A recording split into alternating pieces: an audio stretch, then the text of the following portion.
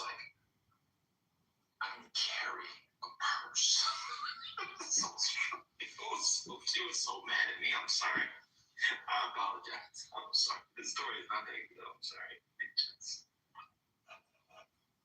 It was just like, I called her the worst thing in the world. That's funny. You should have asked. I wanted to tell her, man, you can carry a purse again.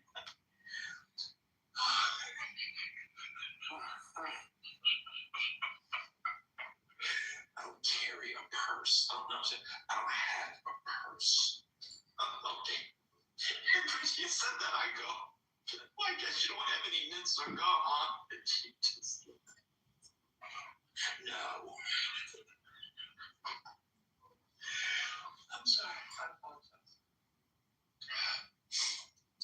Oh, I wanted to tell her we were post-woke and we can carry purses again, but she wasn't feeling it. Did she have a book bag or anything, or was just, no? I don't know what she had. I don't know, she probably had a pin of Trotsky on her coat or something. Who knows what it was? It was like a woman like that. Oh, God. And then next time I heard her speak, she was speaking about indigeneity and land. And then she made the claim about how the Americans got democracy from the Iroquois Confederacy. And we're still laughing again.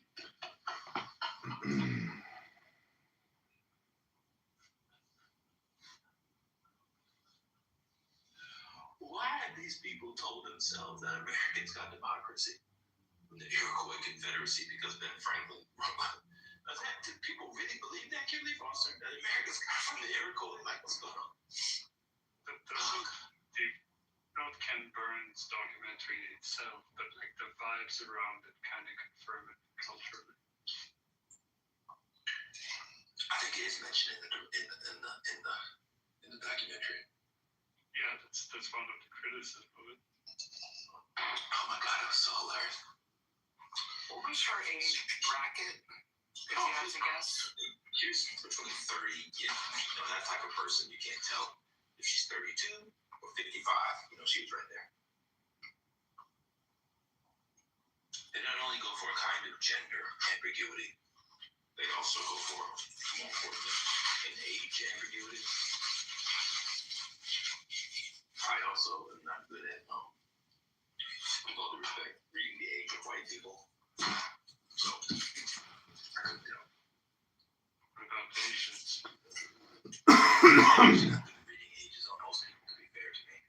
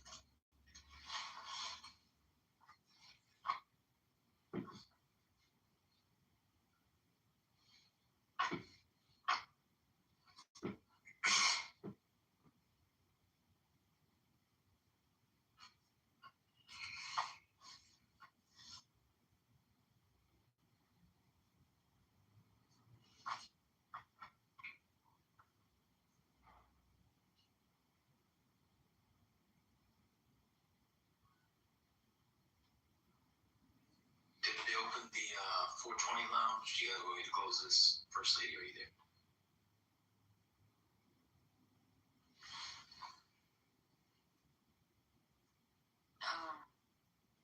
Did they open it? I don't know. But I guess, I mean, if we Yeah, I think do we're it on that side. Somebody gave me a side eye. I think that was a good discussion. And, Yeah, I think we're gonna get it. So that helped.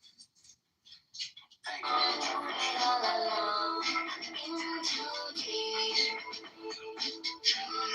Look into my eyes. about Mel Tucker? Yes, I did. I saw that was a few days ago, wasn't it? Yeah, I ran across it like yesterday, and I was like, when I was getting ready to talk about it, she had left the room, so I was like, oh, I gotta make sure I tell him, because it might be hard for him to get his $80 million. I hope he gets it. Yes. We talked about it a little bit earlier. Yes. No, I saw that.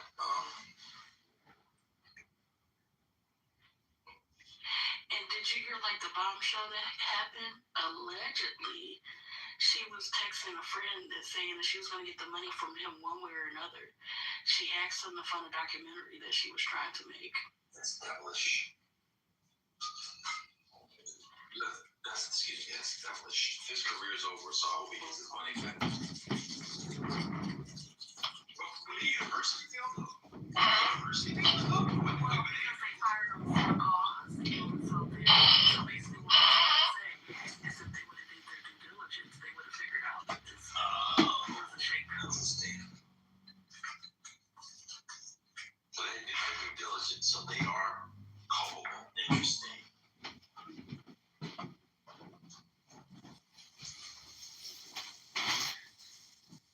Hey, First Lady, remind me tomorrow. I'll give you the update on the winner of the Westminster Dog Show because they're in the finals right now. Oh, okay. And it looks like Catherine O'Hara was honored at the show. That's pretty amazing.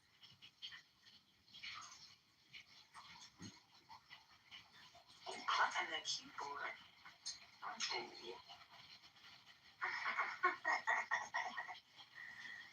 was okay with it. Just saying. Poor little keyboard. It made me feel productive, to be honest. Really? Yeah, for sure. How many words in my voice when they keep contact? I'm at 65 to 70. What else if you take those claws off? Does it all 10, 15 work? No, actually, it slows me down.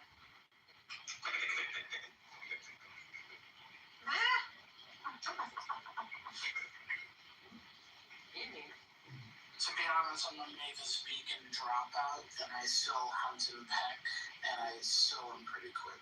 Oh, that's pathetic.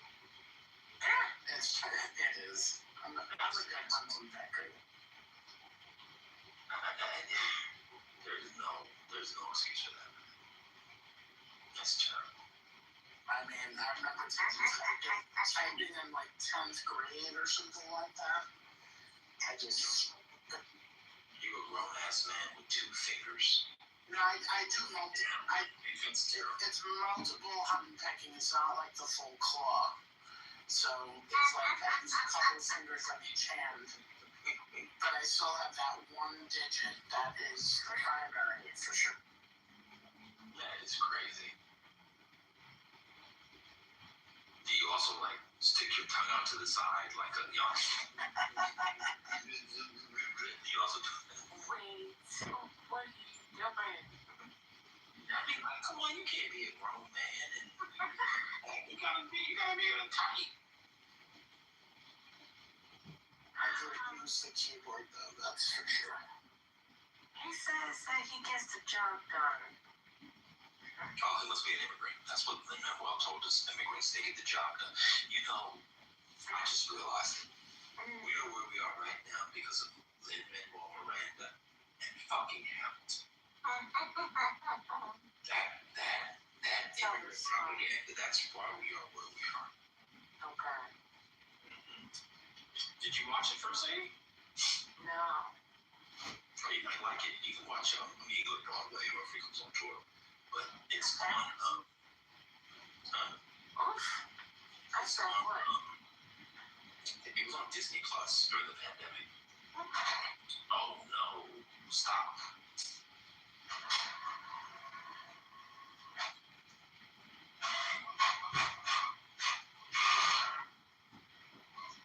Thomas Jefferson's coming home.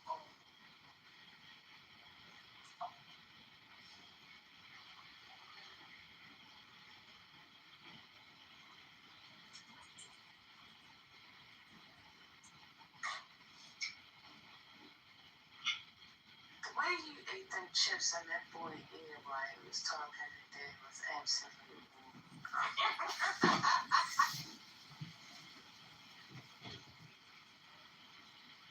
I didn't disrespect it. Man, it's good. That shit was. It sounded like it was kettle cooked. I could be wrong.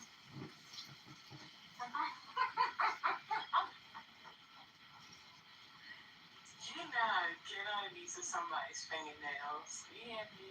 Oh man.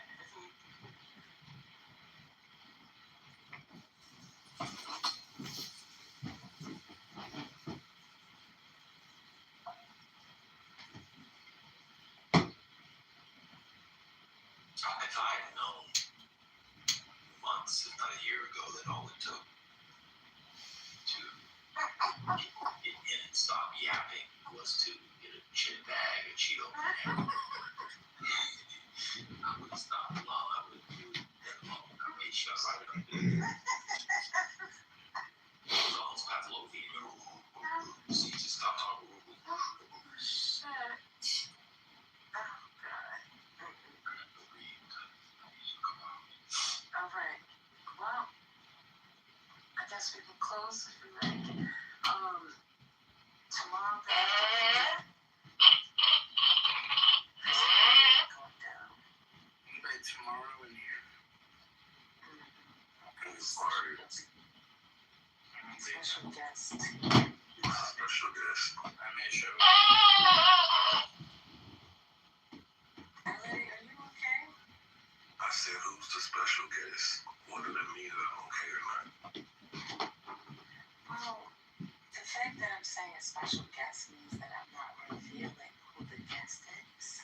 Oh, you got it. My bad.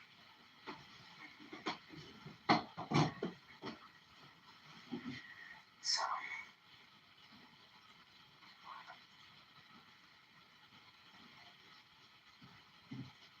that's the world famous. Thank you for your service, First Lady. No worries, no worries. Welcome. What time is the guest up? First Lady. 6:30 p.m. Eastern. Wait, what did you... It went out for me. What time did he say? 6:30. Oh, 6:30. Oh. Okay. So 3:30. Oh yeah, forgive me, Mr. 30. We'll be at work, can't you, man? I'll tune in a little bit late. I usually get out there around 4.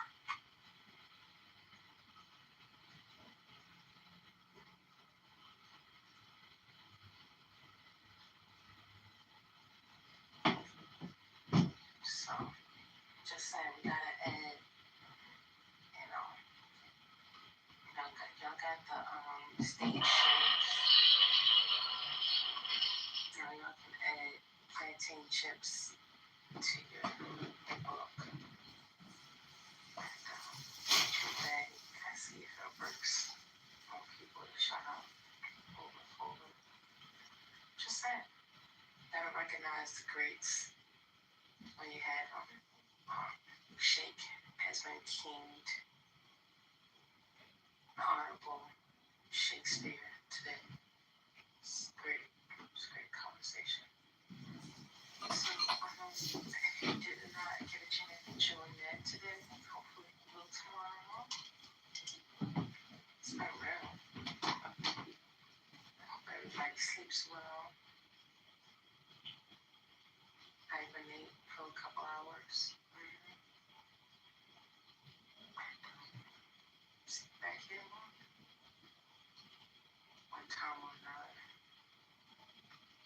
questions? Concerns? Stay safe in the clubhouse streets. Good night, everybody. Thank you, too. Oh, wait. Before you'll notice that the chat Google got spam stuff is gone, right? Oh, that's the I don't think I had First Lady, I didn't have an update, but thank you, First Lady, because it won't roll out to me now. You were able to turn it off. No. I told you, I kept, what's going on? I told you, I was going to my complaint is, and make it happen. I'm 7 years old. They had a town hall today, so I wonder if it was addressed. And I went in there. Oh, you did? Oh, okay. What did they say? Anything? No? We're very excited. I told them I would be back. And that's when I actually noticed that the spam was gone. And the chat was like, how they had this off here? And I came back. That's the monkey balls. That's also the chat as well. So they listened. I'm gonna go and listen to the recording. But it's gone. G-O-N-E. Never give up. Keep the fight. Everything aligns at the right time. Wait, who's, did I miss the Janet? Oh, it's Penny. Oh, okay. Alright. I'm sorry, I'm a little.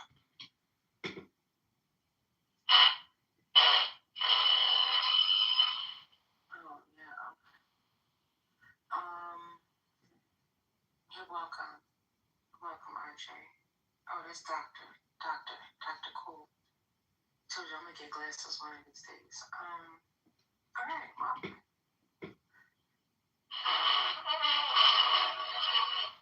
I guess we can end with good night, sweetheart. Well, it's time to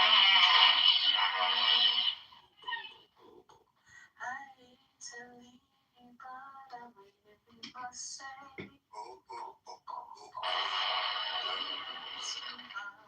Good night.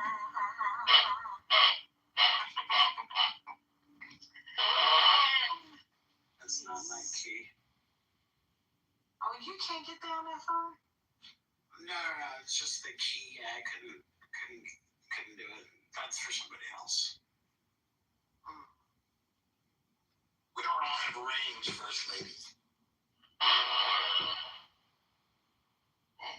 Everybody has everything if you just put your mind to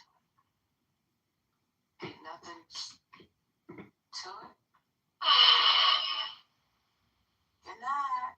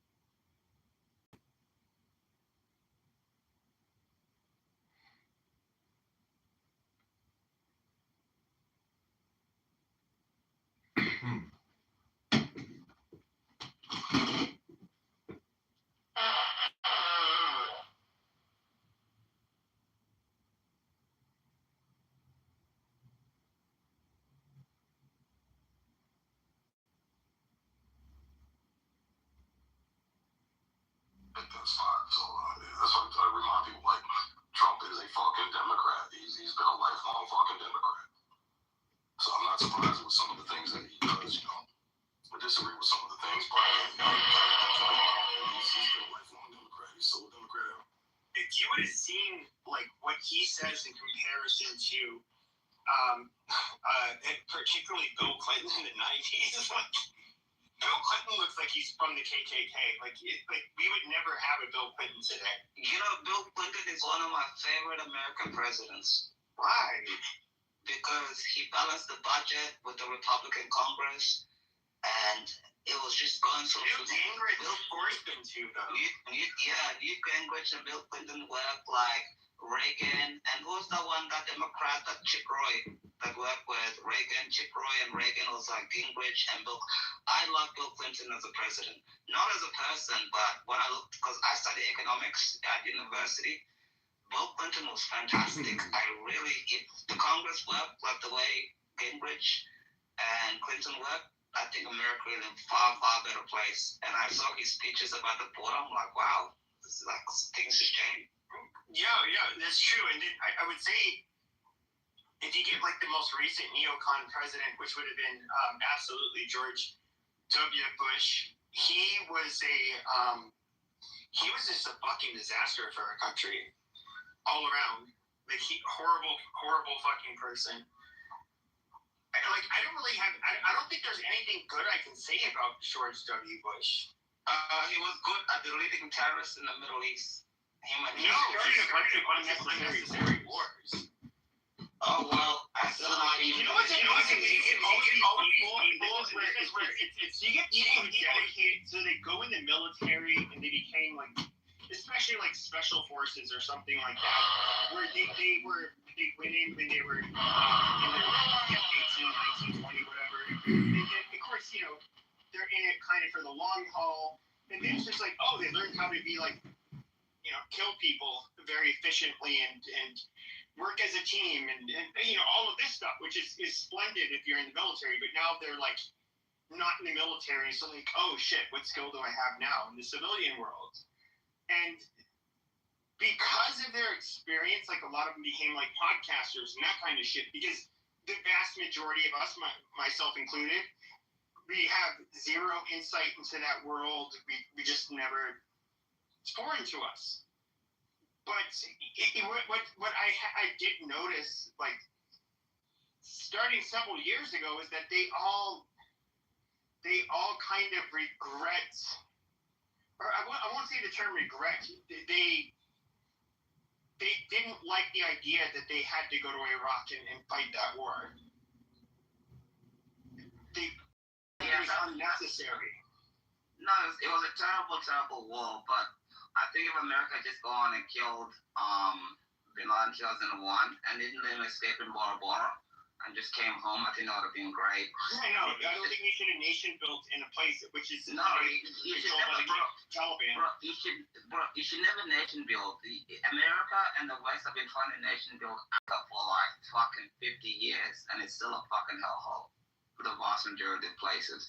It doesn't even work without the military being there. Like, some people have to build their own countries. It's like, why would you bother sending troops or things into like the Congo or to like North Sudan or to like Algiers or something else like that? They haven't, or Haiti. Like, you can't fix some things. Or Somalia. Nobody can fix Somalia. Jesus Christ would have a hard time fixing Somalia. It's such a hellhole. You know what I mean? There's some countries you don't touch because some cultures are not comparable to other cultures. I don't blame George Bush for wanting to delete those countries off the map. I get that point. They're like useless wars, but at the end of the day, like, but it cost trillions of dollars, lots of lives, including theirs, and a lot of people were displaced. But then, if I was to look at like the neocons, which you still have a lot of these faggots that are saying like, kill Khomeini, we need to go to war, kill Khomeini. And the ironic part is that, okay, from the analyses that I've listened to, they have like multi-layered leadership where, okay, you kill Khomeini, but that just means that there's going to be another guy in charge. He still has he's in charge of everything Khomeini was. And this guy wants to remain in power.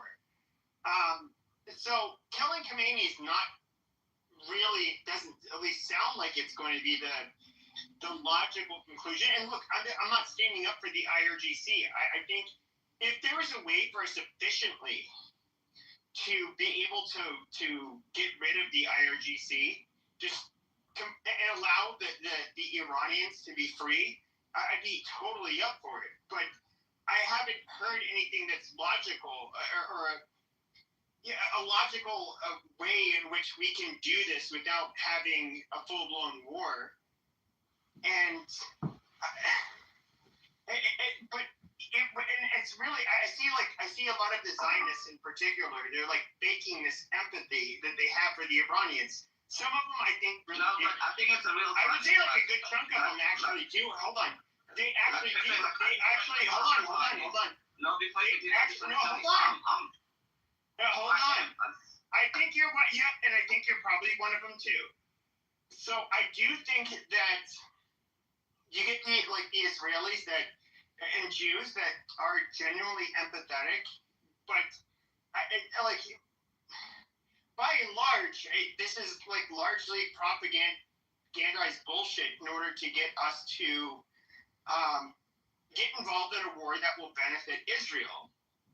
That's all they really care about. Israel's been pushing for war with Iran for a couple of decades. We should not be buying into their bullshit. Look, I just think when the Iranians say death to America, believe it, I'm a proud Zionist. I think Zionism is a beautiful, beautiful, great thing. And God bless the state of Israel, the only non-terror state in the Middle East. Look at the enemies around them. I think Zionism is so wonderful. All these other people are enemies. Iran is an enemy, America wants to get rid of the Ayatollah agenda regime. I'm okay with that. I don't like Hezbollah. I don't like Jabal al-Nusra. I don't like Al-Qaeda. I don't like... Okay, I think you're missing the point. No, if Americans don't want to... Hold on. Should we fight wars that benefit Israel? Wait. Should Americans fight wars that benefit Israel? You don't even have to fight the war, because at the end of the day, they say death to America. When they build nuclear, Support Israel. That's the main fucking reason. I'll give you an example, Pepe. In 1992, Herbert Walker Bush removed nuclear weapons from South Korea, and when he removed nuclear weapons from South Korea, Kim Il-sung at the time said, "Oh well, we're gonna sign a nuclear deal with you. We're not gonna build any weapon." So Herbert Walker Bush removed nuclear weapons from South Korea. And then Bill Clinton comes into power and he signs the nuclear treatment agreement with North Korea in 1995. North Koreans are like, "Oh, well, we're not going to build a nuclear weapon. I promise we're just because when the Korean Peninsula, we're going to enrich because we need energy. We don't have an energy." By the time we get to 2001 and George W. Bush is president, they're like, "Oh, yeah, we have a nuclear weapon." So I'm saying to you, you could be like, "Oh, it benefits the Zionists," but a nuclear-armed Iran is a threat to the United States of America. Don't tell me that's not wrong. I think it's wrong. Most people think it's wrong. I get it. You get some of the neocons and the politicians that are not going to run afoul of AIPAC and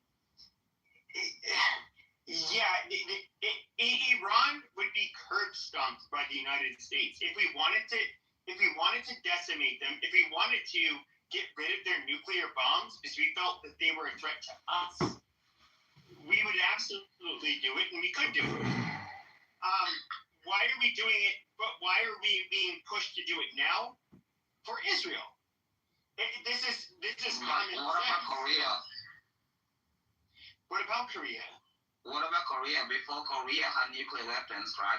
You took nuclear weapons away from South Korea. South Korea told you under Bill Clinton, they were like, "Oh, well, if you take away our nuclear weapons shield from here, North Korea is going to develop nuclear weapons." And Bill Clinton was like, "Oh, no, we're going to sign a peace treaty, nuclear peace treaty, like a deal with North Korea."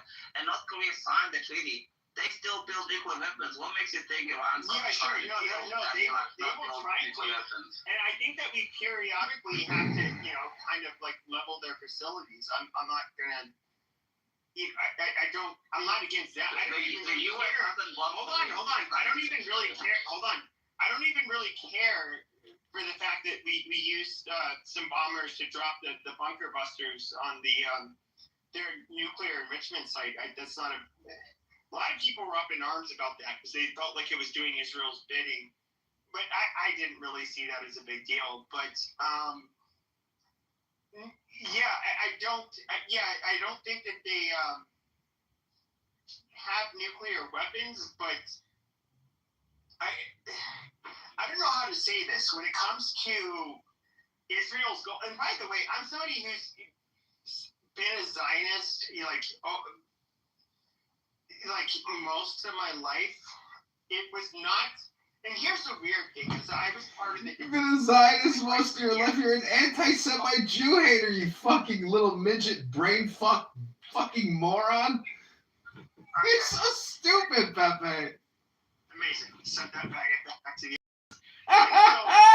Listen to, like, neo-Nazis, all kinds of people that try to sell me on, the Jewish question, all of this stuff. And I was like, I know, this is absurd. And I would always ask them for proof, and they could never produce it. Now, after October 7th, I can look at what happened on October 7th. They had to have a military response to what happened. And I understood, yes, a lot of them, they were in their emotions, they were out for blood, which is, they're human. That's going to happen. I'm not going to, I hear a lot of people say, genocide is happening in Gaza. I don't really agree with that. No proof for that. But you did get a lot. Let's take the example that you said, okay? Let's say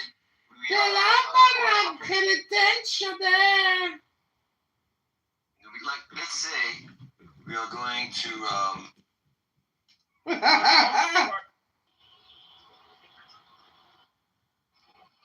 She got called out for kidnapping that boy.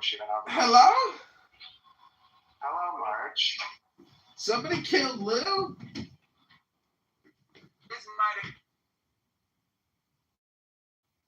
Able to vote because they're trying to stop people from being able to vote. We're going in with the fucking. Ooh, we're gonna get him. About the heaviness of the ball of the basketball. Olivia, huh? This is what multitasking, multi-thinking is one thing, but prioritizing and understanding what's happening at that time and where you're standing and who we are. As a Persian, I am very sad. This guy is lame as heck.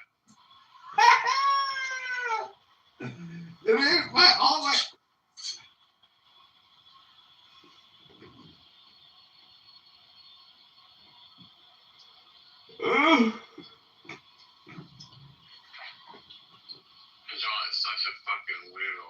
Recording rooms please and Hello?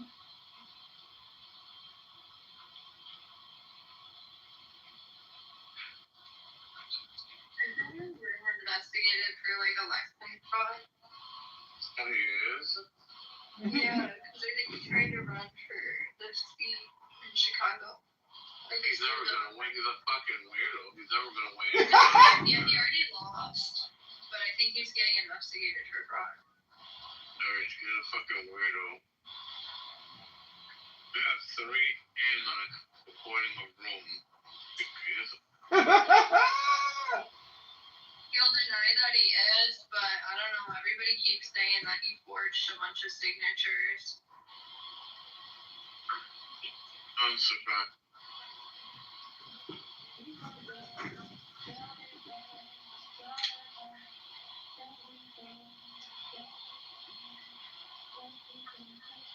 Uncle, where are you?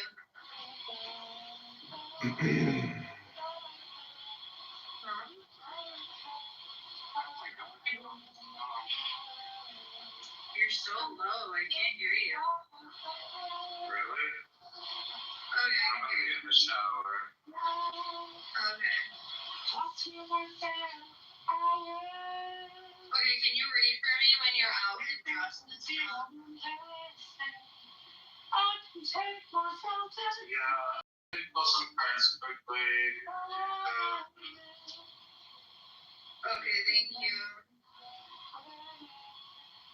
I'll be waiting. I'll be there.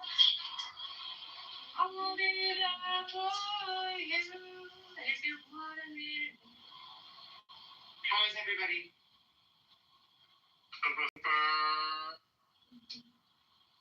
News. How are you? I'm good. I'm tired. It's been a long fucking day.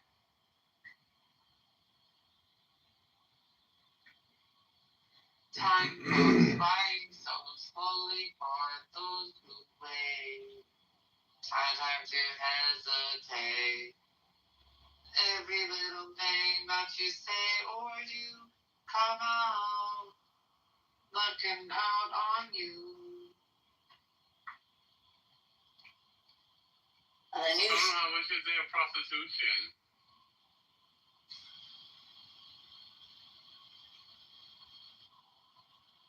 Hold on.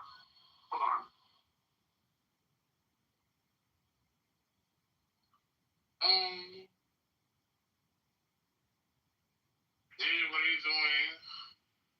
Hey, Willow.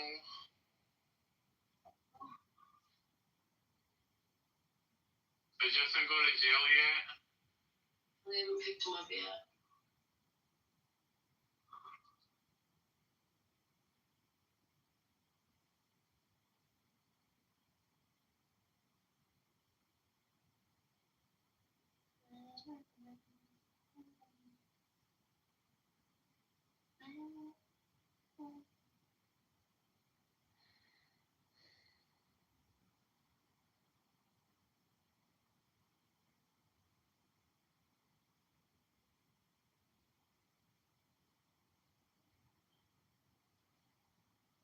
Wait, why are you picking him up and he got arrested for attacking you? I'm not picking him up. Oh, okay. The cops are looking for him. He's got a warrant. Did he beat you up? I think she meant like picked up, like they haven't picked, like the police haven't picked them up. No, he threatened to bust in my house windows, bust in her car windows, bring his sister to beat us up, and whatever else. And I didn't even have to charge him. The cops are charging him because of something I said that's domestic related. I don't know exactly what it was, but well, there's like phone call threats, and so I let the cop listen to those too. But we haven't heard from him in days. He did try to message me the one day and say that his uncle's Nintendo Switch was in the car, which it wasn't.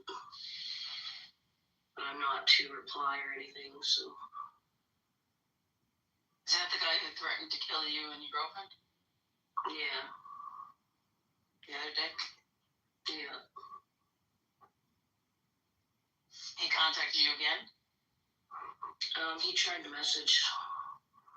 He and then he messaged from his best friend's account, calling me. Whatever else. That's cool. Can you get a restraining order? There pretty much is one. It's just not like. One of them clown detectives. There's like no. It's a clown. If he does, then we can call 911 and they'll come and arrest him. And they're keeping officers in the area just in case. Sounds like a psycho on the loose. Yeah.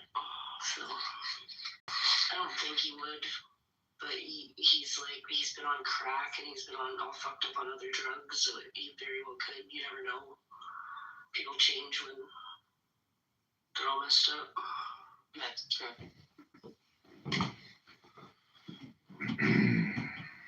So we want to make a report just for our safety, and at the very least, if they'll at least be in the area if something does come out of it. and to at least be a report for if and when he does other things. Do you at least have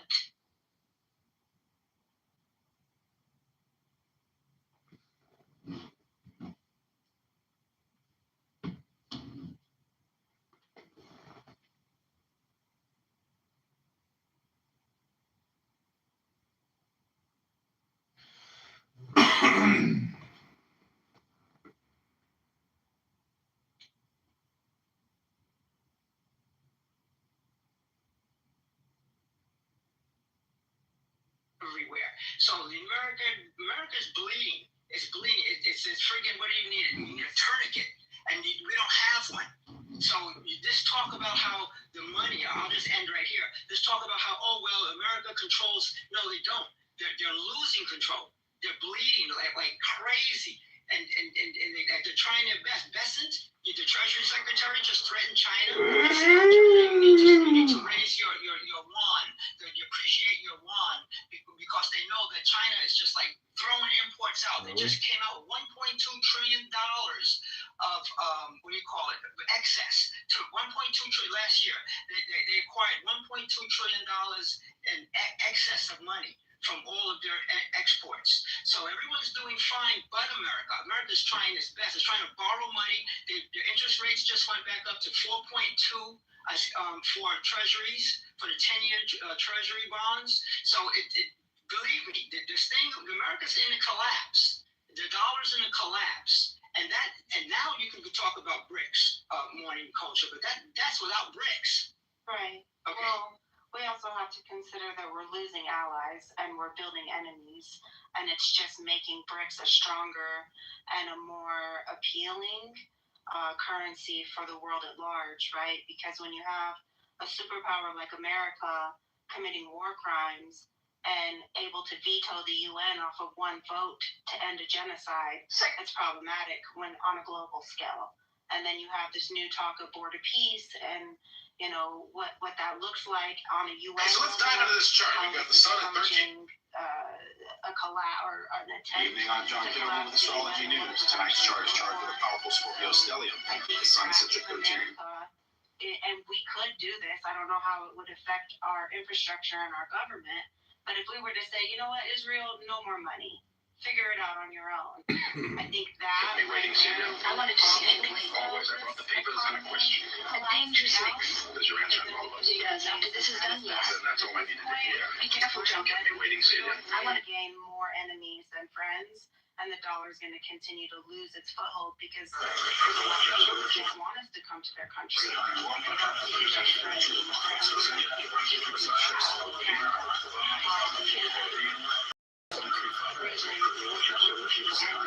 So BRICS, not Everything lined up for Thursday. important Truck's ready. for, in my opinion, Iran, because Iran signed this treaty in 2023, and they now have more countries adding to their system. Lined up for Thursday. So, Truck's ready. Just waiting on the word. Word comes when from Congress. Iran collapses, BRICS would then Check out Friday's forecast. High pressure keeps us sunny enough. So it's a very as well as other nations that Texas girl, born in Houston, so sunshine's my love language. All right, let's check out Friday's. an agenda of snatch and grab, colonialization, and similar to like what happened in Venezuela, what's potentially going to happen in Greenland. So Of course, America is bleeding financially. Yesterday, it agreed to give $7 billion to Israel. Only yesterday, BRICS is just. He dead now, right? Loving on and Facebook posts. 21 members. I'll give you an example. South Korea owes Iran $7 billion. But for the past 2 years, they've tried to actually pay this money to Iran, but they cannot do that because American banking system, even though, you're saying is bleeding financially, have got such a stranglehold on the world economy that South Korea, despite of trying every trick in the book, has not managed to pay 1 cent of that $7 billion owed to Iran. India owes to Iran $2 billion. Still, they cannot give that to Iran, but they agreed to actually finance the projects that are happening inside Iran in a way to compensate for the money that they owe to Iran. You see, what is happening in Iran, as I said, is under heaviest sanction in the financial history of mankind. And that's one of the primary reasons. Except Cuba. Except Cuba. But Cuba is in such a small scale that, Iran is a big country, you see. It's not, of course, as big as the United States or some of the European countries, but it's a big country. And its back from a financial point of view is broken right now. As we speak, the back of Iran has been broken because of the economical situation that it finds itself in. And before anybody can help it, such as the BRICS sort of pact, there will be a long time before that happens. And a lot more needs to happen before anything can be done with regard to it. So exactly. Which is why Donald Trump is the perfect person to be in the perfect place at the perfect time. When he comes up into the scene, the whole world is being told, guys. And matter of fact, Carney, the president of Canada, when he gave that big speech, and he said it. He said, it's over. That's it. It's over. Because when Trump came into play, everybody in the world said, wait a minute, guys. What the fuck were we doing? What were we thinking? We have to start to work with each other. Fuck America. That's what he did. He told the whole world, go deal with each other, make things right in the world, and fuck America. The middle powers who took up together. No. The whole world. China, Russia, Iran. The middle powers. No. He said that it's over. He never said they were over. He kind of insinuated it, but he was right. The tariffs are very. No, not the tariffs. No, how the way in which that. He said that they under the umbrella. No. He said that they operate under the umbrella of the United States. That they never said. He never said them. He did, man. Go back and look at it. Go back and listen to his speech. What he says, what he's saying is, what he said was this. Okay, we knew that everything was a lie about the UN and all this bullshit. Ma'am, go back and listen to what he said and get some analysis. Listen, he knows. God damn it, ma'am, listen. Don't call me about his age. Continue. Ma'am, listen, this is what he said, okay?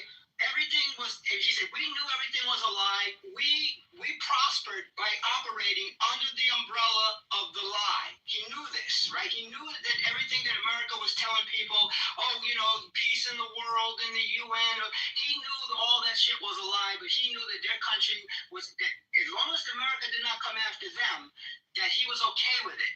But now America has turned their guns on us. And now that they've turned their guns on us, we have to go to China. When you say what do you mean? Us, meaning Canada. He said, we knew that we could operate and grow and prosper under the lie that America had perpetrated. That, blah, blah, blah, everything is for the world, but it wasn't. We knew it was all just for them. And we were willing to work under that umbrella. But now America has turned its guns on us. Right? So now for that reason, we can't do this anymore because now we're the target. So now that's when he talked about how the middle country, he has mentioned the middle countries a little bit, but he's talking about the whole world order itself is now turned around because now he says change the world order. New world order he brought up. Because America, he said, we worked under America's lie. We maybe prospered under their lie. He's talking about the shops being open or the shops open.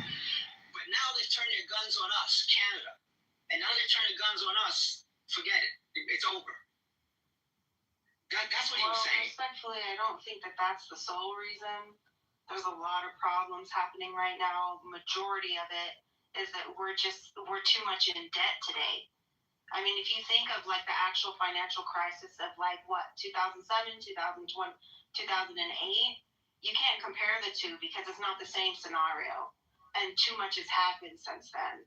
So for the dollar to lose its foothold in a global trade, right? We don't have the same buying power because people don't want to work with us. It's like the bully on the playground that nobody wants to play with. And the Right? He's got all the toys.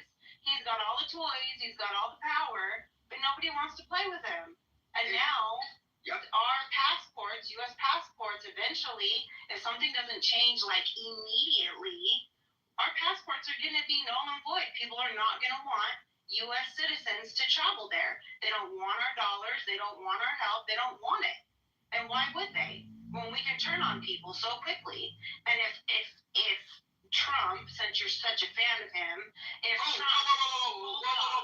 Whoa. Who's a fan of Trump? Okay, well, thank you for clarifying because it was a little. I said he's the perfect person in the perfect place at the perfect time, right, to make the world see, fuck America. That's what I said, remember? I've never trusted him from the beginning, and I've never seen him as a benefactor for America. Not a benefactor, no. He's the perfect evil. Ma'am, he's the he's the perfect evil at the perfect time, okay? I'll put it that way. Fuck Trump. Trump is not about American values and not about what me and a lot of my American citizen friends want for America. He's the complete opposite. And right, but he taught everybody. But he taught everybody in the world that they have to work into conflicts like this Israel-Iran situation. Biden. I mean, you can't just say Trump. You can't blame Biden, though. Biden and Trump. You can't blame Trump. Yes, Biden, Obama. Biden, Trump, Obama, Bush. To me. Bush fought a war in Iraq. Our House and our Senate is problematic on a global scale. It's not just Republican or Democrat. There's problems across the aisle in American government. Trust me, I'm an American citizen. I see it for what it is. It's not just a 4-year problem and then it flips. No, the agenda in the region of the quote-unquote, I'm going to say Western Asia, because I don't like colonials like Middle East. Western Asia problem has been an American agenda for a very long time. And it's not just Trump or Obama or Bush Sr. We can go all the way back to Carter. Right, there you go. Exactly. No, that's what I'm saying to you. So don't just say Trump. That's what I'm saying. It's all of them.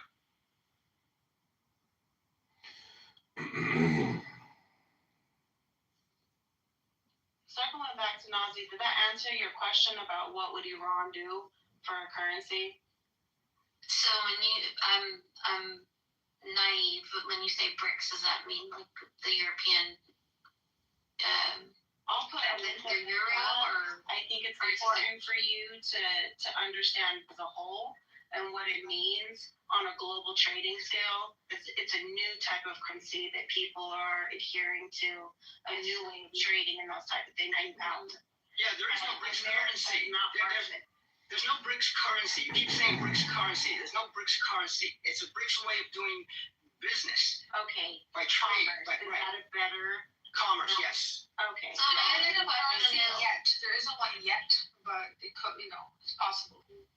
So my other question is then how are Iranians living now? I mean, I was thinking maybe if they had a little bit of gold, maybe they could use gold to buy things. But then that doesn't, you can't really use gold to like buy groceries and stuff. So how are people just trading food, or how's it happening? The whole point of wanting the regime change from an outside perspective, I think Amir and Hassan would be better to answer it. The problem is that they're overtaxed, and hypothetically, and I don't know the exact dollar, but a bag of flour is like $15, right? And they're not able to sustain day-to-day economy because they're being taxed, and then you add sanctions from the U.S. on top of that.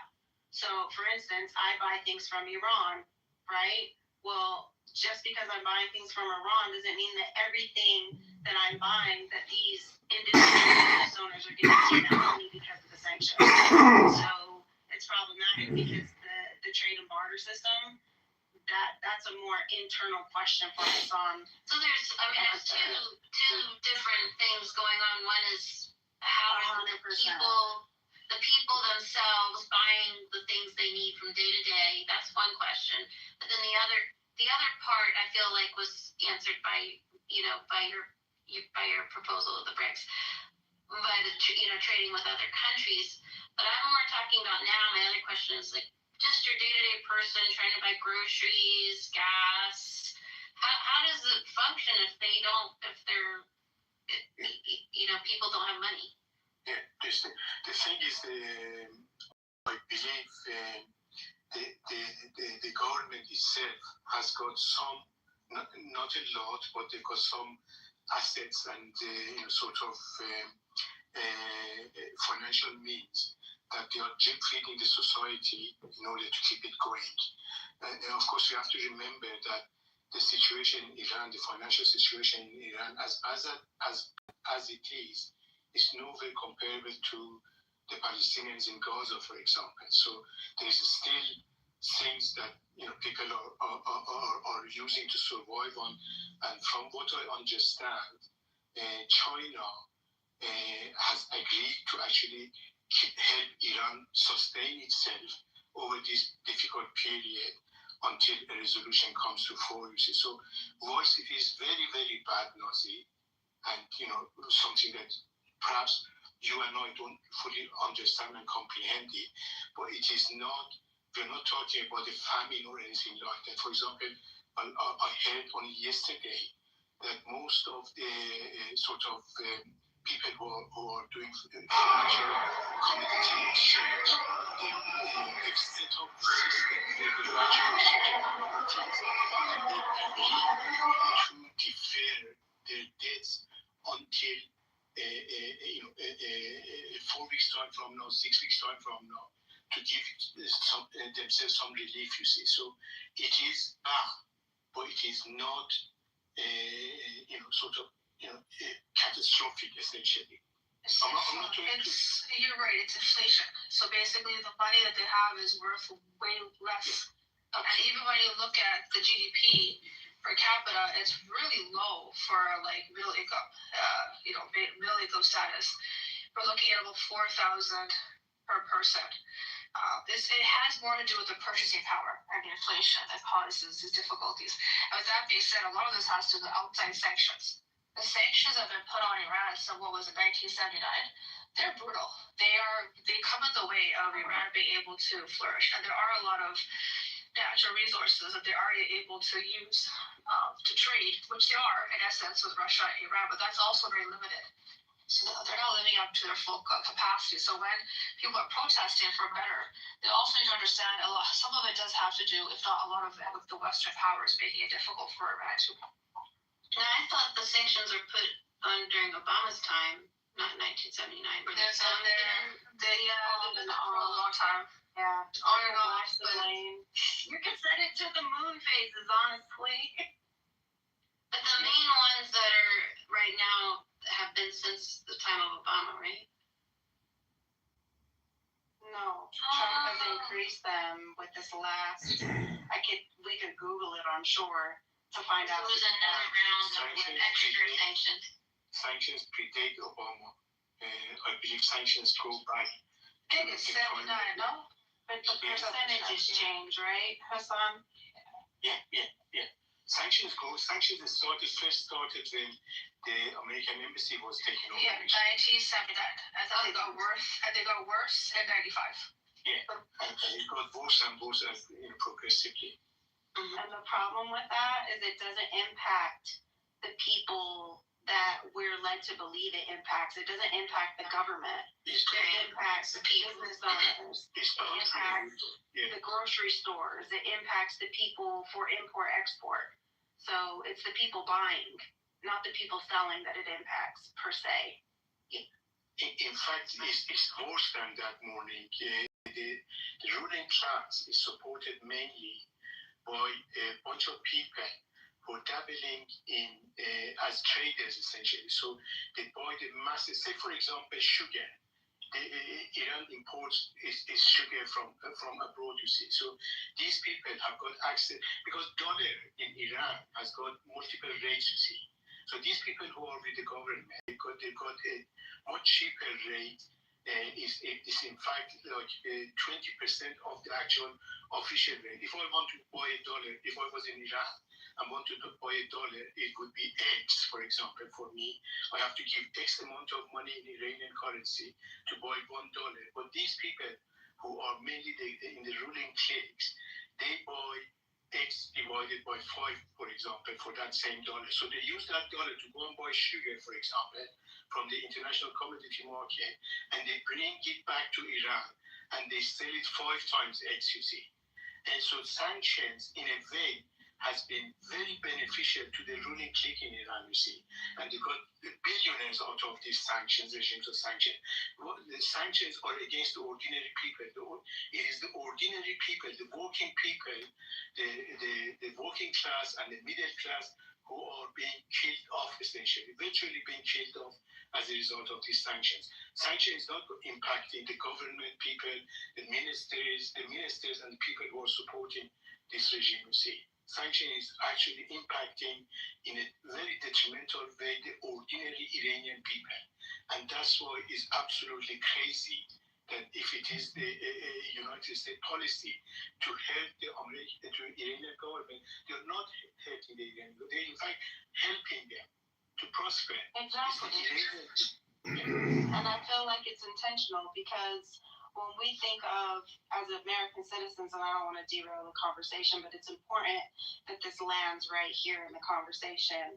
When we think of our tax dollars, like $1 billion going to Israel yesterday, but yet our interest on our student loans, our interest on our mortgages here in the U.S. keep going up and up and up. It's like reverse. We're putting sanctions on the Iranian government, right? But the people are being hurt. We're helping Israel, but instead of helping the U.S. citizens, it's just counteracting the U.S. citizens because these interest rates and these things that are making the wealthy more wealthy, right? The 1% own 90% of the wealth in U.S. It's kind of the same thing, but it's reverse osmosis, if you will, because it's important that we understand that majority, well, at least people that I rub elbows with, we don't want our money to go to Israel. We want our money to stay right here in our local communities, but that's not up to us. So on a state level, we lobby so that the lobbyists are heard at a legislature level so that my tax dollars here in the state I live in don't go to Israel. Because it's not just a federal budget, right? It's a state as well as federal budget. So it's important that people understand politics as far as American. Yes. Morning, Chick. Did you take a look at my PTR? I don't think you noticed my PTR. No, I haven't looked at it. I apologize. I would have. Take a look at it. You know, that's exactly what you're talking about. So is Ace still here? Because Ace, you know me. You know I like to bring the facts. I like to go and get the receipts. And it says here, Carney admitted Canada and other middle powers have participated in rituals they privately know to be false, accepting uneven application of rules because they benefited from the systems predictably. Stop living within the lie. He said, not pretending the old order still functions. So that's what he said. Those are his words. I just wanted Ace to understand that.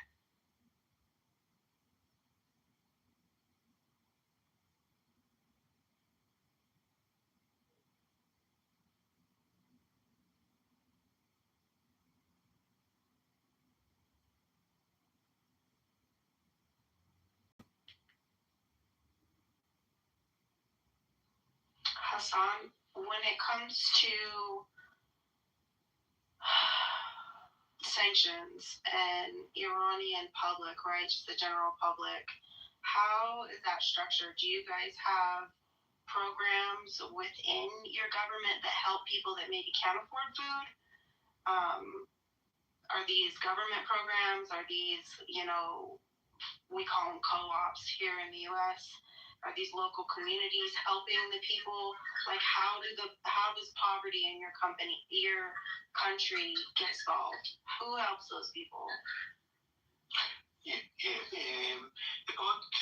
Since about 15 years ago, if I remember correctly, the government put in place, divided the Iranian populace by 10 essentially, based on their economic income. millionaires, i.e. the 30% poorest of the people, get some sort of support from the government. It's not much, but it ensures, it is based on ensuring that they would get the basic minimum income to sustain themselves on the lowest of the forms of food, essentially. And that has been carrying on to this date, you see. And at all times, whilst Iran has been under the sanction, they've also managed to sell oil, like through black market, essentially. And this money that comes into the country, about possibly 90% of that money is immediately stolen by the ruling clique, but the other 10% is distributed into the system, essentially, running the schools, running the health system, etc., you see. And what is unique about Iran, which is not necessarily true about any other countries, most Iranians are homeowners. They don't owe a mortgage to a bank, you see, which is something that is breaking the bank. Like typical American person, class person, they owe, a lot of their income goes to repayment of their mortgage and all these loans that they have to sustain the lifestyle that they have. And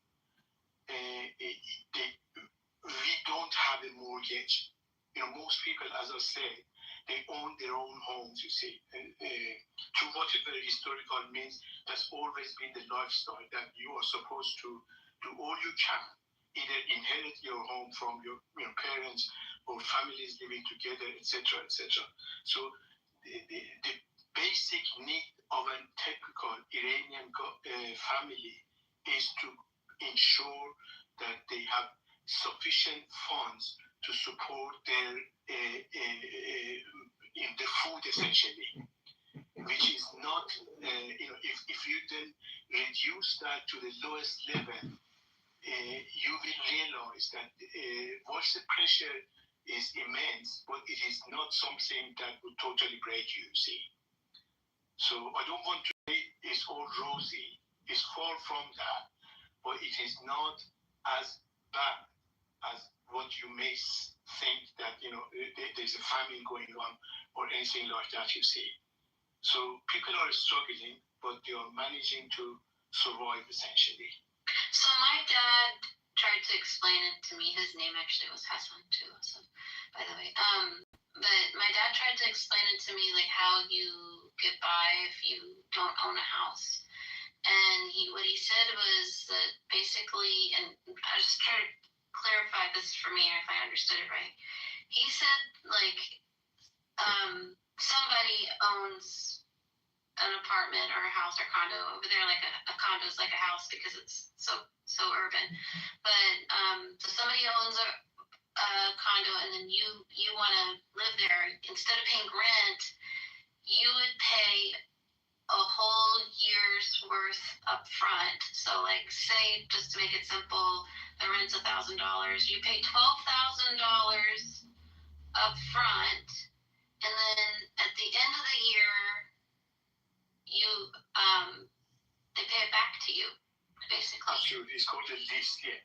So it's not. If I use the same example, if the rent is $1,000 month per calendar month, if you pay to them $10,000 as the deposit, they'll keep it in a bank, and you sign a contract.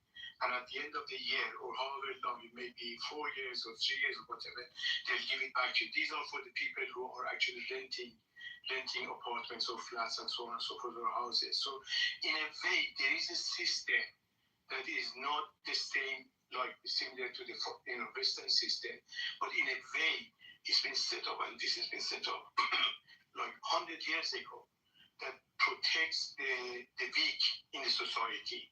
So, if you consider a homeless person or a big person in America suffers much more from financial point of view than an Iranian equivalent, you see.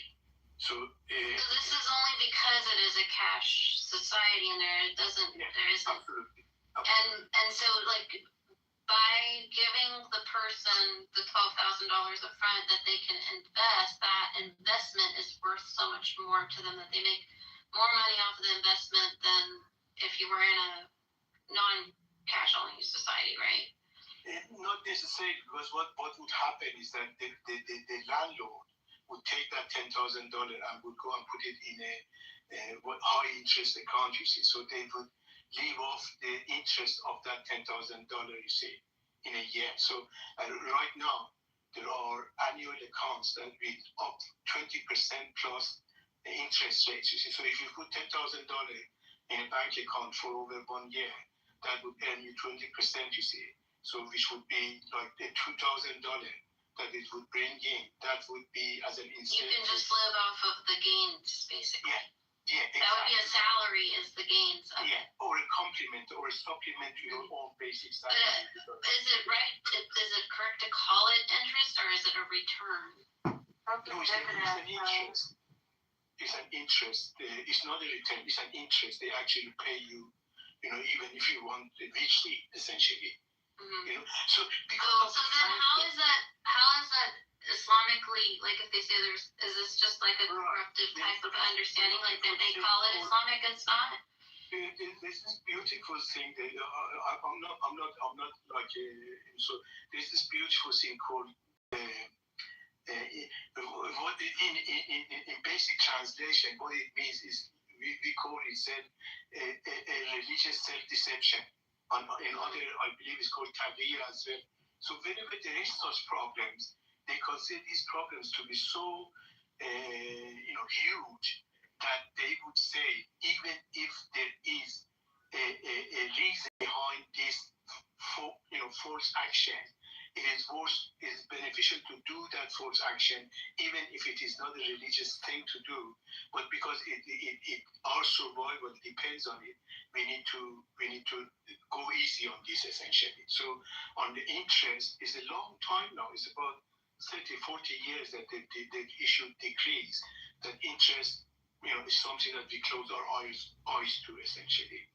So can I ask you a question, Hassan? Yeah, sure. Who would your candidate be? Do you have someone in mind that you would want to, put in place of Khomeini?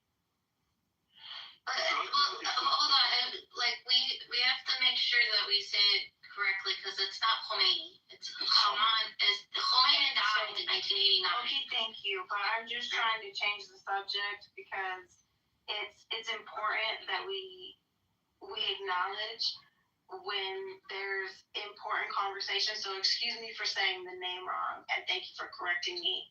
And I'm going to be real gentle with you and just ask you to utilize other than your father and educate yourself, pick up some journals, maybe watch some YouTube videos and get to know what's going on in the region, because it's important that people like you who have, you're in the diaspora, you're Iranian, yeah? My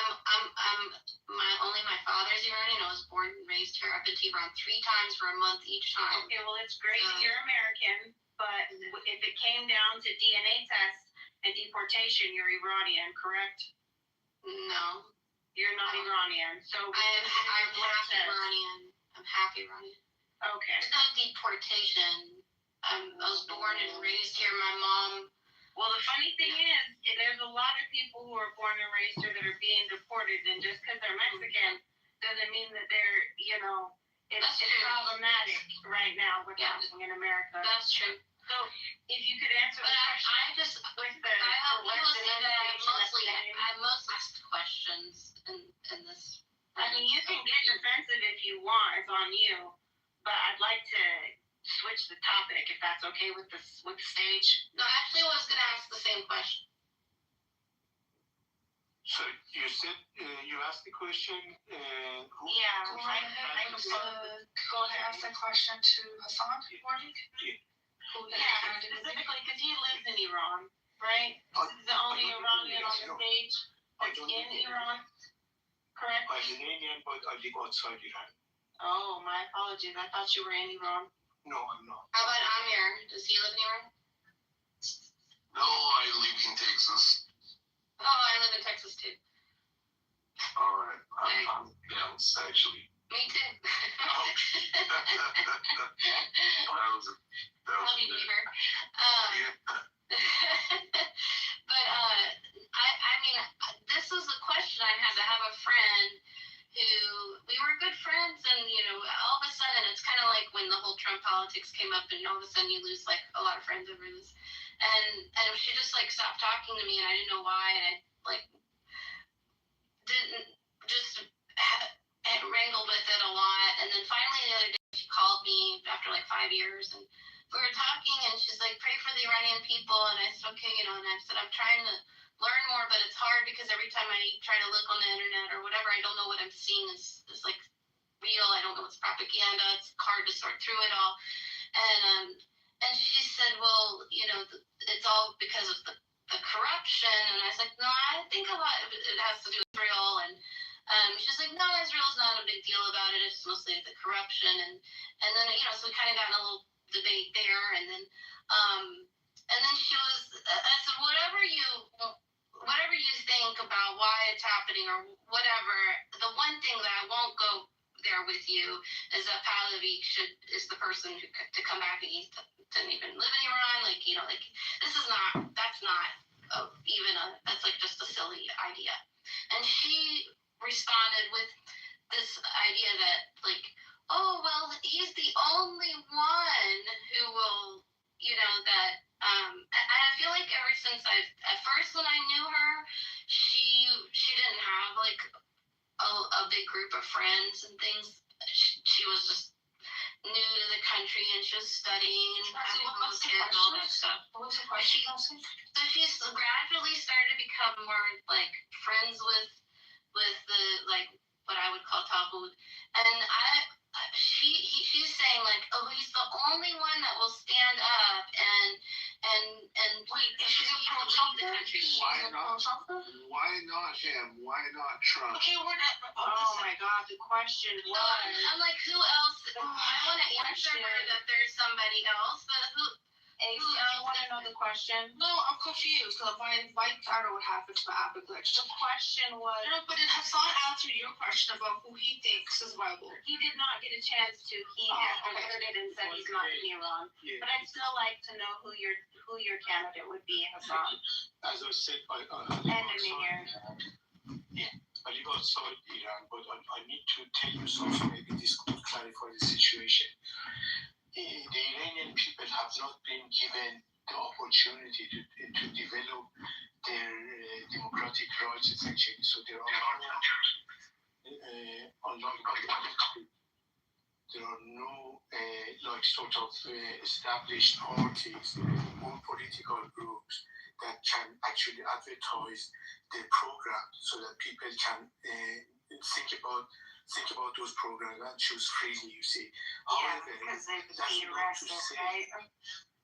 that's not to say there are no movements in Iran. There is a very progressive student movement. There are about 3 to 4 trade unions that are quite progressive, and there are certain individuals within the current if you like, system. They are not in the government, they are not in the system as such, but they are people who have been in the system from the beginning, essentially, and now been sidelined, you see. These people propose a program of reform by saying that we need to separate and segregate religion from the state affairs, essentially, and try to set up a secular program for Iran, as well as try to set up a referendum where people can choose their own form of government, you see. So there are these voices, but none of these voices is organized to actually have a party or a political group where people can vote for them. So in the absence of a political group, I believe it's a matter of cost versus benefit. Are we going to have a better quality of life with Israel dropping bombs on our heads, on the heads of the Iranian people? The answer is clearly no. So we don't want these bombs to be dropped on our country, or it will be invaded by the United States. So which leaves us with what? Which leaves us with the current regime and the alternative that the Iranian people will be able to come up with a plan to do something about improving their lives. You see, so that is what I would say. So essentially, the options that are available that people seem to think are the only options are not the ones you're leaning towards. You're leaning towards something that's grows within the people, not the outside, and not what's existing. Absolutely. I think that's what I'm hearing. Yeah, I think that's something I said earlier, personally speaking. Yeah. The cost of foreign intervention is simply too high for the people. So there's this guy that goes on the news named Morandi. Who is he, and what is he like a potential political leader, or is he just a commenter? It's interesting. He's the son of the current Iranian leader, physician. I don't know whether you were aware of that or not. He's also a professor in the Tehran University of Political Affairs. He's very well spoken. I believe he grew up in the States, and he was a university lecturer. I can't remember which state university he was. He got his PhD from an American university. He's very well spoken, very articulate, and extremely intelligent. But he's the face of the regime, essentially. So he's very mildly spoken, and he comes across, but he's a regime person. So he's not, if you are asking me as an individual, is he my candidate? No, he's not.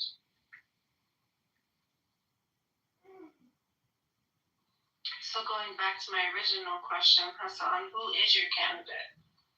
I don't have a candidate because I simply have not identified or recognized a candidate.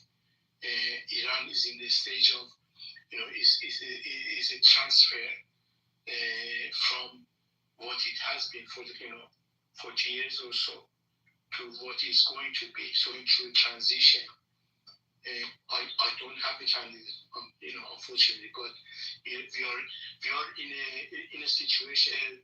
Iranian people are only presented with two options: either foreign intervention and bringing and instating Reza Pahlavi as the king, or putting up with the current regime. You see, this is the only two options that have been currently forced on the Iranian people. So it's like one dictatorship for another. Yeah. Okay. Can I step in at some point, everybody? Yeah, I appreciate Hassan's completely sort of black take on the matter. Will you take personal attacks here? We're talking about it. Just give your opinion, please. Yeah, you came to the conversation late, so here's the question, and hopefully you can answer it. If Pahlavi was not on the ticket, who would your candidate be? IRGC. There is no other candidate. What are you talking about? We're talking about worse, and then we're talking about bad. And again, and we're talking about how much worse. You're in the diaspora. Is that my take on that? You've been to Iran.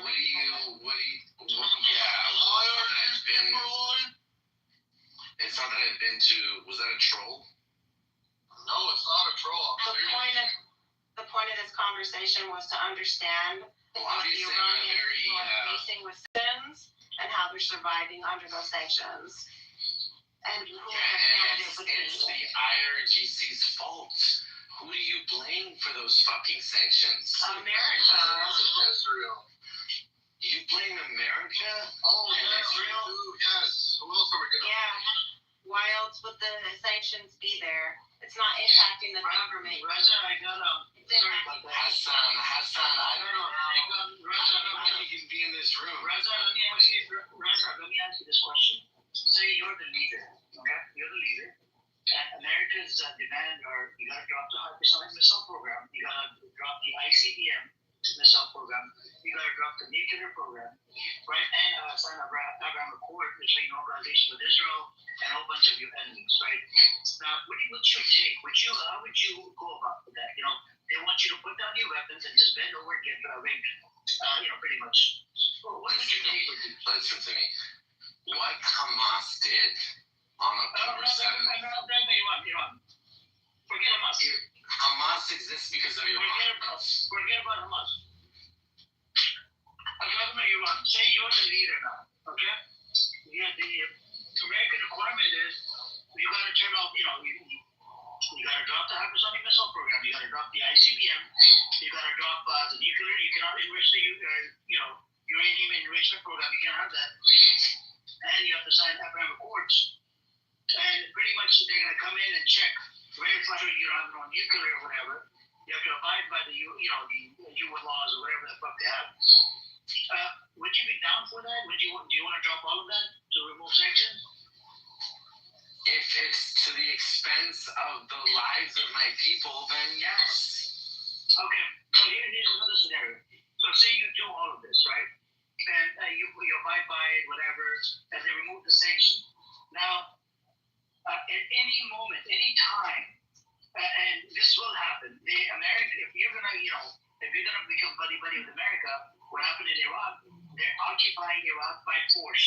They set up a military base, so they will set up a military base in Iran. Oh my God, this is such a ridiculous argument. This is what happened. Such a ridiculous argument. This is what happening in Iraq. This is happening in Iran right now. This is not Iraq.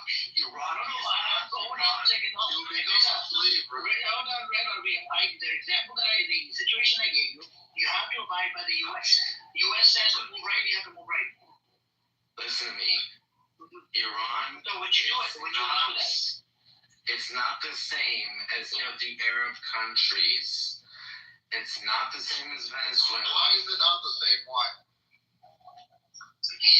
Why is it that you have we're not installing a puppet here. We're having a global chant for Reza Pahlavi. And I do want to say Javi Shah to anybody in this room who might be neutral on the topic, especially down the stage in the audience. Well, you don't have a logic system, buddy. You don't have This room is an echo chamber. Hey, you don't have a logic system, Reza. Your logic. Just once. Yeah, sure, Emerald. So how would you go about with this hypothetical that I Can I gave? turn the button just once? What button? What about you're describing the scenario is so oversimplistic, and I think you have to be Iranian to understand. Iranian Well, to understand. you aren't any Iranian more than me, okay? No, shut up. Hassan has some great points. It's just that listen. Hassan has a problem with the Shah. Listen, boy. You can't find any Iranian more than me. You deal your country anti-Israel. So don't talk about Iran, okay? Don't, So here's the deal, right? I think I'm going to ask somebody else that's not Iranian and see what their answer is. Let's go with, I think Brother Samud would be a good answer. Can I try? You want to try it? Okay, you want to try it? Okay, so the American position is you have to put down the hypersonic missile program. You got to drop the uranium enrichment program. You can't have, you have to sign Abraham Accords, which is the normalization with your enemy, which is Israel. And you have to, they're going to set up a military base inside your country called Iran. Would you be up for to drop everything, all these defense system, just so they can remove the sanctions? And there's a chance you might get attacked down the road. Anytime America or Israel feels like it, they can attack you. Well, since you don't have the defense system, they'll get a win. They'll get the W. What do you think about Can I add also that Israel's the only country that's okay for them to conceal their weapons at the same time, and they're the enemy, so Iran has to reveal all of theirs, but then they can conceal. They're the only country in the world. Yeah, they're gonna come and check. They're gonna come and check you and everything. So, Ambrose, what's your take on this? Say you're the leader of Iran. I would say no. So this is the problem we're having. I know IRGC is a dictator. I don't support IRGC or Reza Pahlavi. I tried asking the Reza Pahlavi supporters, what would you do? How would you go about it? Did you read the plan that they're proposing for Reza Pahlavi? Yeah, it's like a booklet that he wrote, right? No, it's a serious plan. Like, it's a website and everything. But the thing is, if you read the first few parts of it, and we did extensively, so the first few parts describe the leader of the uprising. Who wrote this plan? His supporters, I suppose. Oh gosh. The thing is, like, okay, so one of the biggest problems in Iran is that there is a democratic system problem, because within that system, the candidates are not real. You have somebody else that puts the candidate in place, which makes the whole thing a big fake thing, right? So people also don't get to vote. But if you take out the fact that the nominees are appointed by the Guardian Council, you actually have a present system that you could work during transitions. Now, what the idiots in Reza Pahlavi's camp are proposing, they're simply proposing supreme leader. Because the first part of that proposal suggests that Reza Pahlavi from now on will be called the leader of the uprising national committee. Now, the leader of the uprising committee is going to nominate the uprising committee, which will nominate everybody else. So it's the same structure as the Ayatollah and the Guardian Council, only it's called the Shah and the uprising committee. Still takes away the voice of the people. So they're doing, and the we're suggesting is a hybrid model until they get to a full governance system chosen by the people. But that hybrid model can be very easily achieved by the current system and with the current people that are serving. Because if the supreme leader willingly advocates the throne, so it's kind of, he's giving away his power of attorney, the Guardian Council power of attorney, it's like a referendum back to the president. And that way you can actually take advantage of the current system and slowly transition Iran into something that really represents the voice of the people, but without turning the whole country into a shit show. This is why the people in Reza Pahlavi camps are idiots, because you're simply offering another supreme leader and another guardian council. You don't actually care about the people of Iran. Adam, I have a question for you. Are you Mujahideen? No, I'm Hamas. Happy? No, I'm serious. No, you fucking idiot. No, idiot. I'm an Israeli. I'm an anti-Zionist Israeli, and I know all this because one of my best friends taught me that only one of your bitches kind of piece of shit named Gloria had her entire account suspended. But for what? I don't know about this drama. For what? For not being pro-Shah enough. So fuck Shah. Let me ask you something. You just mentioned. How did my answer go? Was it a good answer? Did you like it? I love it. I love it. Yes, thank you. I think it would good to have you as a leader. You know, you don't want to support America or Israel because this can go sideways. But Reza Pahlavi supporters, you know, they just. Are you a communist by chance? Well, you just gonna tag the people. Are you Mujahideen? Are you? You just gonna live in socialist capitalism. No, you just want to tag. I'm just trying to figure out what your hate is so strong. Like, what is your problem with Reza Pahlavi? He's a very hateful person. I care about the people, not about leaders. I care about the people in Iran. I want Iran to be united and free. I don't want it. Let's just be careful, okay?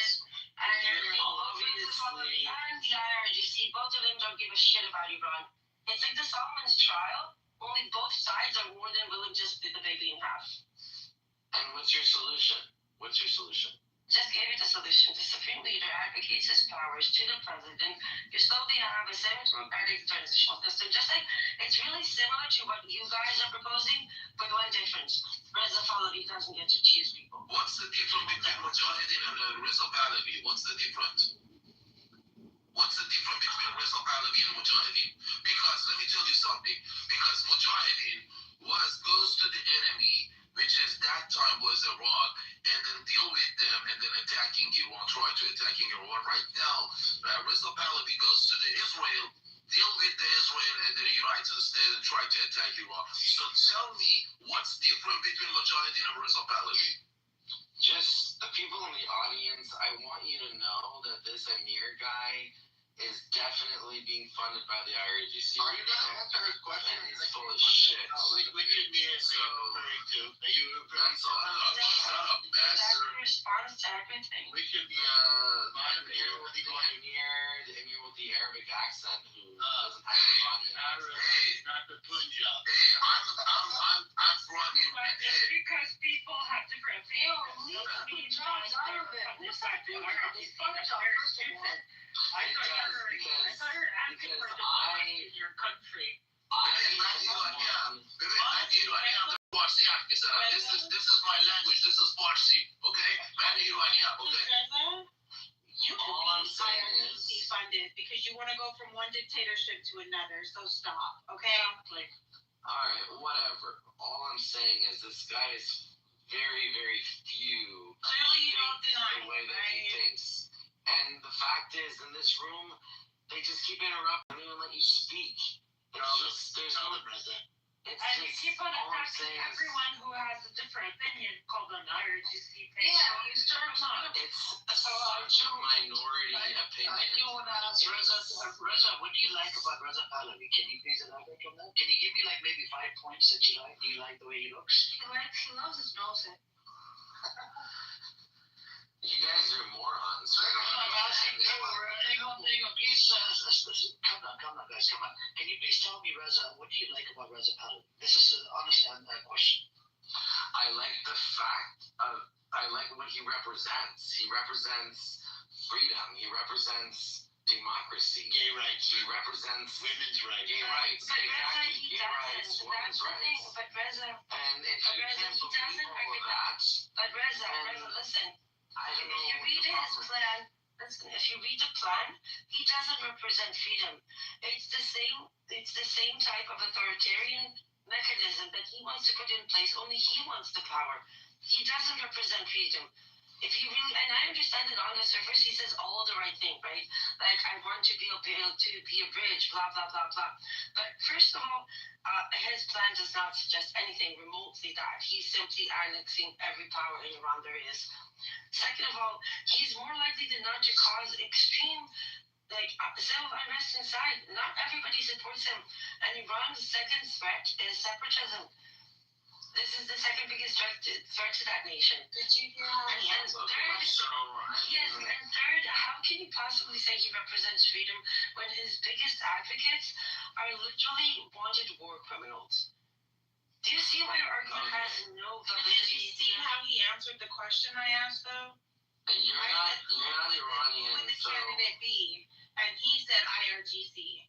So he's either trolling or he's the idiot in the room. But the thing is that the current president is a moderate. Wow, And very he smart. said multiple times. Very smart of you to assess me like as if I'm IRGC or being sarcastic in any way. You're the one who everyone has a different opinion. I'm just saying that there is no other option. So But if you you're said not there with is. Reza Pahlavi, But I just then gave you you have to another. support. No, Then you have to support the IRGC. I just gave you another option. Then But I keep just gave you your another option. business. Keep us out of your business because you'll never Sure. understand Iranian Stop asking politics. us. I would love Unless to. you're Iranian. I would love to. Can you stop asking us to bomb your country and get bombed in return? And also come on the app when you're sober. We're not asking it like that. Why are you in the room if you don't want to? We're asking for assistance. Why are you cursing at people? If you're asking for assistance and I'm taking the risk of being bombed in that behalf, then I get to have a say, bitch. Yeah, okay, whatever. You're a fucking moron.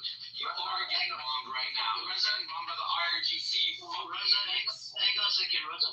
So my question to you is, does it make you a traitor if you approach another nation to attack your own people? You escaped. I think you're right. By the way, check your back channel, please. I just want to apologize. I got a little spicy earlier. Oh, no, don't. Please don't. We're all extremely hyper-emotional. Trust me. I've been there. Please don't. It's emotions. When we talk about these things, sensitive, look, it's like family, right?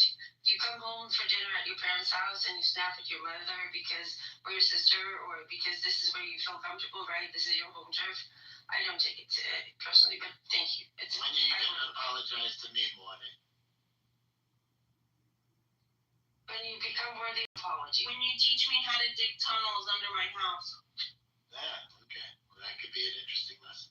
Who is this? Do you like him? Do you hate him? Yeah, he's our friend. Oh, okay.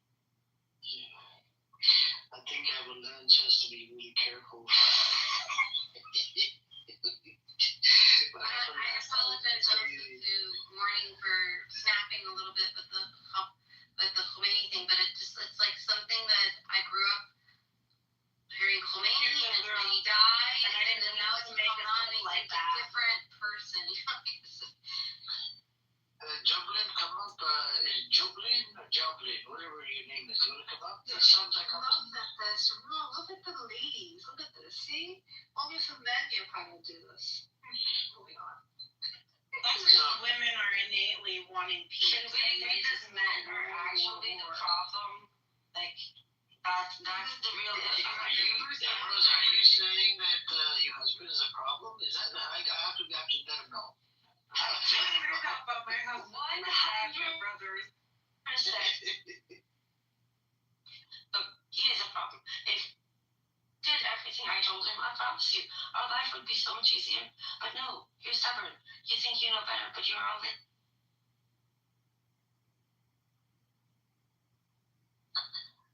Payman, by the way, Ambrose, she's Jewish. I have other people that are Jewish. This is all. I didn't tell you what happened 2 days ago, by the way. Remember a few days ago, there was this guy who came here and asked, like, are you pro-Nazis? And you dropped him without a heartbeat. Yeah. So the same day, this Isa girl, right? There's an Isa. Oh, yeah, she's from Guatemala. Yeah, and there was this guy in her room that was speaking to me. And then he called me a filthy Jew. Oh. And she thought it was completely fine. And I gave her an example. I told her, you know what, something remarkably similar happened in a newsroom a few hours ago. And he didn't think twice. He just dropped the Nazi. For some reason, you seem to be fighting with me over the fact that the Nazi gets to sit here and say filthy Jews. But you all keep saying that room, you're DMing me and telling me they hate Jews. However, you're the one who's normalizing the Nazi. Interesting. Just a small anecdote for you guys. Oh, I hate to say this. There's some Nazis who justify Nazis. Issa chick, she was dating somebody that was actually Jew-hated. She's a Catholic Christian. And just to get back at her boyfriend, right? They dated, whatever. She joined the Zionist side. This is what they don't understand. Even if they hate Muslims now, they will go after the Jews later. If they hate Jews now, they will go after the Muslims later. They simply don't like anyone who is not white or Christian or from their tribe. Rose, what you should do is if you really want to, get into under her skin, bring up the genocide in Guatemala. The genocide that happened in Guatemala, do you know who gave them the weapons? Israel. Shocking. You know what I'm saying? So you should bring up this genocide and just look up more stuff about Guatemala. And that's what I've been doing. People that come to space, I look up stuff about their own country. Because, that's the only way I get them to understand. The entire central part of the American continent is being exploited by the West, and she's from there, and she's defending them.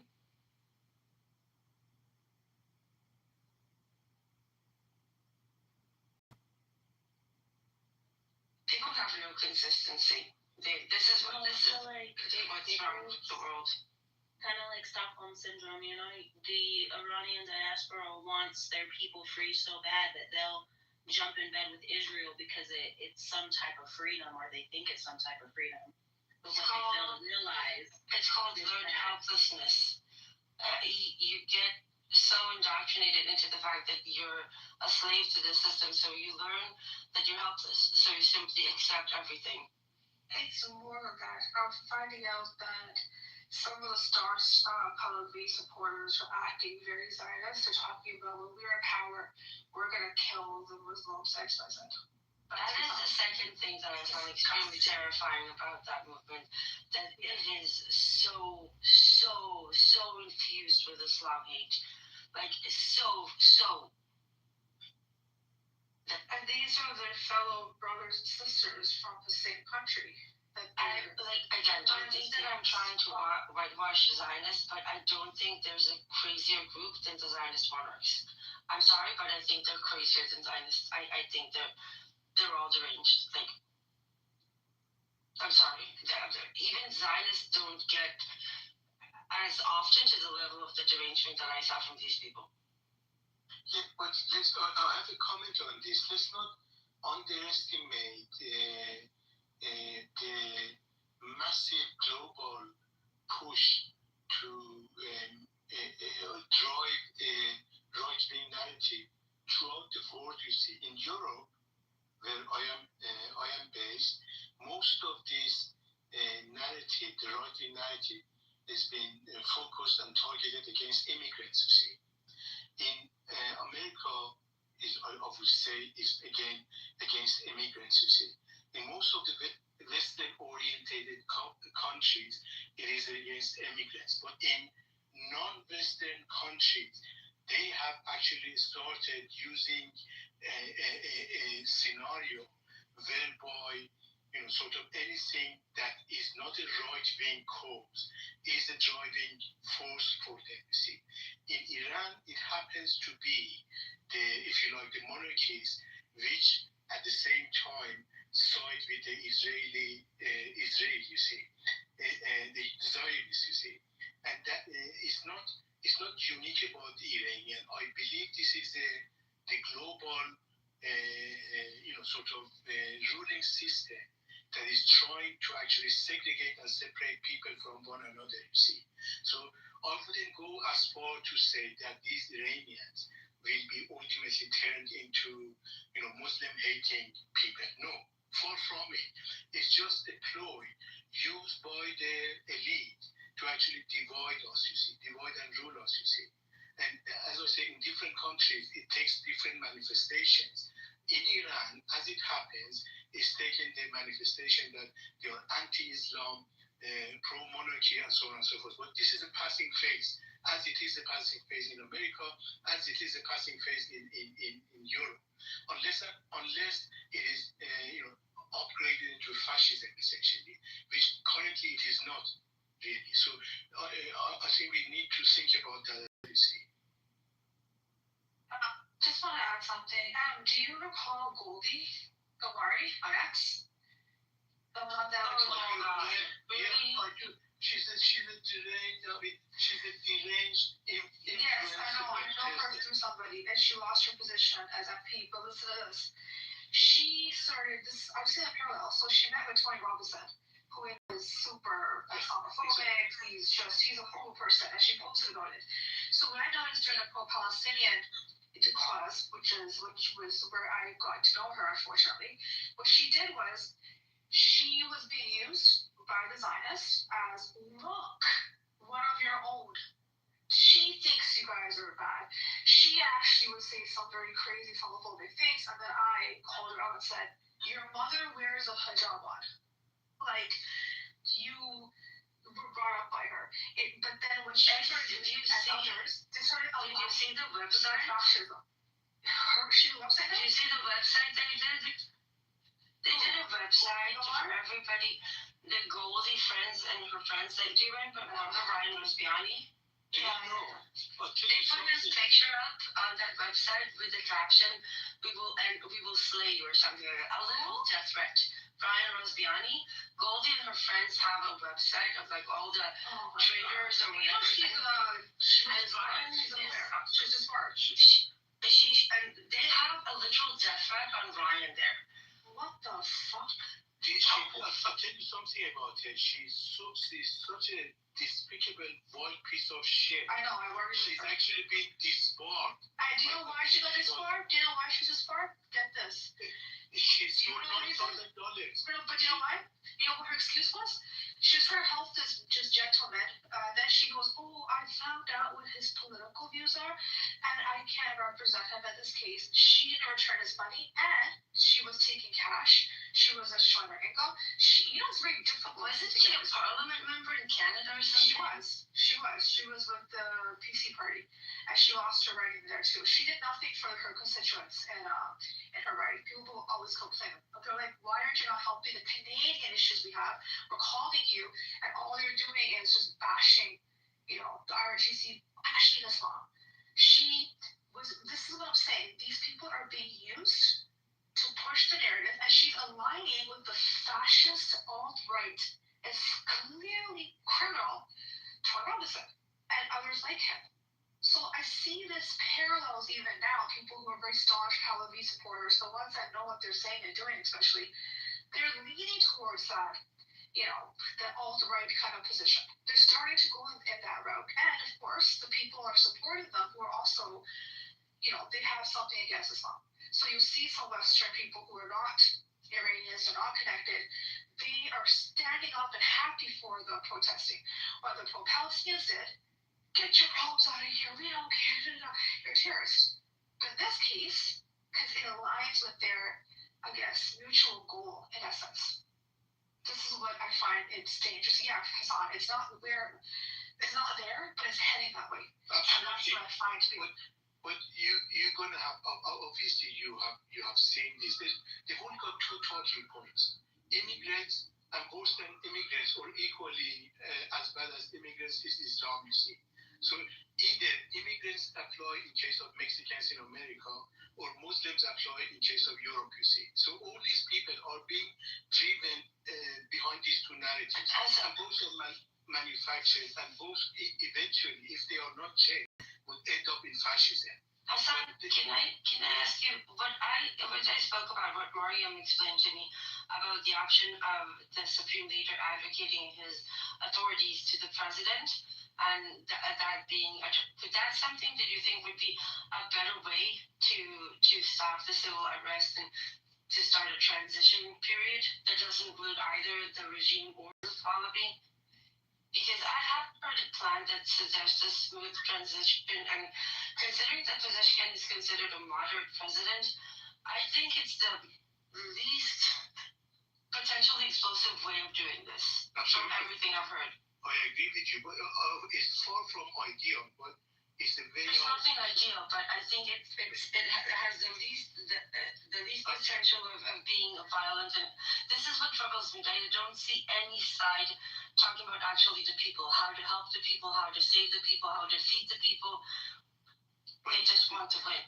There is a technical problem that's going to be addressed as well. I mean, this may sound stupid to you, but Khamenei is the jurisprudence, i.e., he is, if you like, he is the shadow of God in Iran right now. So the Iranian constitution has been written with that person woven into the laws of the society. So it's not simply a matter of abdicating, giving your promise. I know, but I'm saying the whole transition, because what the rest of these parties are suggesting a transition period, right?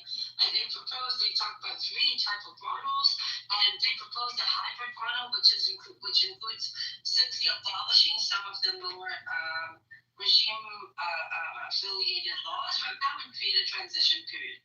Only they're proposing to do this after Reza Pahlavi takes over the country and creates his own guardian council. And so it's the same thing, right?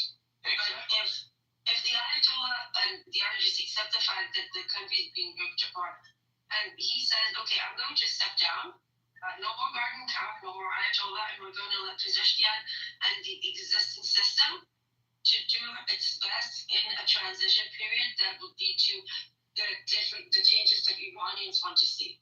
Because the system of actually having the people speak its voice, it's there, right?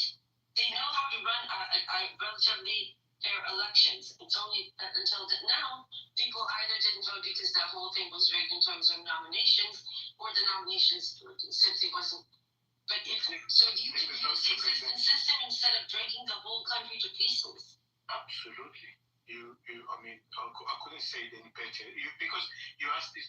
question, and I feel obliged to tell you that this transition plan that Reza Pahlavi has put out about a month ago or so was drafted by two people. One is called Etemadi, and the other one is called Qasemi Nejad. Both of these two gentlemen were in the reformist branch of the government 20 years ago. 20 years ago, there was a big uprising, and these two emigrated from Iran. I think they first came to Europe, and from Europe they went to the United States. These are the two top consultants to Reza Pahlavi. They set a committee of about 100 people, 100 to 300 people. Among, they don't represent the current reformists, though. No, they don't. No, they actually branched out. But what I wanted to tell you in particular is that Reza Pahlavi in the past 10 years or so has always tried to quote certain elements from within the government, you see.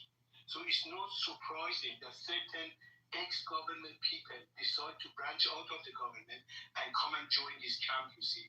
So there's always that underlying thing that is happening. They all want power. They don't want an actual system to represent the people. They're just upset. They're not the one with the power right now. Absolutely. They just want to grab the power. Yeah. And they want to implement exactly the same system, but under a different head, essentially. That's exactly. So they will oppress and execute clerks and religious figures and anybody that instead it's the same thing. Same thing. Yeah. Same thing. And from the second that Mariam explained to me that there's a way of doing this that actually represents the change needed and doesn't rip the country into pieces, it was very clear to me that she can't possibly be the only one who knows about this, right? So as long as they don't talk about that fact, I want to see one side that advocates loud and clear for that fact. We understand the country wants a change. We're not willing to rip the country into pieces. So this is what we're going to do. And the regime and the Ayatollah and the Guardian Council should be okay with that. And so are the Reza Pahlavi supporters. Because that is the only thing that gives the people the best chance, and not one of the other power-grabbing megalomaniacs. You know what? Ultimately, I think that's what's going to happen. But when, nobody knows. That makes sense, but I just curious. So you're basically taking a 3-branch government and making it a 2-branch government, or what would be in place? Because right now, you have theoretically a 3-branch governing system. And again, I'm not as well versed in this as other people, so I'm going to do my best. So I might make mistakes, but from my understanding, right now the problem is the Constitution, which has the regime built into it. But as long as you take out the Ayatollah and the Guardian Council, you can do the reforms and the referendums with the existing system. And considering the fact that you do have a moderate president, Pezeshkian is a very moderate president, and he's done extreme steps towards trying to appease, in lack of a better word, the West. So there's a way of doing this. That yes, you need to change the Constitution. There are things that need to be done. There are reforms and referendums that need to be in place. But the system, look, nobody has a perfect system. Not the U.S. And actually, if you look at the system that Iran is working with, it's extremely similar to the British system, right? With the whole aristocratic I have a follow-up question for you. Sorry to interject. How could you can't topple the dictatorship? You see what I'm saying? No matter what system they have. So you can't topple the dictatorship without the support of armed forces. That's like a fact of history. But the system in Iran is built in a way that if the president has the power to take away the majority of his own power, right? So if he gives away the fact that he has final word on everything, and it becomes a presidential decree which makes it a parliamentary decision, then a lot of the problems go away. And you do Do you have a remember system. what happened to the last president and the chopper? Was it a president or prime minister and the chopper? President. President. Do you remember what happened to him, Rose, the last president of Iran? Which is no problem, because even if they do this, there's no guarantee that the West will be okay with it. And that is the biggest problem, that the West thinks it has a choice and has a say, and who does what. That is because if you take away the West, I'm sure that there are enough Iranians who love Iran, even in the Pahlavi camp, that will accept this, let's say, compromise or this compromise. But the West won't. So the West will keep pushing Iran into extremism by starving them, basically, which is not very different from Gaza. If you notice the consistency. One of the first things that Trump did was prevent India from selling any more rice to Iran. The water crisis in Iran, very, very similar. This is how you get a population to uprise. Just please remember that Reza Pahlavi supporters are not an organic movement. They are a proxy of Israel, you see. So it's not what they want, it's what Israel wants to happen in Iran, you see. I think it's a proxy of the West and the elite, like a lot of others. But I'm sorry, I'm not going to take away their complicity the same way I don't take away Israelis' complicity. I don't care if they're a proxy for the West and are used as their mercenaries to assassinate everybody they want. They have their own agency. They can decide not to push the trigger. They can decide not to go into the cockpit and bomb other countries. So respectfully to them, as much as indoctrination and foreign powers are involved, they have agency. Their agency is being dictated to by Israel. When you say that it may also be a feasible compromise from their side, I'm countering that, because I'm saying it's not. They don't have if you like, an independent view of what is happening in Iran. Their view of what should happen in Iran is of Israel, you see. So if this, what you're suggesting, is a compromise, is a good compromise to Israel, then fair enough, I agree with you. But if it is not, they would not agree to this, because they are not. I actually think it is a good compromise for Israel, and I actually think Israelis will take it for two reasons. First of all, Israel needs a boogeyman. It always needs a boogeyman, right? And Iran was a very, very useful boogeyman for them to use. And second of all, because I don't think that they want to go up against Iran. Like, Iran is not Hamas or Hezbollah, respectfully. That's a country of 93 million people with some very, very smart people in there.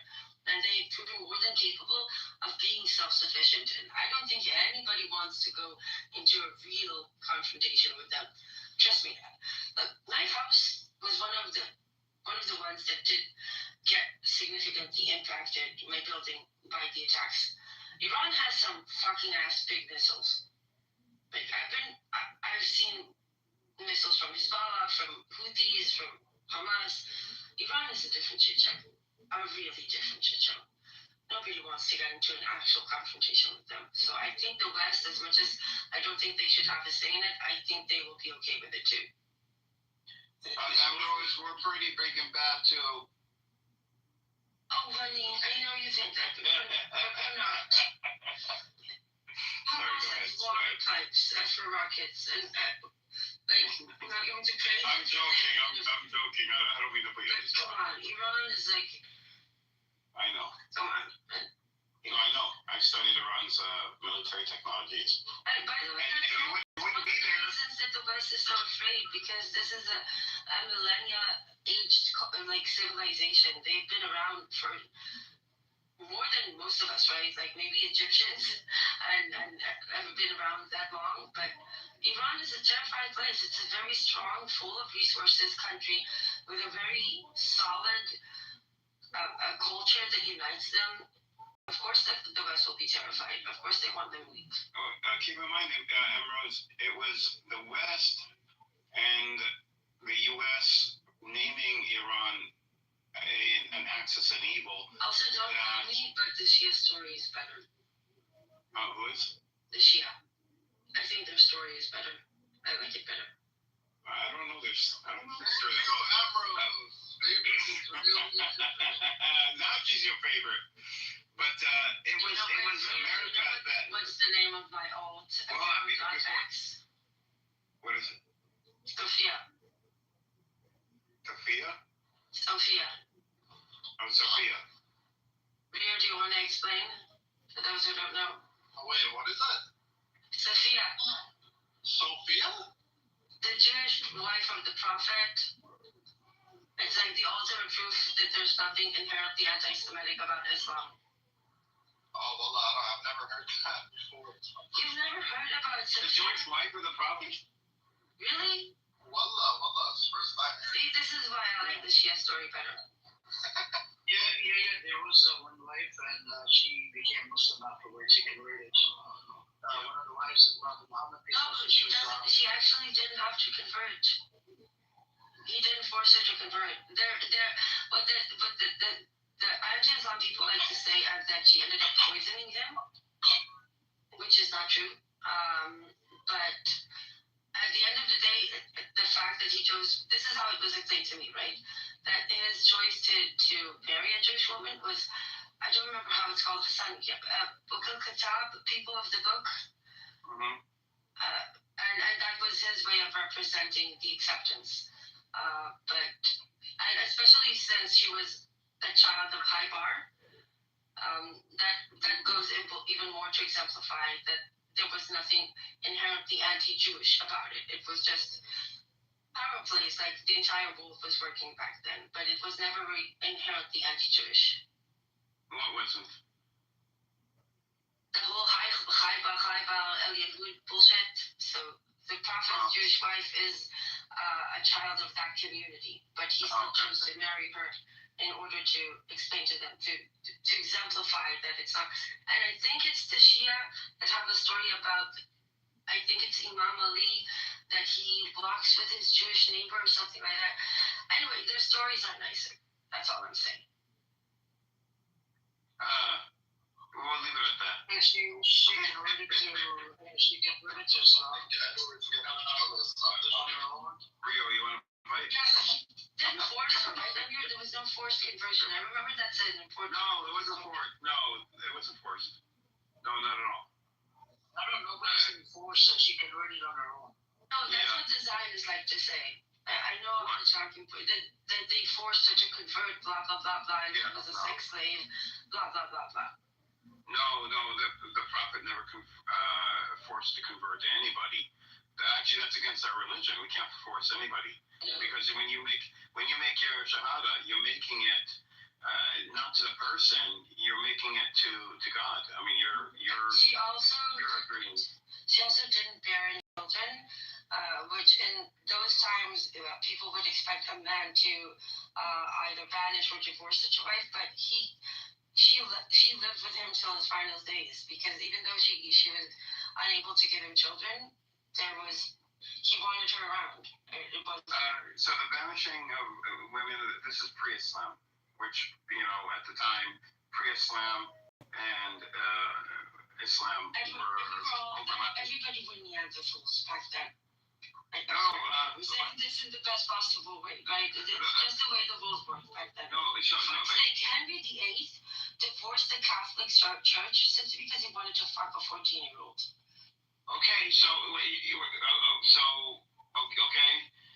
I don't know what to say with that, but what I'm saying is, the pre-Islamic world was really bad, and then comes Islam, which is something totally different, talking about rights for people that are poor and women and things, which are unheard of at the time, and heretical, and so there was overlap. Like a lot of the Sahabis, their parents were pagan worshippers, and so this is how close the overlap was between pre-Islam and Islam. Every culture had its own contribution. Judaism had monotheism.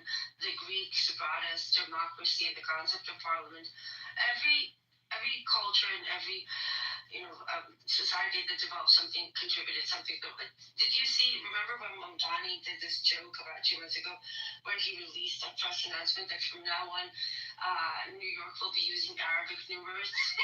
And people were losing their shit out, realizing that these are the numbers and They did something on you see them like going nuts. Oh, I'm sorry, but the guy was brilliant. That was a brilliant thing to do. Funny. It wasn't his, to be honest, but for a politician to do it was pretty brave, and it was really cool. That was done before. During the 2000s. But this was stupid. Edward, it took them 4 days to figure out that he was trolling them. Yeah. There was on Saturday, Saturday Night Live, the show, Saturday Night Live. I'm not sure. It's on neither do I, but I don't even know if it's still on. But they, back in the 2000s, and this is the height of Islamophobia in the U.S., they went around and asking people, what do you think of us converting into Roman numerals? And people were like, hell no, that would never happen. They will never bring that here to the U.S. It was so funny to watch. Just everyday random people they were asking. I like watching them lose their shit. What's his name? Ali G, the Borak. Borak. I hate him. I just said a lot of people do. He's cringy. Okay. He did a thing where he went into, I think, Minnesota or someplace, or Utah, and they were building this $500 million massive project to revitalize some area. And so they have the money. So he went in and did a presentation, and he had the building and everything covered with like a tablecloth. And he did this whole professional, it's going to create so many jobs, it's going to be an asset to the community, and everybody was there, and they're like clapping, it's going to be great. And he goes, the project is going to be, and he takes out the tablecloth, an Islamic community center. And everybody just was shocked. And then they started booing him until he had to leave. But these things have been done. And he did it so well too. Like, he did it really professional. But these things have been done in the U.S. a lot. And, people turn negative things into comedic things to deal with them. The best is when Ben Affleck, I guess I saw this years ago on live television at the height of Islamophobia. Oh, I remember with the Bill Maher thing and the Sam Harris one. Yeah, I remember that. He's ripped up to shreds, and he's very, very well educated, intelligent. People don't realize about Affleck. He ripped the Islamophobes to shreds. And if you haven't seen it, I'm not going to do it justice. Just type in Ben Affleck Islamophobia. The one I can't stand is Bill Maher. I hate that guy. I hate him. He's so cringy. Yeah. I hate Woody Allen. Unfortunately, he's done good art. Well, I mean, he married his stepdaughter. I mean, he's on the file. Is he? Yeah, he's on the file. I'm not surprised. He made that in, I think it was in the 90s. Yeah, that's unexpected. If he wasn't on the files, I would be like, did you see what happened with Mia Farrow? There's a recorded conversation. She's trying to take him to court. So the daughter, she was 7 or 8 years old, told her mother what he was doing. And same one that married him after? Before, because she talked about it. This is when there's two. There's Soon Yi. I've been talking about, you're talking about the biological or this? No, they adopted. All they did was adopt children. I actually knew, I still know very well one of his adopted daughters. Oh, you knew her well? Huh? You said you knew her? I know her. Daughter? Yeah. Wow. I know her, yeah. They adopt them from Asia generally. And, that's what they did. Yeah, I know her. And then when we met, I'm like, Pharaoh, you're related to Mia Farrow? She's like, actually, one of her daughters, adopted daughters. I'm like, oh shit, I have to know her. So yes, it was their adopted daughter, the 7-year-old Dylan Farrow. I believe it's Connecticut, actually, where it's such a recorded conversation. It's out there. I've heard it. Where Bianfar is crying and so upset with Woody Allen saying our daughter has said the horrific thing. I don't remember repeat what he's done to her. And unfortunately, it didn't go. The prosecutors didn't file charges. I don't understand why not. Apparently, the child welfare said it's inconclusive or something like that. Mia Farrow is not innocent. I should say, I'm not accusing her of anything like this. But as soon as the adopted children turn 18, she throws them out. No, that's not. But she was married before. She's long term with Woody Allen, pretty much married. She also adopted 2 or 3 kids with that husband. Then with Woody Allen, they also adopted, and exactly like you said, Asia. It was I mean, great to help kids out, but if you're they were doing terrible. Yeah, and like I said, she adopted only because she wanted the prestige or the recognition of I'm adopting. But as soon as they turned 18, she kicked him out. I'm telling you guys, when she turned 18, you're gone. And she doesn't support them. She doesn't help them. She doesn't nothing. You're on your own. It was I got you American citizenship. That's pretty cool. That's not very motherly, like at all. No, she doesn't. They don't pay for college. You have to pay for your own college. It was that's it. You're not my problem anymore. So it was for. And Woody Allen did I think marry one of the daughters. Yeah, so it wasn't his daughter. So that girl was adopted by Bianfar and her ex-husband. So technically it wasn't with Woody Allen, and either way it's fucking disgusting. I can't even. And he met her when she was just. Yeah, it came out when she was 22. It came out when she was 22. That doesn't mean it started then. Exactly. He was 57 at that time when they, let it out. I'm sorry. I wonder if he could get it up. Amir, do you think he could get it up now?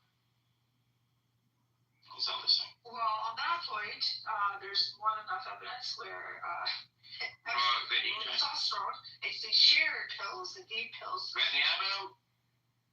That's funny. Don't do the pervy thing.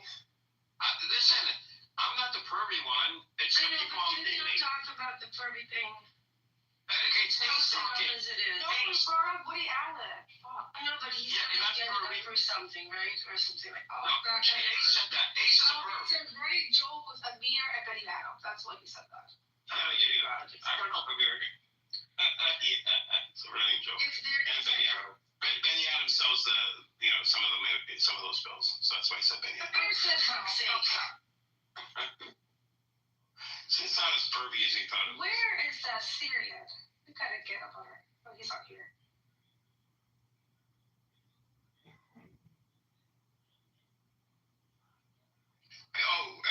Ambrose, any new news about anything about the Rafah crossing or? Here when I spoke about this yesterday. You don't have to repeat. It's fine. Well, there was a really bad scene yesterday when one of the families that was returning, their child wanted to.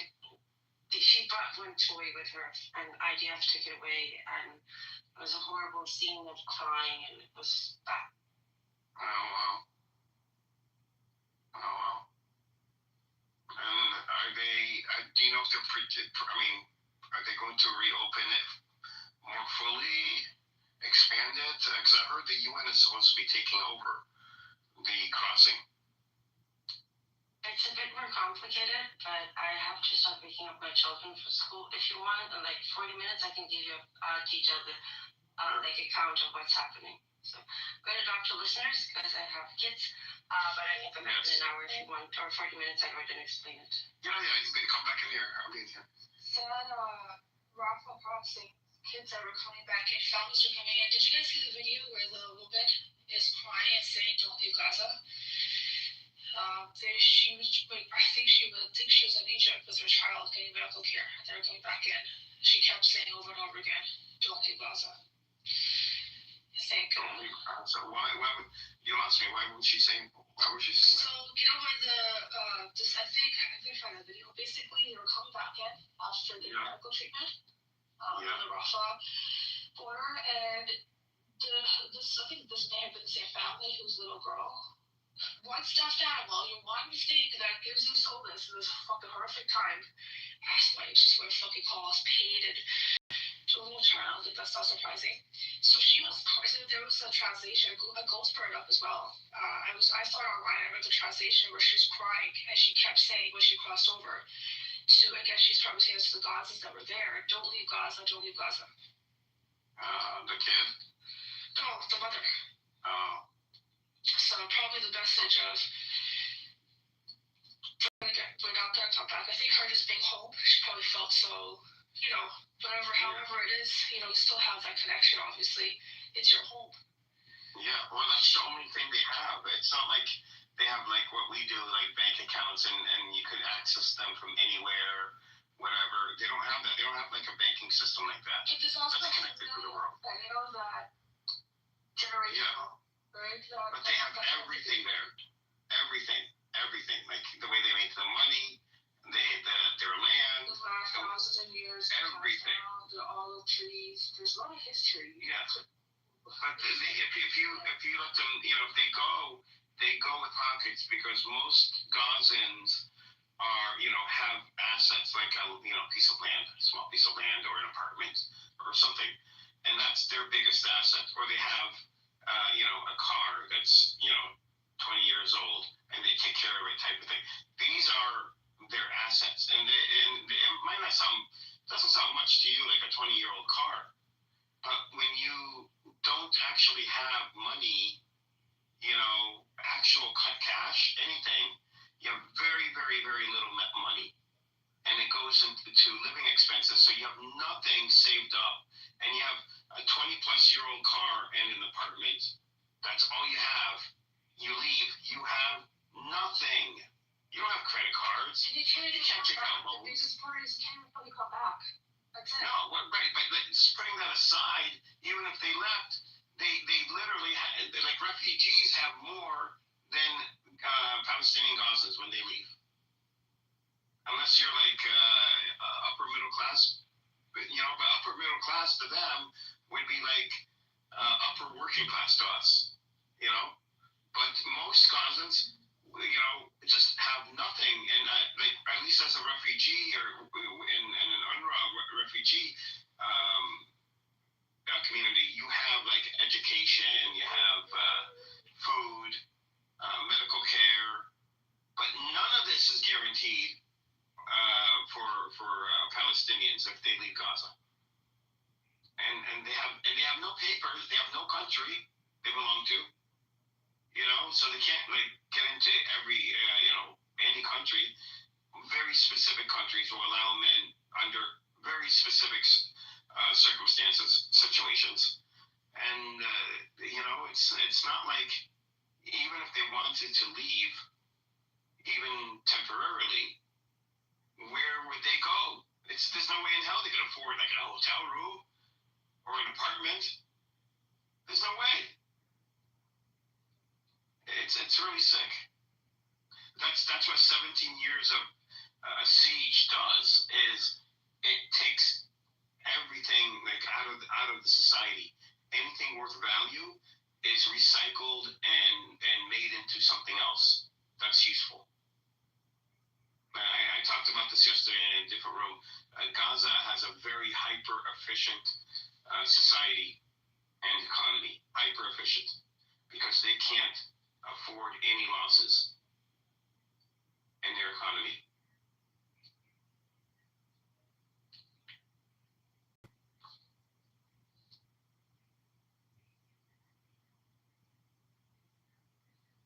I have a scenario. I don't want y'all's opinion. Something that happened to me. In my school where I work, they have this like international day every year, and they hang up flags on the walls. They line the hallway, the main hallway, with flags that are like hanging from the ceiling, not against the wall, but like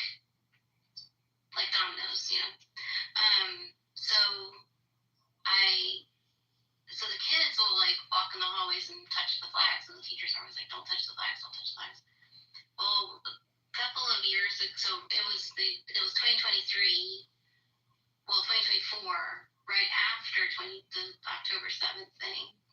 And one of the, and I was just like noticing where all the flags were placed, because it's pretty random. And I noticed that the Israeli flag was behind the cafeteria door. And then the American flag was the only one that was like purposefully placed in the front.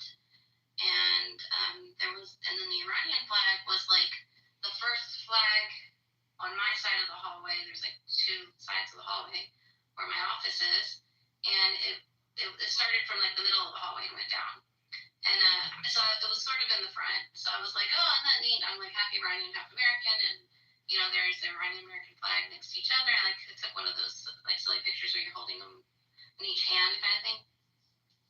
And then I saw somebody like moving some flags around and like putting a couple days later, and to put more flags on the other side. So then by the time they were done, the Israeli flag was next to the American flag, one on each side of the hallway in the front. And so I got mad and I complained. Especially I have Palestinian students also that I counsel and work with, and I was worried about them and their families. And so I complained to the assistant principal, and next thing I know, they replaced the Israeli flag with a Swedish flag. And I always like wondered who did that or whatever, but it was just in the back of my mind. So this year, now it's 2 years later, and the flags are back out, and I'm joking around about kids being restraining themselves from touching them and all that kind of stuff. And this lady says, oh, well, she like looks dreamingly at the flags and says, I love the flags. And, I always wonder, like, which flags I should put where. And one year I put the Israeli flag in the front. I got in trouble for it. And then, walked off. And I was like, is that a stab at me? Because she probably knows that it was me that complained. And is she taking a stab at me, or is she just a ditz and doesn't realize what she's saying, or should I say something to her? What would y'all do? I would wait to see. I would wait to see where she puts the flag, or volunteer to help. Well, now I found out that she's the head of the international night, or international week, whatever club, whatever day that they have, the event that they have for international night. She's the head of it. And I was like, I just almost want to just tell the principal, like, maybe this person shouldn't be that. Like, it just goes against what International Day is about. It's about welcoming, including, not putting nationalism and making people feel uncomfortable. But I don't know. If you want to be really diplomatic, you can take your personal agenda out of it or your emotion out of it, create a petition, and get your constituents to sign the petition. But it has to be a non-biased petition, and then it wouldn't be you versus her or your opinion versus the morale of the international night. But honestly, like Edward said, I would just volunteer to help and see where it goes, because it seems sometimes when we personalize and internalize situations, they can become grandiose and unnecessary.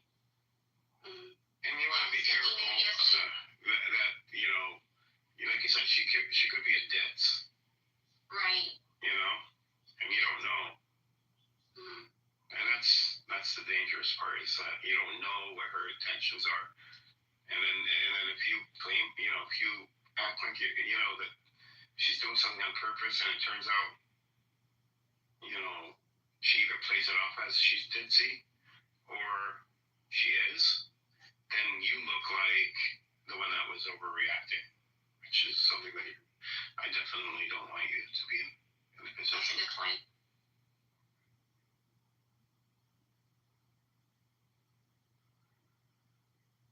I remember you telling this story last year. I can't believe it. Yeah, but It's coming up again. This happened just recently that she just admitted it in front of my face. I don't know that we have any Israelis here, but Cash, you're awfully quiet, but you ask a lot of questions in the chat.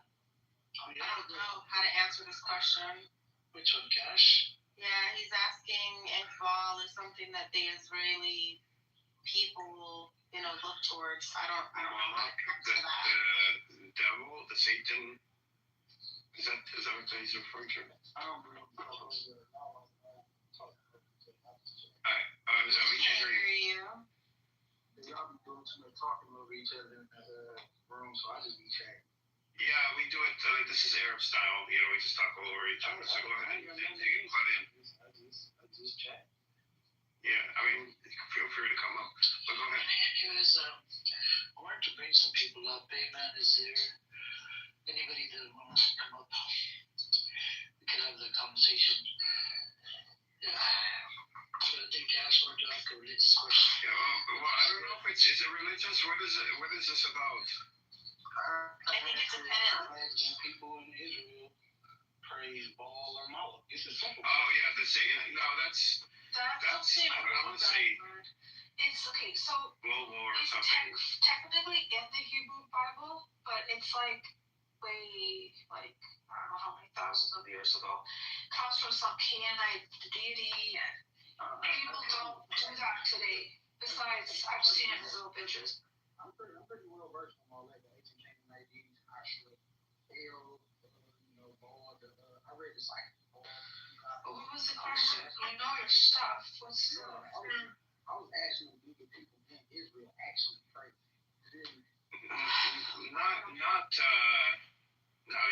If they do, it's a very, very small percentage. I don't see that big. Oh no, nothing like that. Believe it or not, when you really read about Baal, he has nothing to do with child sacrifice. That's more of a Western. It's Moloch that does it. Moloch, I believe. I thought you were talking about Baal was actually a hero in Canaanite stories. So this child sacrificing, this has popped up in the last 30 or 40 years. You would hear stories about this, especially related to satanic rings that the feds would break up or something. And not just here, but all over the world. I think I don't want to say it's a Jewish thing because it's become its own like sort of religion. It's attached to Judeo-Christians too. I think it's evolved. Yeah, it's Christians. It's not. Specifically Jews are doing this. But Jews are allowed. They're not supposed to idol worship. So I would assume right, correct. But this is always brought up. A lot of the Baal worship goes to the elites in the U.S.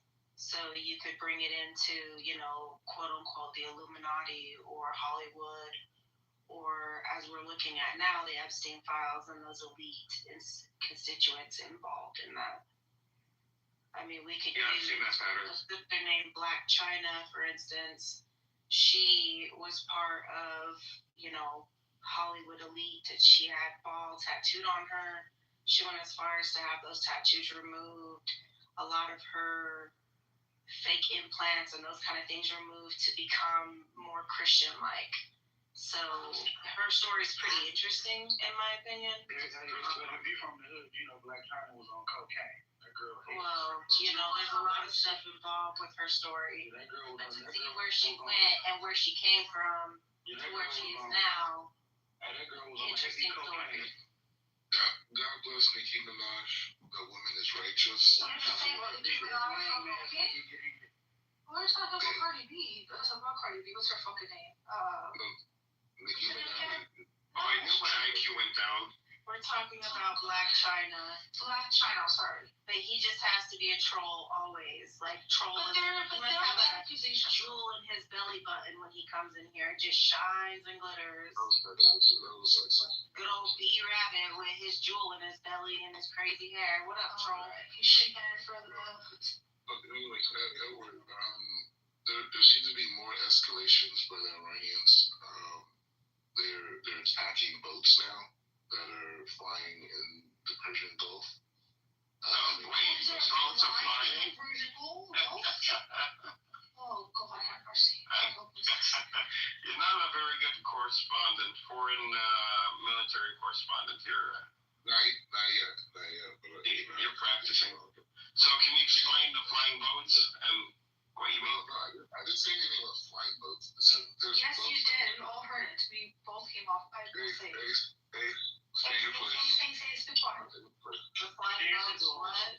Yeah, 2 days ago he said that there's invisible drones or invisible. Yeah, invisible drones. You said like his invisible friends. You are a retard. You're a retard. Like this invisible baby, invisible girlfriend, Technology you haven't seen it, man. Just because it's not black. Yeah, I was gonna say it's invisible. It's American war crimes being committed through Israeli agenda, right? You take our drones and our missiles, and then you drop them on innocent people and babies in Gaza, right? Yeah. Yeah, of course. We also drop them on terrorists in Lebanon and you know, you like to sling around that word terrorist. Why don't you look in the mirror? The Yemens. You come in this room and terrorize the states daily, you troll. I don't think she likes you, Black Rabbi. I don't like his agenda. It has nothing to do with him. Most white people don't like me because I represent them. Oh my God, you're pulling the race card when it's convenient. No. But I remember distinctly hearing you say you're not black, you're Jewish. Yes. So miss me with that bullshit. The black and Jewish is not separate ideas. You know what I'm saying? There's black and Asian, black and Hispanic. No, you said there's no. If you ever had the replays on, I could totally give you receipts. Just shut up, Black Rabbi. Yeah, it's weird. It's on his Twitter page. Yeah, he denounced his black heritage. He only identifies as Jewish. This way, white, racism doesn't apply to him, he says. That was your topic. You're a legitimate baby, right? You just denounced the hand of that woman. You don't marry her. Right. That's pretty disgusting. How do you come back from that? I'm getting married next month, so whatever. Oh, you are? Well, the pressure's on. Better get married quick before the baby comes. You're a rabbi. Shouldn't you get married first? Wait, how many months is she pregnant? Is she showing? How many months? Wait, why you act like you know anything about pregnancy? I do fuck guys.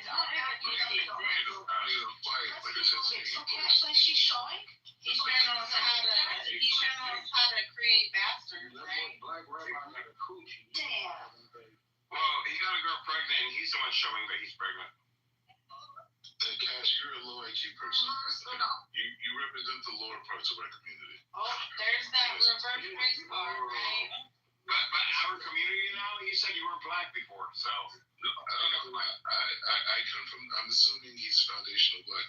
We come from the same background. Cash is trying something that you don't do. You know what's funny is Amir must be bored. Because he only lets Black Rabbi talk when he's bored. But I'm smarter than you, right? It's not about that. It's I wanted to see if we could use them as a punching bag until the next punching bag comes through. Because these are all punching bags. These are the scumbags. One by one, they come through the space, right? They want to infiltrate the space with their disgustingness, right? Whatever comes out of their mouth. So, Rabbi, this is a problem with you. And it's a problem with a lot of Zionist scumbags. They come through the space day in, day out. They never learn their lesson. And you're way about to be black American. I don't love you. Cash, you should ask this B-Rabbit your question about ball. So Jovin, he don't know nothing. He's a test dummy over there. Jovin, stop flirting with me in the chat. Come up. If you really have the balls, come up. I know you're Iranian. You support Raza Pahlavi. Fuck Raza Pahlavi, right? And I don't support IRGC either. Come up. Maybe your name is on Epstein files as well. Come up, Jobin. A lot of pedos famous. Is your name on FC4, Mordecai? The first one, you know that I'm righteous and pure. And No, I don't think you're pure. No, you're not pure. You're not pure. You're not pure at all. You're not pure. Bring wisdom and life. No, you're not pure. You're not pure. You're pure. You're a piece of shit. I seen somebody beating your ass and you was running up the street. Yeah, right here. Look, I'll put this video in the What chat. happened there, Black Rapper? Why they beating your ass in Israel? There you go. Put the link in the chat. Ariel was chasing after him because Black Rabbi apparently picked up. Yeah, apparently Black Rabbi picked up his girl, or maybe started, flirting with his girl, Ariel's girl, and I think Ariel got buttered and started chasing after Black Rabbi. Hey, They were attached together. Black Rapper, look at your PTR and look at mine. Who you think girls gonna talk to first? Gosh, you look like a fuck. Bro, you look like a damn retard. No, I look like Look at the picture. Look at that phone you got in your profile picture, bro. That bitch about 20 years old. Gosh, I look like a fuck. Bro, you look like a pedophile. Yeah, sure. You don't have no facial reason like But Cash, you realize that any intelligent girl would never do talk you to that understand that any intelligent girl look at you and realize What's up with this girl thing with you? because he's from Israel. He wants to talk Typical to Zionist. Want some underage. Why you think he ain't got no facial hair? That man 50 years old. Really quick. Morning. I need reparations from you. In the Torah, man, that have facial. You come back to town and I'll pay you reparations. How do you know she's white? How do you know she's white? Do you know how many people that I came across that are not white that sound just like her? You do know I'm in a car rental business, right? Mordecai, Sharif Hassan, whatever the fuck your name is, a little fucking, grifter. Anyways. It's like it's just showing you how anti-Semitism works. Man, you're not bullying anti-Semitism, Carl. You can't use a race card with me, now you're gonna use the other. Look at that suit he got on with those PTs. Come 10 years from now when Israel is Zionist, Israel is out, he's going to be a dealer in a casino, as many cards as he holds. That man gonna be getting somewhere, getting hit from the back in Jerusalem. They be fucking that boy like a pig out. Yeah, that's pretty damn shameful, man. Like, what the fuck? As a grown man, would you allow other men to whip the shit out of you, and you sit up there with your ass hanging out? Like, let's talk to other people here. Hey, welcome, member. Assalamualaikum, and Mahdi, what's your take on this Iran thing? Do you think that there's going to be an attack? I don't think so, personally. I think they're trying to overthrow the regime. The regime is not necessarily the best one, but it's definitely not as evil as Israel. But after America is Israel, Israel is America. It's like the US is not as capable as it thinks it is. It's a lion with that teeth, and it can be defeated decisively by lots of people. But Donald Trump, sadly, is going maybe a wake-up call. He will understand this, why the US got defeated in the paddy fields of Vietnam in the past, why they got defeated in Afghanistan, why they got defeated in Iraq, why they got defeated. It's because the US is not run by people who are wise. And it's like Black Rabbi here actually thinks that Israel has a future, which it doesn't. At some point in the future, Black Rabbi, you find yourself probably in international court responding to all these things that you're doing right now. And you start to repeat that you don't know crazy. No, this way, $1 trillion economy, $1 billion economy. You will be there, you will be responding for aiding and abetting, and you can't say I was following all this because you're not a soldier, you're not fit enough to be a soldier anyway. So you can't be claiming any of this stuff. But the US now, I don't think they would attack Iran. They don't have the capabilities. They would understand that it become a Pyrrhic victory. Iran won when the US and Israel they were defeated decisively, by the way, and the Iranians are not necessarily the most wisest establishment. I said the US does not have the might that it thinks it has. It's going to learn a lesson at some point in the future, and all this stupidity. We're going to reshape Iran. You can't do Jack. You can't reshape it when you face it. You can't reshape your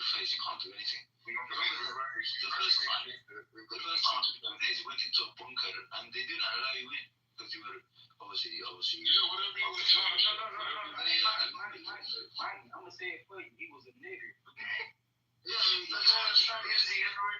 Let's not use the N-word. I know, but I'm trying to, brother. I'm trying to, get look. It don't matter whether you're black, brown, just please don't use the N-word. Yeah, exactly. But the one with an ER is somebody like black rabbi. They end with an O. That's why we need Israelis. You are American. They love African American culture. Thank you very much. Israelis love African American culture. We're not missing a link. Israelis love African American culture. They love jazz. They love hip hop. They love breakdancing.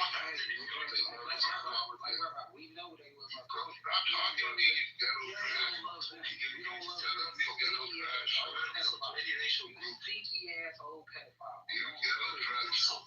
Because you could get counseling for that as opposed to going to doing it. Israelis love black culture. They love our political leader. Their street named after black Americans in Jerusalem. Martin Luther King Street here in Jerusalem. Right on. I've seen probably what it is. If I've seen black rabbi that have been like, no niggers on the island. I'm sure. Seymour, come on, man. I just said that please don't use it's good for people to hear the racism that I have to deal with. No, racism? You claim that you're black American. I mean, that's what I'm saying. You said in the email, so. You're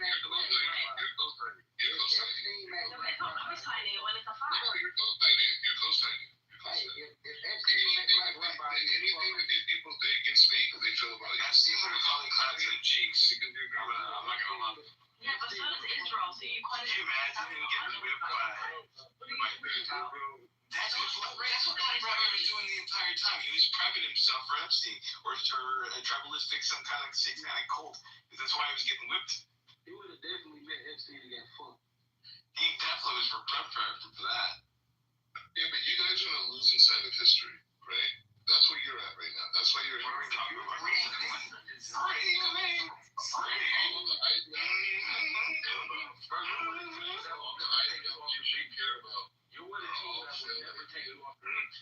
And you're taking it out on me because I'm a winner. No, we're taking it on you because you're a bitch.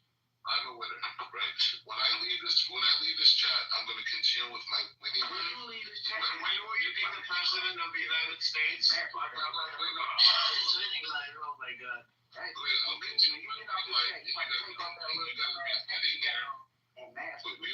guys will be sitting there. You guys will be sitting here talking about how you guys are getting your ass kicked by Israel and the United States. There's nothing you can do about it because it's God's will. I'm not the United States.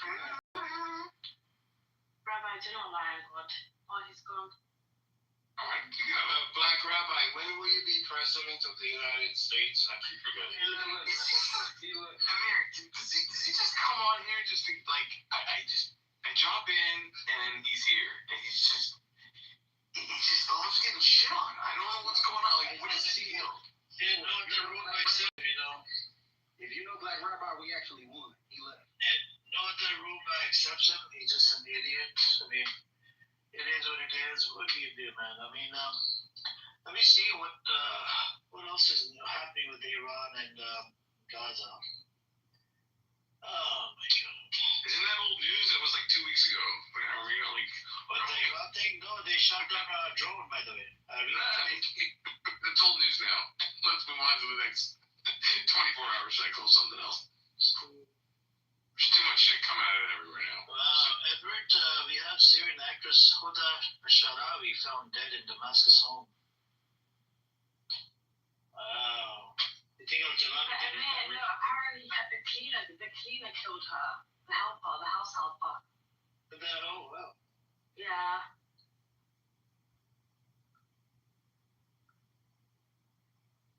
It's crazy.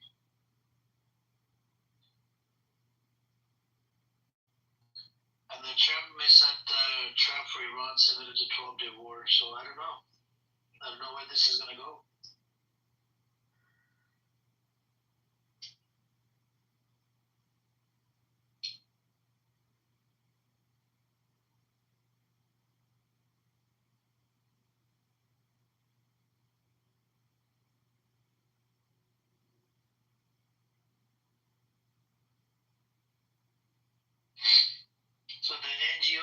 failed to quantify Iran crackdown scale.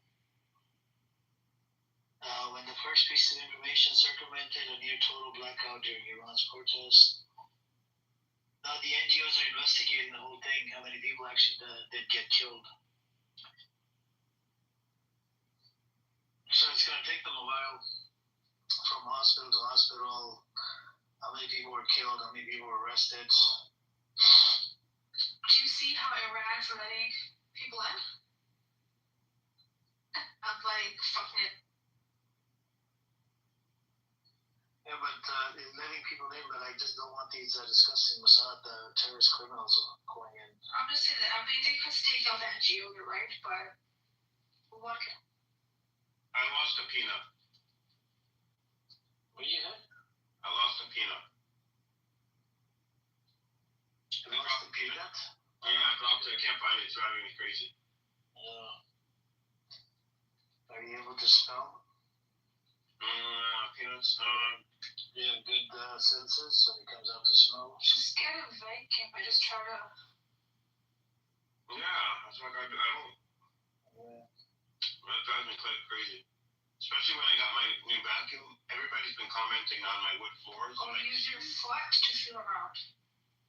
My vacuum and the wood floors, people are saying they're thinking that I have my floors refinished. Oh, okay. Pretty crazy. Next. Huh? You will survive if it's a peanut. It won't attract any type of bugs or something. It's a single peanut. It'll be fun. Oh, and now what am I going to eat? It was one peanut? I'm on a diet. And you were going to eat one peanut? Oh my god. You gonna drink you some water and be cool? Talking about a peanut. I'm joking. So IHR, I think IHR is like a government authority, right? I'm government. But stopped regular updates after confirming 3,428 deaths at the scale of the violence outpaced the organization's capacity to verify according to its standards. Hassan Ramir, IHR is like a regular organization, is a government-run organization. Sorry, say that again? I mean, IHR, is it like a government organization? You mean human rights, Iranian human rights? Yeah.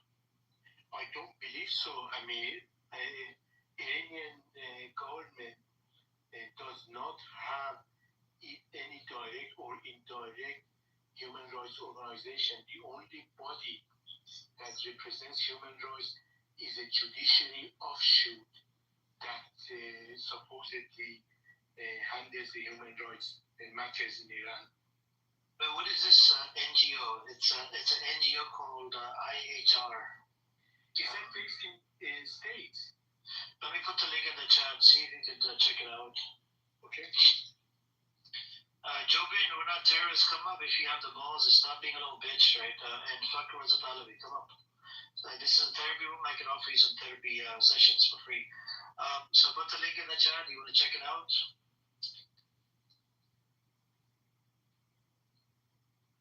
Yeah, sure. Yeah, I'm looking at it.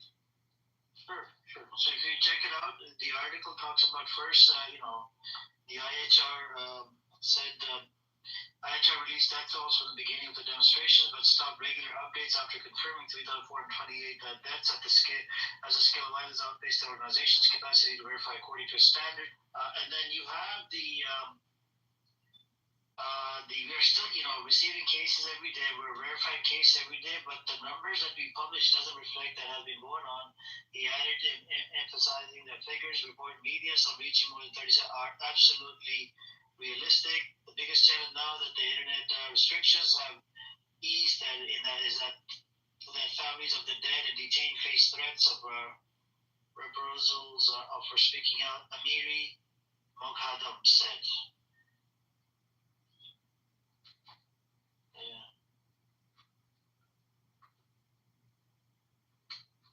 The U.S.-based human rights activist new agency, HRANA, which has kept a running toll since the onset of the protest, said that it has 6,872 deaths, mainly of protesters, and has 11,280 cases under investigation. It has also counted more than 50,000 arrests. I don't even know how to take anything from these organizations. These are American-based organizations. Who are you guys? You're right. Okay, Edward, I'm back whenever you have any questions. You said you wanted to ask something. Real quick, Amir, did you say you put a link in the chat with it? The NGO right there. You see it? Scroll up newair.com. That's a Qatari news source. Thank you. But it's not run by the government. So this is run by a third party in Qatar. Any questions, Edward? No, why? Are they American? Moses back in Oh. Yeah, it's an English yes. So Rafa right now is open theoretically, and I want to emphasize when we say open, it has nothing to do with aid coming in, right? We're just talking open in terms of the human traffic. When it comes to entering Gaza, which is the more difficult part, so you start by crossing the Egyptian side of the crossing, and the Egyptians have to verify your name via the Shin Bet. After you go through that, you get to another point where it's the EU that vets you, and the third one is it's the AI system that Israel uses. Everything gets screened. They actually posted a good friend of mine, the woman that I do the updates with, the Palestine occupation updates, she posted about this. Can somebody please translate this to German? The rules that they put in the Rafah crossing. So the point is to let as little people as you can in. Those who do get in get scrutinized. If you decide to take the chance and try to go back into Gaza, you have to take into consideration that you might be taken into Israeli custody, which means torture facilities. Getting out is easier. Getting out is only supervised via computerized systems of Israel. If you do manage to get in, not right now, but in the future, what you'll have to do is go through, they call it Regavim, which has a nefarious meaning on its own, but it's like, well, it's human selection. It's human selection. It's all computerized, it's all AI used. So even if you do choose to try and go back into Gaza, if you are fighting HMN, you're more likely than not to be taken into custody, and most people don't get to go. I can also say that at least 13 of the critically in need of evacuation patients were rejected yesterday. So it's all very slow and very nefarious. Thank you. I see Jim Davis here. I haven't been able to see what happened in the West Bank tonight, but usually nights in the West Bank are horrible. And yesterday there were forces on the ground in Jericho and in Hebron. I'm not sure. And were you here earlier when we were talking about the new checkpoint that Israel is installing, where it's remote monitored? That's for exiting warning. Yeah, that's for exiting. No, I'm talking about, Amir has the article. It took me a while to find it. But they're talking about this new unmanned checkpoint across the border in Rafah.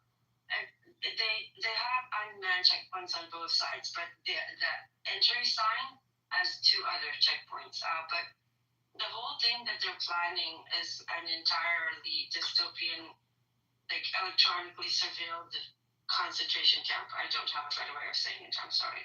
No, it makes sense. But my concern with this is just tactics of war. Usually you pull out soldiers right before a strike, or you're leaving the region. But they're not leaving warning. No, I understand that. I fully understand that. So my concern is what would benefit them to have some type of strike or manipulation to look like an enemy strike on the Rafah border to encroach into Egypt. have to understand where their focus lies. Right I now, understand. their focus. I've seen the projected Israeli map, and it encroaches on a lot of other Yeah, but that's still borders in the region. But that's The not Greater Israel map, you know. Yeah, but that's not the objective right now. The objective right now is the West Bank. The West Bank in Jerusalem was always the Holy Grail. Always. They would give up Gaza, or at least part of Gaza, for the Americans, if that means that the Americans will give them free range over the West Bank and Jerusalem. That was always, always the quote-unquote ceasefire, right? The very next day they went into the West Bank and warmed up things. They just hit that university, 2 weeks ago? In the West Bank? It's even worse than that. I don't know if you were here when I came back. I came here after I hosted a space with Professor Landau. He's like an iconic anti-Zionist Israeli and a brilliant man. And he wrote an entire paper about, he calls it the Gazification of the West Bank. So we're slowly seeing the same methods and the same MOs that we saw employed in Gaza at the very beginning, creeping into the West Bank, and we're slowly seeing the same practices. Yesterday, they officially started encroaching on 8 territories. If you ask me, Gaza is about to become a concentration camp with cheap labor force for the West to build whatever the fuck they want to build there. And I think that genocide is relocating to the West Bank. That is my immediate concern. I am terrified about the West Bank. Terrified. I'm only quiet because my heart just is so heavy. And the fact that this fool is back on this stage spouting about it, thank you for your insight. I'm just concerned about the Rafah border. So. What is your main concern? That they'll bomb it? My opinion, and this is just my opinion, but there are some supporting evidences to Hamas and what happened on October 7th.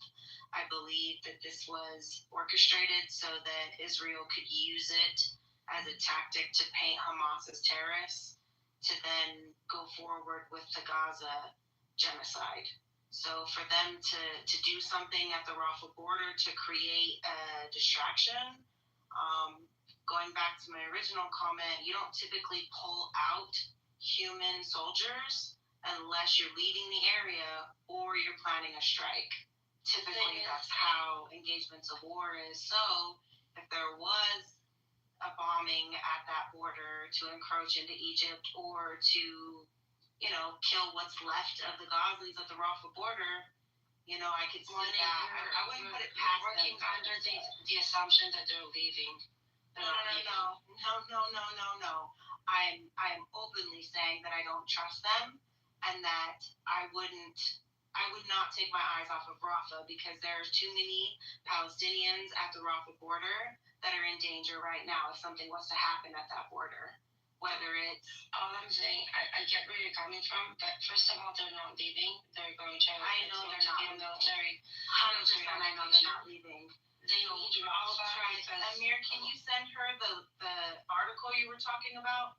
Because they clearly state that they are leaving, and they're going to make it a remote monitor checkpoint on both sides. Okay, so we saw, but I'm not trying to debate you. I'm just going off of what I felt and what I was thinking. I read the article.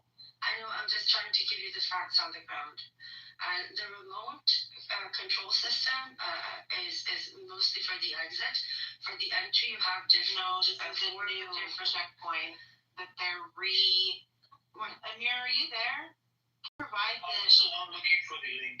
Thank you. Noam was here and he was talking about exactly what we're talking about, but in a different way. Trust me, I have no agenda except for awareness and promoting the actual truth. So I know that there's a lot of misleading information.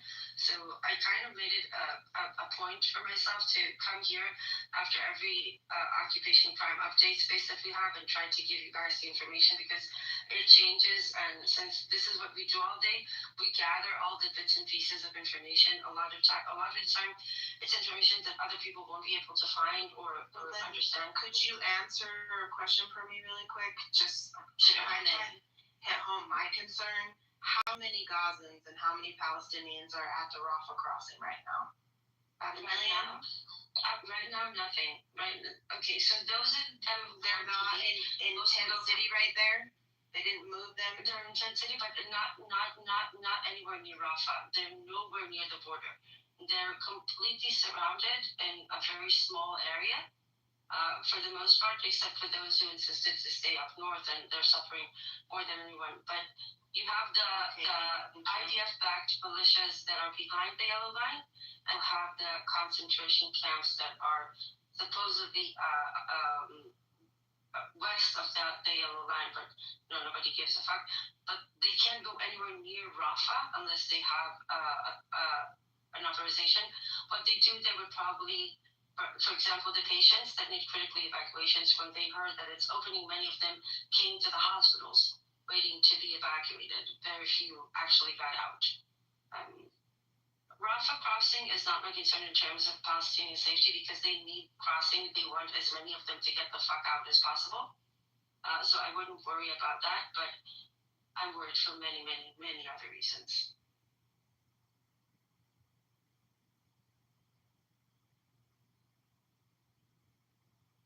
I could put the links in the chat. What Noam gave me, I put those links, and one of the link has unmanned some shit there. You see. We got this source, and then we got the exit. We got the one. It's just for the exit. We weren't clear on how they're going to do that, but now we know that the unmanned one is just for the exit, but for entry, that's 3 different checkpoints. Yeah, Rabbi. Where's the Rabbi? This character is gone. He's like, that's my real name. I'll just say this, look, I'm not in any way trying to minimize the Gaza genocide, but please talk more about the West Bank because they're creeping, the genocide is creeping in the West Bank. It's not as blunt as it was in Gaza at the beginning, but it will be. And if there's any chance to what would the guys be to make it just as blunt as they have with, as horrific that they're doing? They're actively trying to spark. They're actively trying to spark. It won't be a false flag, I think, but it's not that difficult for them to get a single tiny incident that they triggered and use something much larger. And they already started like 2 weeks ago, and they came out with found an underground tunnel underneath the separation wall. So now take that and imagine what Hasbara can do with that type of information. I think you all know Hasbara well. And do you think the U.S. is going to continuously provide that level of weapons? Yes, unfortunately I do. It would take a Hail Mary for the U.S. people to get involved, and right now they're so distracted with ICE. There is still a Palestinian, solidarity. However, right now the focus is on ICE, and I think that was very intentional considering the budget that was just passed for Israel. Yeah, wasn't it $6.something billion fucking dollars? Right, $6.5 billion. Right, and the economy is just terrible here, so. But I think I think that from the moment that Mike Huckabee was placed as ambassador, and this is a person who actually says Jews have a divine right to Judea and Samaria, it was very clear that, to me at least, that they told Israel, like, we need you guys to give us Gaza because it's right now it's useful for us, And in return, you guys can have the West Bank and do whatever the fuck you want. I think that was the exchange behind the scenes. I know, it's horrible.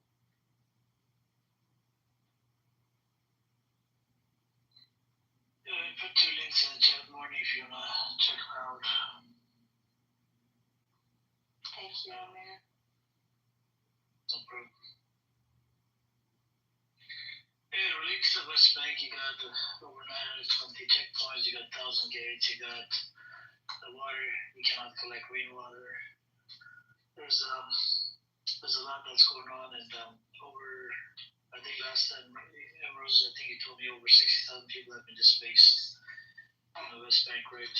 There's a lot of things that are happening that people might not understand the meaning of, but they're extremely important. For example, a few months ago, Smotrich declared the re-establishment of one of the settlements in the West Bank named Homish. That specific settlement was one of 4 settlements in the West Bank that was evacuated during the Gaza disengagement. They were part of the Gaza disengagement, and they're considered one of the crown jewels for the settler terrorist movement. From the moment, and specifically that settlement, it's located in an area that is between Nablus and Jenin. It's a very strategic area. And once they announce, because this is the way it works, right? You'll have a bunch of settlers. They will go to some location next to a Palestinian community. They will put up tents and they will say, this is a brand new settlement. Then they will start having confrontations with the local Palestinian communities. That's where the military comes in, right? Because the military will say, well, we're here to protect the Israeli citizens. And after the military comes in, under the guise of protecting Israeli citizens, they will declare the Palestinian territory, the territory where the Palestinian community is on, as closed military area. So they will eventually have to evacuate. This is how 45 communities of sea territories were completely erased in the past 2 years. But when they're doing it now with the Homish settlement, first of all, it's a gigantic area. Second of all, it's an area with a lot of archaeological sites, which Israel does not want anyone to dig up because, narrative and everything. And strategically, it's another point that divides the West Bank into little enclaves that prevents any type of interaction between Palestinian communities. It's going to be really bad in the West Bank, like really, really bad.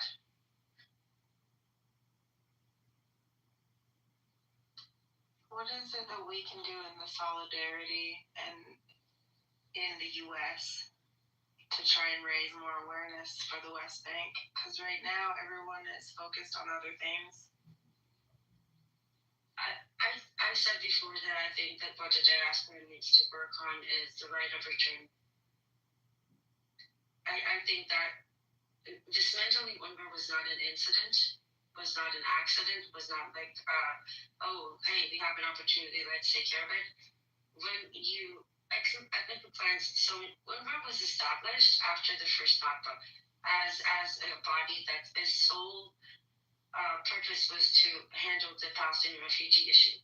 It evolved ever since, but dismantling it while committing a gigantic another Nakba is not a coincidence.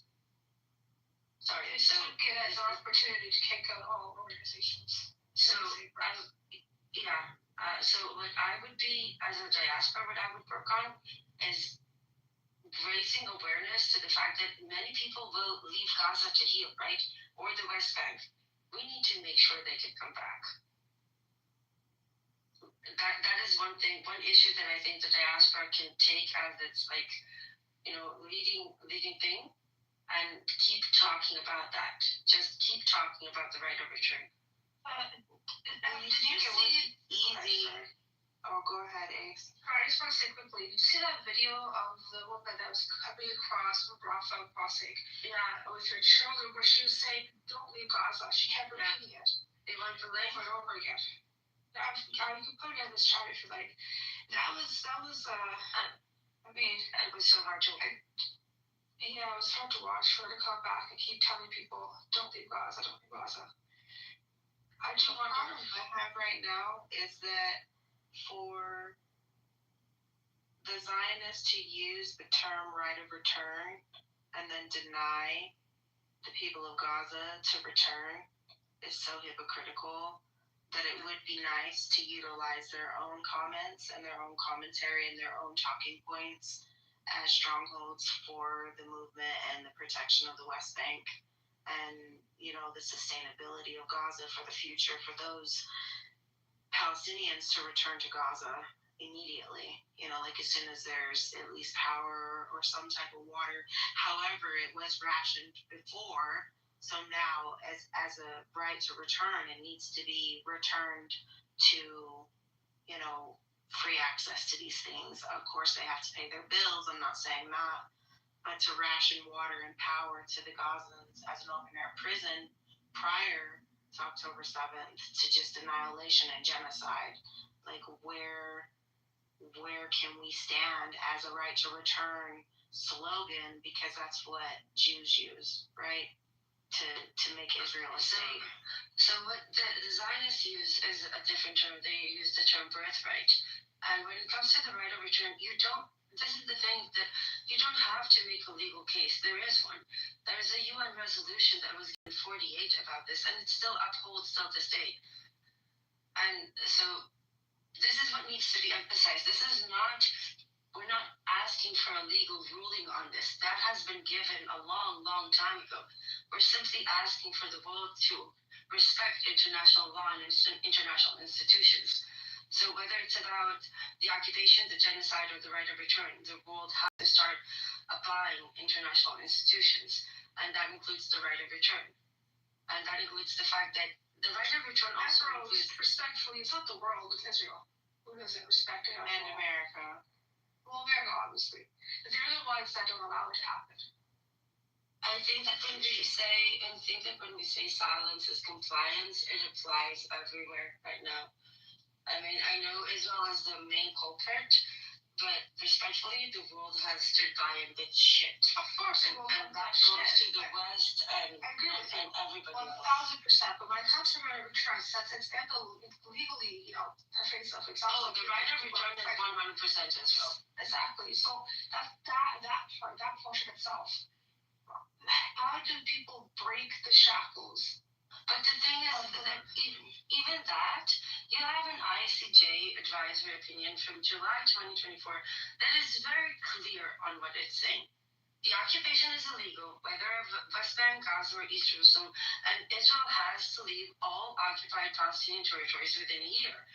That advisory opinion was given in July 2024.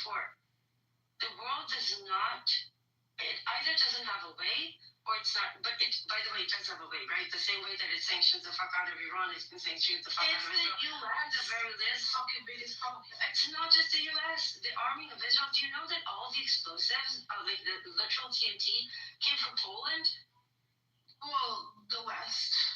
That is a big problem. This is what I'm saying. This is why I said the biggest hand at supplying Israel is the U.S. The biggest. I think it was 78% of their...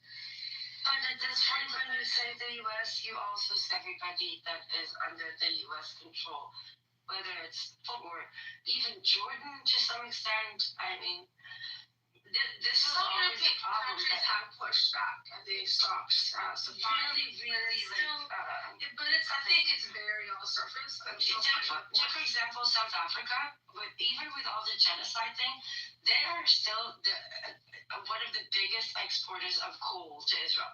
50% of the coal imported to Israel is from South Africa. Like Ireland, are these existing trade agreements? So are these existing trade agreements? Yeah. They've signed away long-term fucking agreements and are not willing to break them. Yeah, but at the same time, like, if you're not going to break trade agreements for a fucking genocide, then what the fucker is going to make you stop working with a single entity? And the same way that they stopped working with Iran, they're more than capable to stop working with Israel. It's a fucking choice. And one of the reasons is because they want to buy the experimental weapons that Israel and the US are testing in Gaza. But keep in mind, when it comes to Iran, when the U.S. sanctions and the rest of the world, they're forced not, they can't work with them, period, because you trade in U.S. dollars and there's no way around it unless you're China or Russia willing to use other parameters and different avenues. That's a whole different ballgame. But people that are closely allied with the West, especially Europe, even if they wanted to, they have no choice. In this case, there is a choice, but there's a lot of allegiances behind closed doors, and there's a lot of lip service that the population hears. But even with Canada, when Bart Carney came out and recognized Israel was one of Palestine as a state. It was the UK, I believe, France, Canada, and one other country. And he said all this, saying what's happening is horrific, and saying that they're not gonna, send ammunition and weapons. Not even 2 months later, where I go and find out they're still shipping military equipment to Israel. So, can I say something here? I want to break this down because I'm in supply chain, but I'm going to break this down so people can understand, and maybe it would hit home about the West Bank. Carefully, please do it carefully. Well, I'm going to do it with an actual real example, so that it's easy to understand. Please don't break anything else, okay? I don't like breaking anything. I don't think I've ever broken anything in anger. You just broke the peanut. You dropped it on the floor. You can't find it anymore. What did I break out of anger? I don't think I've ever broken anything out of anger. Anyways, so. I'm calling you babe. I know, but I analyze everything, so I'm thinking. Well, you realize this is trolling, and I don't troll. He trolls a lot. You don't troll at all. No. I'm against trolling. I don't believe that it's right. What? I mean, we can agree to disagree. I'm here. I came up with a new name for Pallavi, Baldavi.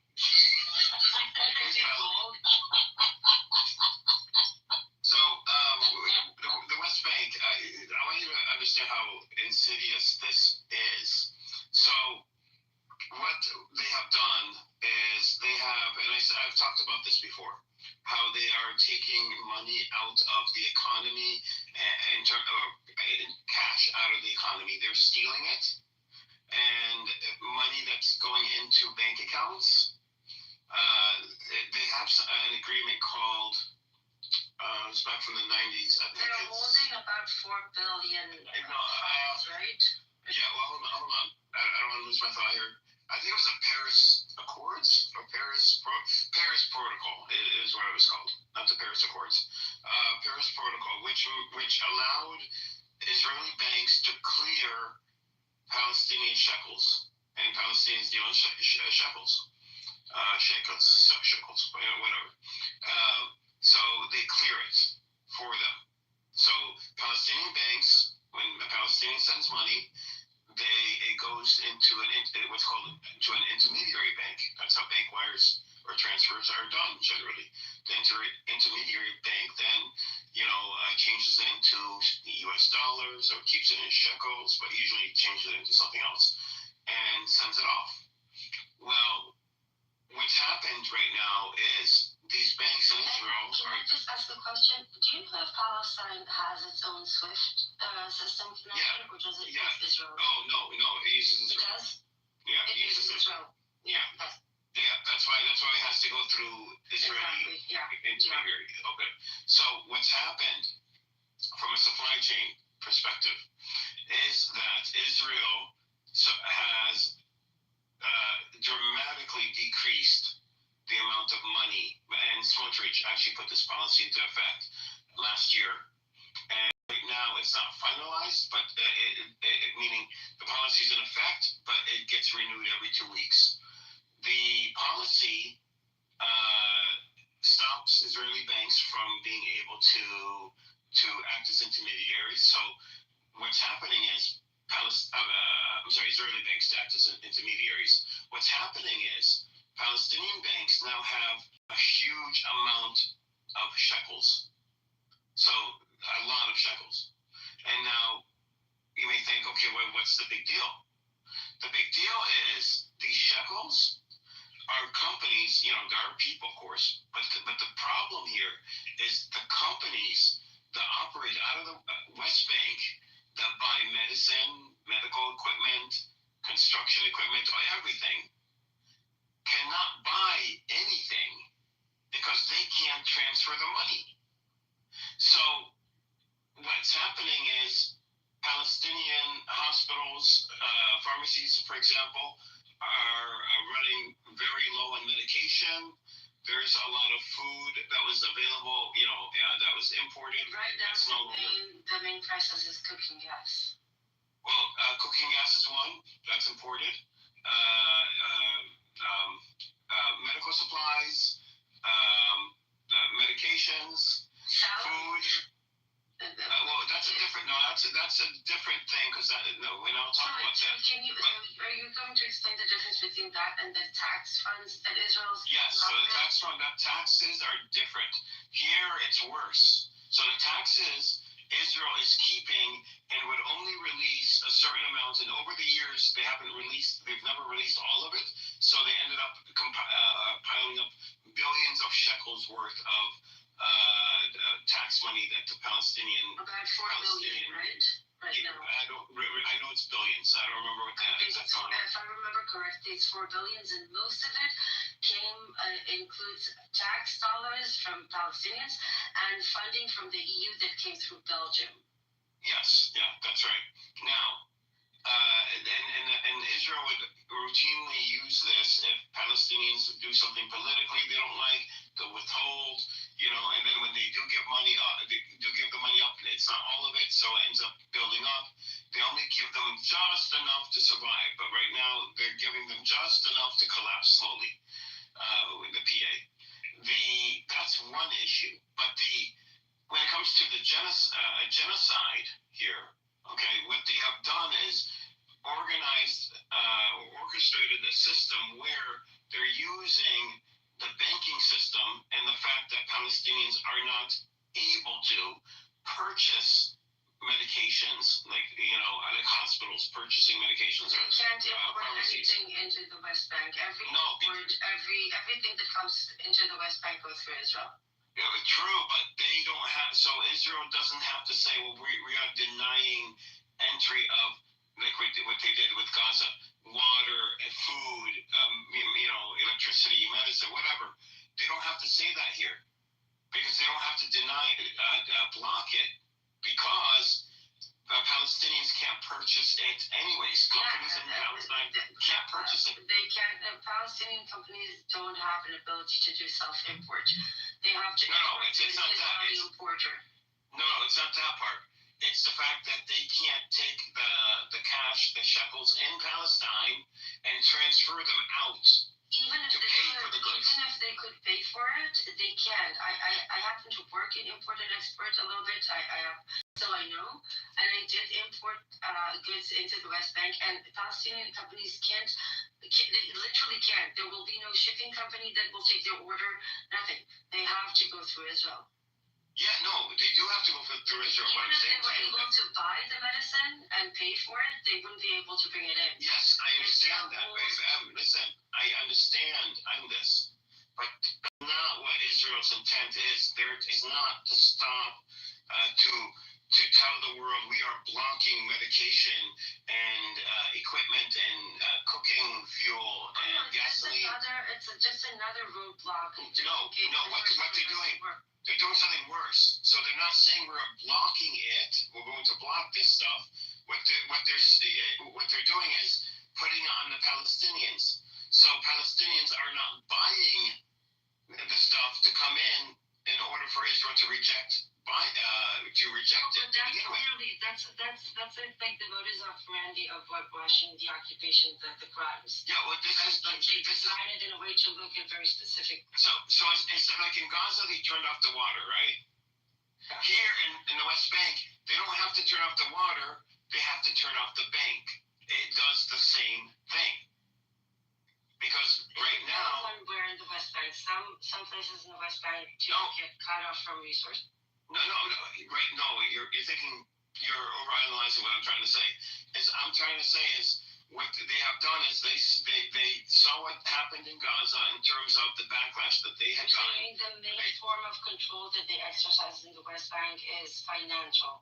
And not the main form of what they want, the outcome of genocide for the Palestinians in the West Bank is coming through the tools of the banking system, because the Palestinian companies can't move the money outside of Palestine, which they can't, then they cannot purchase the medications, the cooking fuel. Literally the definition of occupation, controlling every aspect of the life of the family.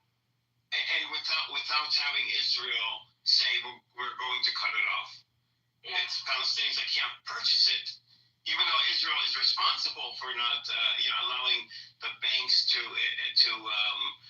act as intermediaries to get the money out of Palestine. But either way, Israel doesn't look like they're cutting it off or rejecting it. Instead, Palestinians can't buy it in the first place. Can you imagine? You can't buy cooking fuel. You can't buy medications. You can't buy a lot of food that's subsidized, meaning it's not made in Palestine. You have to buy it outside. And the last part of that equation, denying them access to their own natural resources.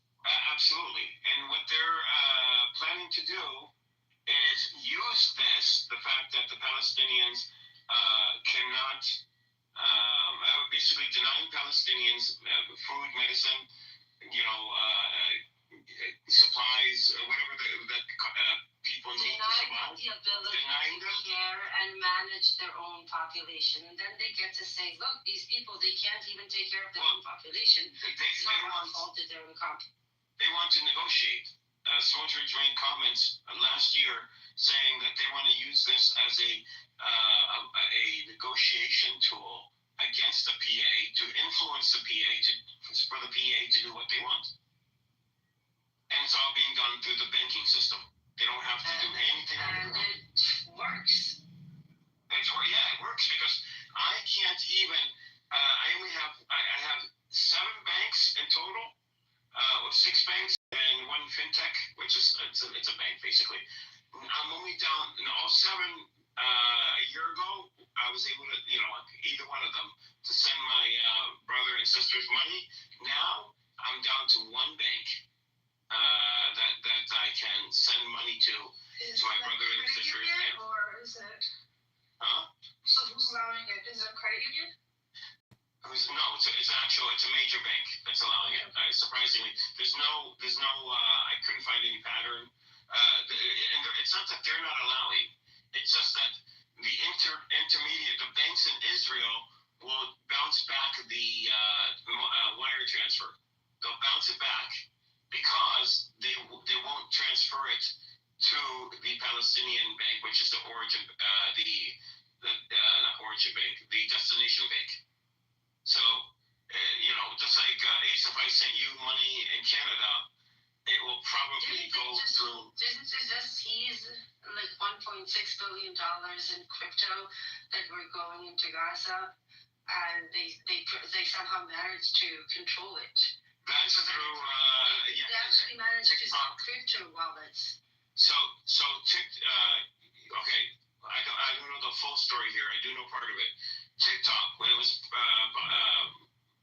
taken over, purchased by Larry Ellison and his group, one of the first things they've done is they have stopped all the Gazan Palestinian influencers who are making money off of TikTok. They canceled all their accounts, and a lot of them had millions of people. No, I'm talking about something far more nefarious. But okay, so there are 2 things in life I don't understand. Hold on, there are 2 things I don't get in life, which is financial systems and cars. Well, you don't get cars? No, I don't understand cars. But there was an expose done yesterday by Plus 972 magazine, and they talked about and again, I don't understand crypto. So there are like supervised coins that are not backed by anything like Bitcoin, but then there are controlled crypto coins or something like that, that the systems actually do enable control over the wiring and the moving around of funds. And apparently those type of coins, Israel somehow managed to get those companies to put a hold on $1.6 billion that were going towards wallets that are located in Gaza, which to my understanding was like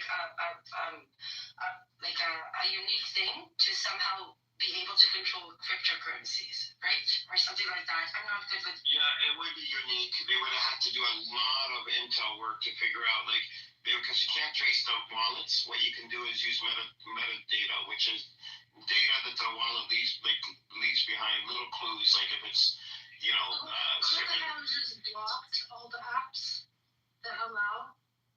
No, because you could just use a VPN to get around it. Oh yeah. The only way you can block it is... The company actively is holding those funds. Yeah, they did this here, and the FBI did this a few years ago. It was not impossible, and they showed how they did it, not to the Palestinians, but to another group. What they did is, because the wallets, when you use when you transfer the Bitcoin and everything, they were able to map out where, even though they didn't know the people, the transfers, and build a map, like a web. And then through that, where the money is being spent, and then through surveillance, understand, okay, this corresponds to this transfer made at this gas station was made by this person. So and they built it that way. That crypto, even though it was designed to begin with, in order to be a way that isn't controlled by government to use your finances, that the systems that they created now that are supervised, not only do they provide control, they provide uber control. This situation that they blocked the funds going into Gaza from donations was like a turning point in the whole thing, because it showed that as long as the crypto companies adhere to the government's desires, crypto is even a more controlled system than anything else. Crypto is controlled by social engineering more than electronic. So you need to know who the wallets belong to. That's a big thing, who the wallets belong to. And you have to find that information out first, and do that by social. So what I understand is that they can block apps that are crypto wallets, that are anonymous crypto wallets, and only allow usage, like credit company, let's say like Visa. So you want to deposit dollars into your crypto account, like buy Bitcoin or something, you won't be able to buy Bitcoin and register on the app unless you're completely identified. So they're going to block crypto wallets that allow anonymity and only allow usage of crypto wallets that are fully exposed. And so it becomes an even more controlled system than the credit card system. Yeah, I could see that. I could definitely see that being the case. I could also see... That's what the EU... Remember when the EU published their model neighborhood in Gaza? One of the main characteristics of that model is that there will be only cryptocurrency. They even talked about creating a Gaza coin for this. Gaza coin. So it's an electronic concentration / prison / labor camp. Yeah. It's just so fucking dystopian. It is, and it's and like you said, I mean, the West Bank, like this is why in the West Bank they also went after all the people. So there is sort of an underground, very old way of sending money. It's an Islamic network.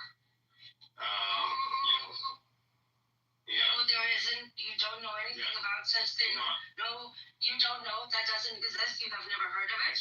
That's something that I've never, ever, ever been in contact with anyone that can talk to you about. about this. I'm not saying I have. Edward, that's a dream you had last night. But they have one into the West Bank. Right, that's a dream you had last night. It's a night that is definitely a dream. It's theoretical. But the Israelis were going into the West Bank and still are, and targeted any money exchangers in the West Bank and stole their money. That's the classic one. They routinely, how do I say this? Vandalize and destroy, let's say, change locations in the West Bank. They target those places. Yeah. They target them. They target these places. So now, basically, giving Palestinians, there's no way to get money out of Palestine. No way.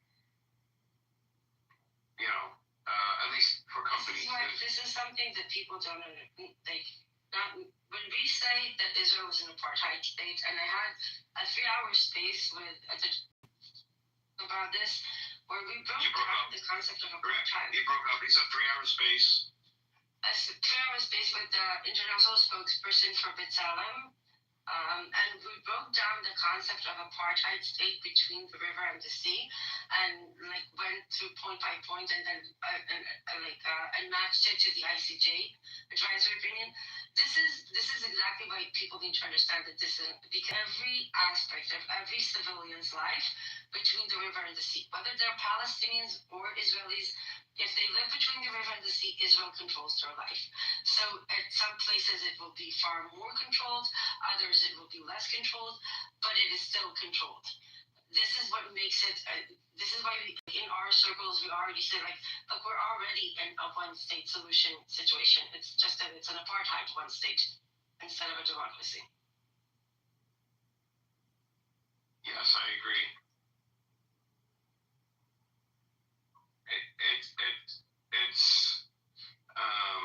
It's really bad. I mean, I've been speaking on what's happening in the West Bank since the beginning of 2025 because, with my supply chain background, I was able to understand how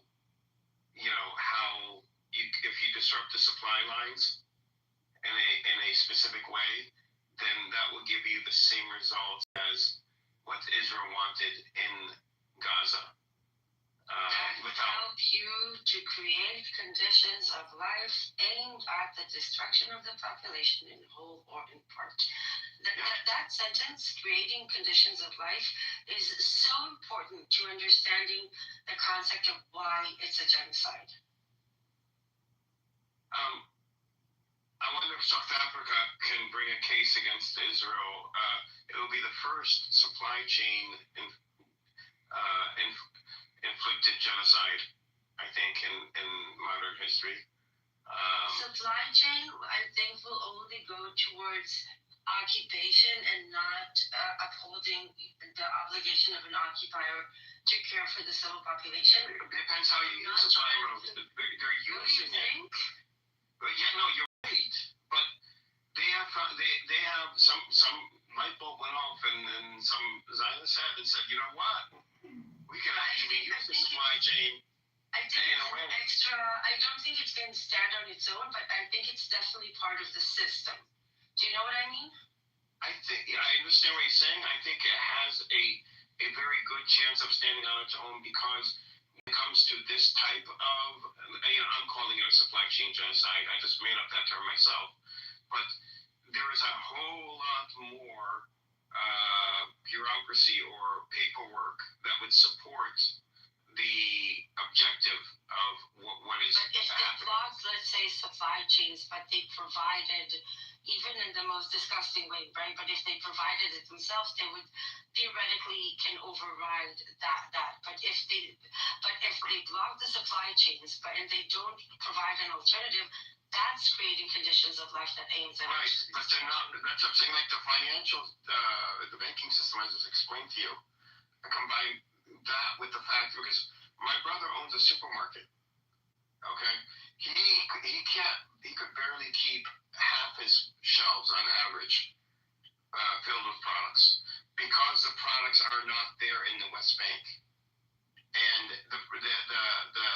products that are in the West Bank that are made in the West Bank, there are checkpoints and curfews around those areas to make it much more difficult to get them into the stores. And keep in mind, with the curfews, and when I say curfews, I mean they're random, the curfews, and then they'll open up, for everybody to go out, but it's random. But hold on. Let me just finish this thought. So what's happening is they're not allowing food even made in the West Bank to be able to reach the stores, and because people are not working because of what they've done, the food, everything is much more expensive because it takes longer. It has to go through security. Interesting. So you're talking about local supply and not exporting. Right. Local supply. Okay. And the way they have the checkpoints and the road closures and the curfews. So you're preventing local production and distribution on top. No, you're not preventing the production. You're not preventing, but you're preventing the distribution from the production to the stores themselves.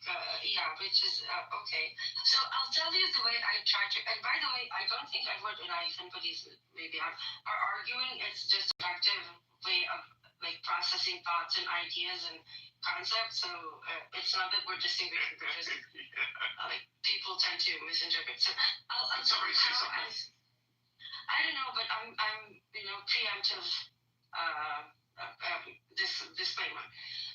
So I'll tell you how I explain to people the concept, and I usually explain about Gaza, but I think it can apply here. So everybody knows what ghetto Warsaw was, right? Yeah. It was a segregated area within Warsaw City, and people don't know. And as horrible as it was there was also a theater there. There were also coffee shops, right? But it was still ghetto Warsaw. And I think this is a better description of what Gaza was prior to October 7th. And now, after October 7th, so everybody knows about Auschwitz, right? But what people don't know is that Auschwitz was connected to another camp, which was called Birkenau. Auschwitz was not a definition, a classic extermination camp. It didn't have gas chambers. It was an extreme labor.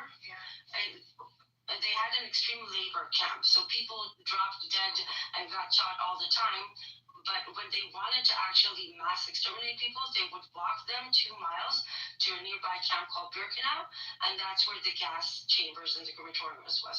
So I think this is a better way of explaining to people what's the difference in Gaza before October 7th and after, and I think it can be applied to the West Bank. Yes, a ghetto can have coffee shops and universities and restaurants. It's still a fucking ghetto. But what we saw after October 7th took it from Warsaw Ghetto to Auschwitz to Birkenau, all combined into one monstrosity. Well, does that make any sense? That does make sense. And what we had in Gaza was a siege. So the entire Gaza Strip wasn't a was siege. sealed off. According to the ICJ, it was occupied. It wasn't just a military siege. Right. Full occupation, and it's important to emphasize the ICJ doesn't call it a military siege. It calls it a full-on occupation, even though there wasn't a single soldier on the ground, and they give a very detailed information. And it's important not to allow the Zionists to keep pumping the concept of siege. Okay, I remember that. I won't use that anymore. Here's what I just thought of. I remember back in the late 2000s, mid to late 2000s, when I forgot his name. He was a Palestinian, brilliant economist who worked for the IMF or the World Bank or one of them, and he was one of the architects behind building Ramallah and. The guy that built the neighborhood. I know who you're talking about. No, not the same guy. No. Okay, then I don't know. That's a billionaire. That's a billionaire. That's different. I'm talking about he worked for the PA. He was the, I think, Minister of Finance, Secretary of Finance, or whatever the term they use. And Palestinians were against him because they didn't trust him because he worked for the World Bank or the IMF or something. Huh? No, I don't think, no. I thought there was an S in his name. I'll look him up in GPT here in a minute. But so Palestinians didn't trust him. He still kept his post. He built Palestine up economically.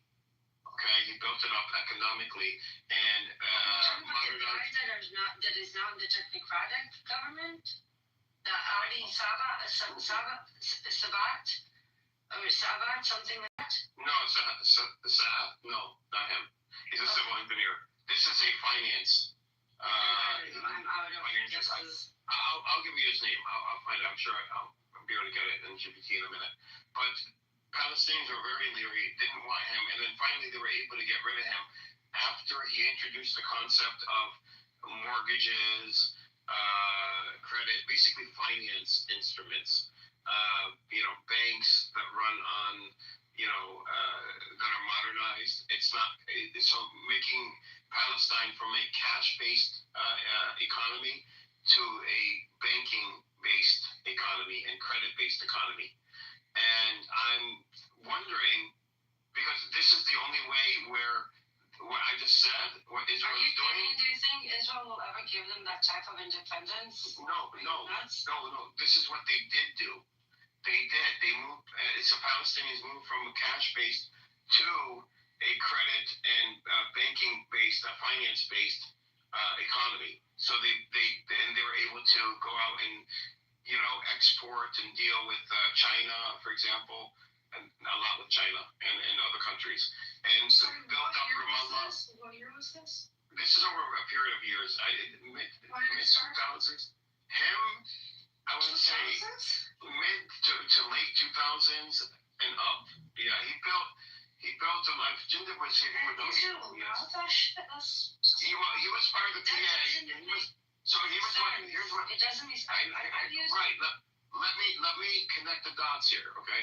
Netanyahu was on board with it because he said on TV, well, if the Palestinians are doing well economically, then we would be able to negotiate, with them much easier. And he said, people negotiate better on full bellies. That's what he said. He said it like that. I remember this. Now, what I'm connecting the dots here. Now that Palestinians have been transitioned to this system, it is now this very system that is being used to create the conditions. To control them. Yes, of a type of genocide that I just spoke about. Without this system, it would not be possible because everything would have been in cash, and local and money would have been transferred, outside, maybe. People didn't This is one of the number one accusations against Netanyahu, that he transferred actual cash to Hamas leaders and not in a way that will enable supervision and making sure that the money goes to the right place. We have pictures of suitcases full of cash. Yeah. Let me see what this guy's name is. Let me see. That money was for Hamas municipality. Oh, shut up. Why are you back here? We're finally having a good conversation.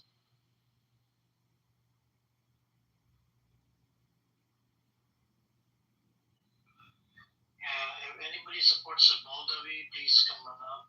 This is a safe space. Amir needs a little bit of entertainment before he goes to sleep. It's no longer Pahlavi, it's Moldavi.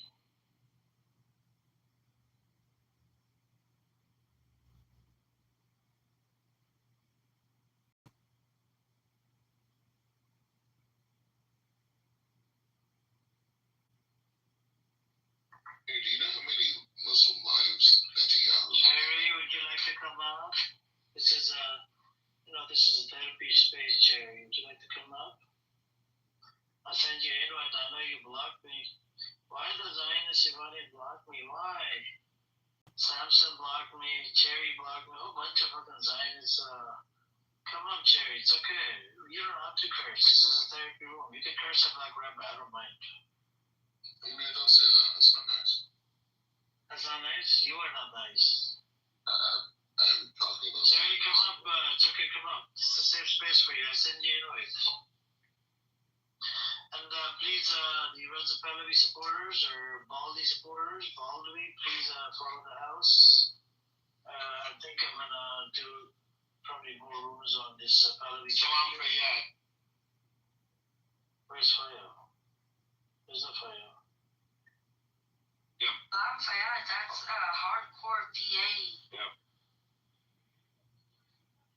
Yep. Isn't he's one of the nominees to replace Abbas?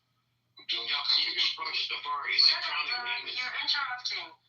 Electronic payments for PA employees, mortgages, credit, upgraded the banking system, which allowed, I thought he had a good reputation. No, Palestinians did not trust him because he worked for the World Bank and the IMF. He has a PhD in finance. He's considered brilliant. He's Palestinian. I thought he was one of a Palestinian. No, they ended up with it. Okay, that's interesting. Yeah, because he put people in debt. Your mother pictures from your own picture or even have your own name. If you can with your own picture and you shut the fuck up. Your own brothers, okay? You fuck your own sister. Go to hell.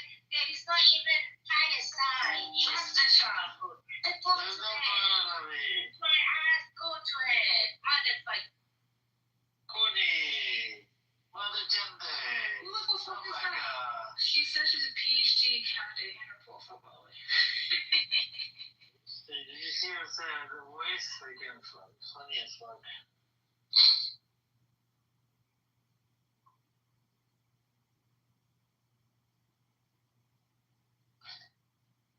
Anybody else that's a staunch supporter of, hey, what's up, Brittany? What's up, everybody else in the audience? Prince is here. Oh, Mr. Chico. Oh, I can't believe this is a Egyptian Zionist, Ambrose. Have you ever met an Egyptian Zionist?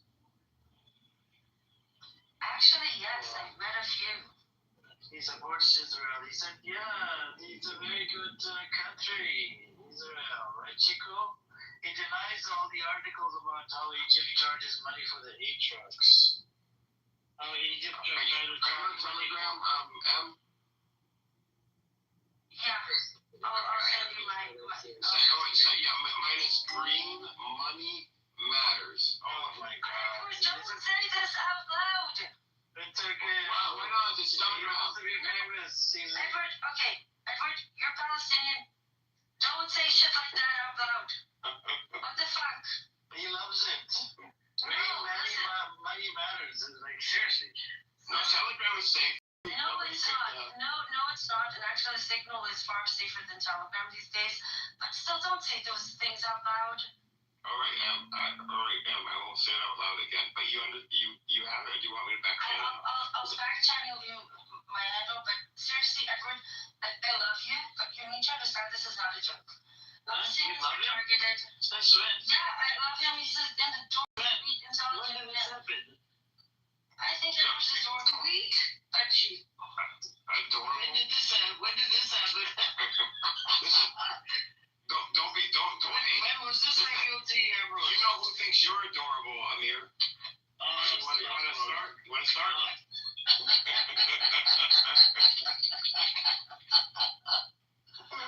Oh my God. That's crazy.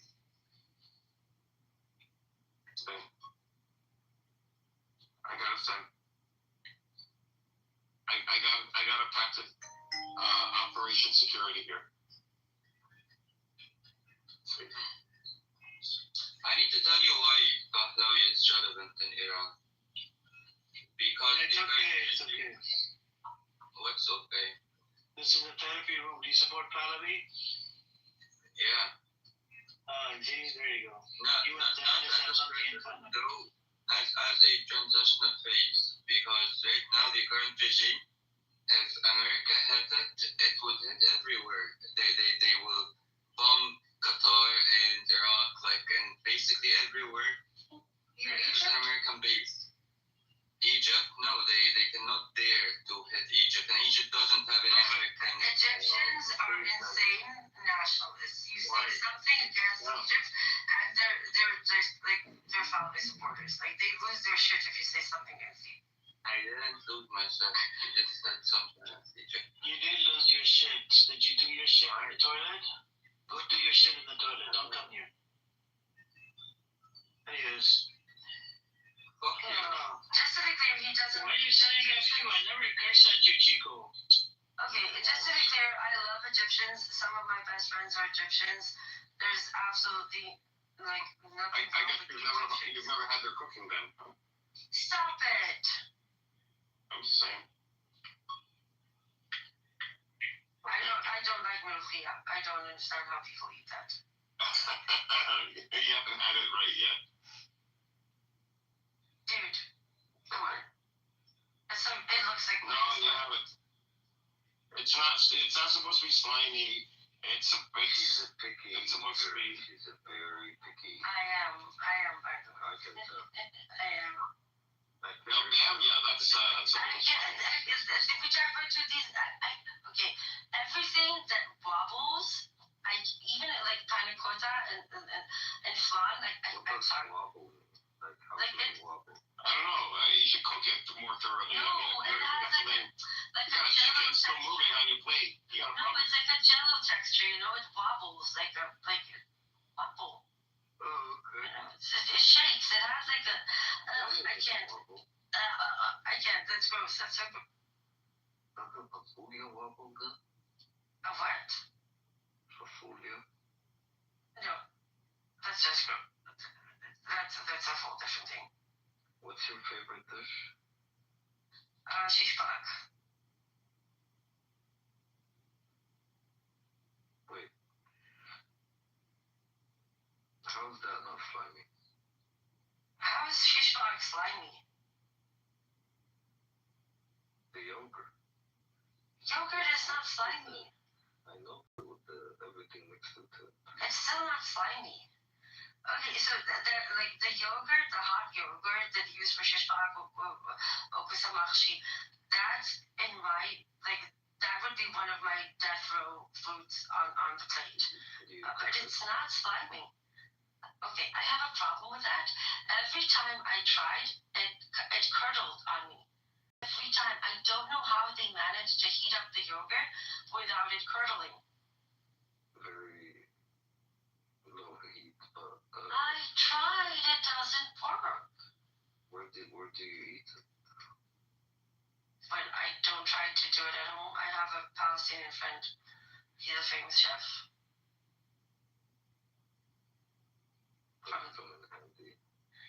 Yeah, from the galley. Yeah, it does. But he makes the most amazing. But I can't. It keeps breaking off, and I think it's because he uses locally sourced yogurt from his village, and which I don't have access to. I think it's, but I don't know. It doesn't work for me, no matter how many times I tried. Okay, so this is which falafel is better, the Lebanese type or the Egyptian type? Lebanese.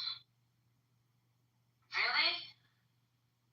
I mean, to be honest, I've never had the Egyptian, but. Okay, the Egyptian type uses a lot less green herbs in it. No, it's made of. The Lebanese type, there's a lot more green on the inside. The Egyptian would be a lot less green. The ingredients are different. The Levantine falafel is made of. I know some Egyptian part do it from flava beans. No, it's most of them. The Lebanese one is chickpea based. I know some Egyptian use fava bean based. I've heard that before, but I've never. The original falafel in Egypt is fava bean. Really? Because I think I've only had Egyptian that is chickpea based, but without the herbs that the Lebanese use. Really? Okay. So the chickpea-based non-green is a Syrian falafel. I didn't know that. That's my favorite. Most Syrian Palestinians sold the same, really. I still think it's the best cuisine on earth. Falafel? No, like Levantine. Oh, how can you be vegan? Vegan? God, no. Shish butter. Maybe eat plant-based shish butter.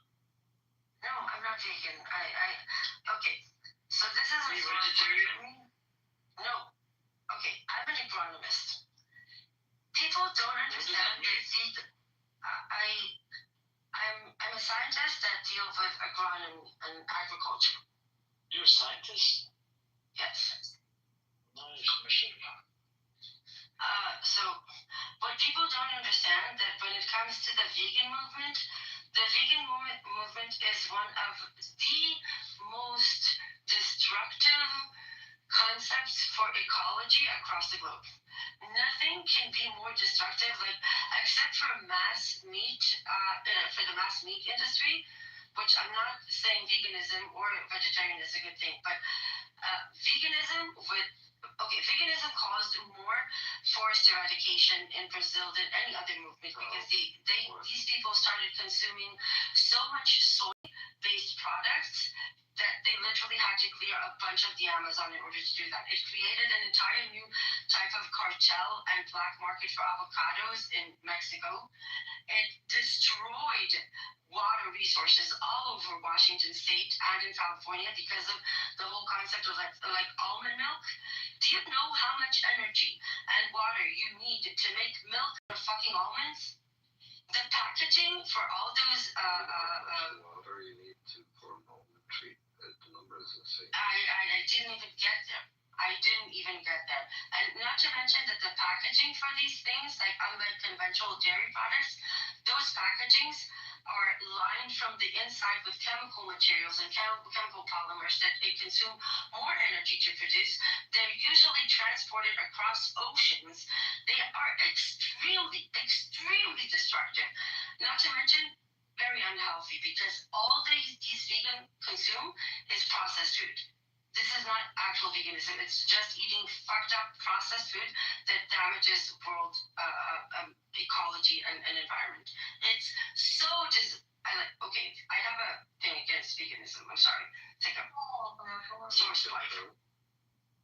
I'm sorry.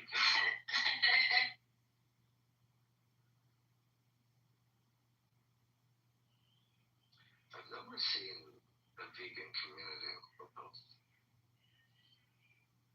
It would be fun to troll them. Don't. We tried. There was an eco activist group on X that was really well based, and they started coming to our spaces, but they were a little bit Zionist. And the moment we started telling them the truth, they flipped on us. They're nuts. Hey guys. Hi Milo. Hey ladies. Assalamualaikum. Hi guys.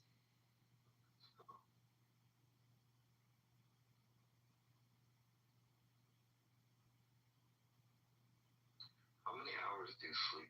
Do you have kids? What's your name, Ambrose? Can you not just put a single word? It just became a trademark.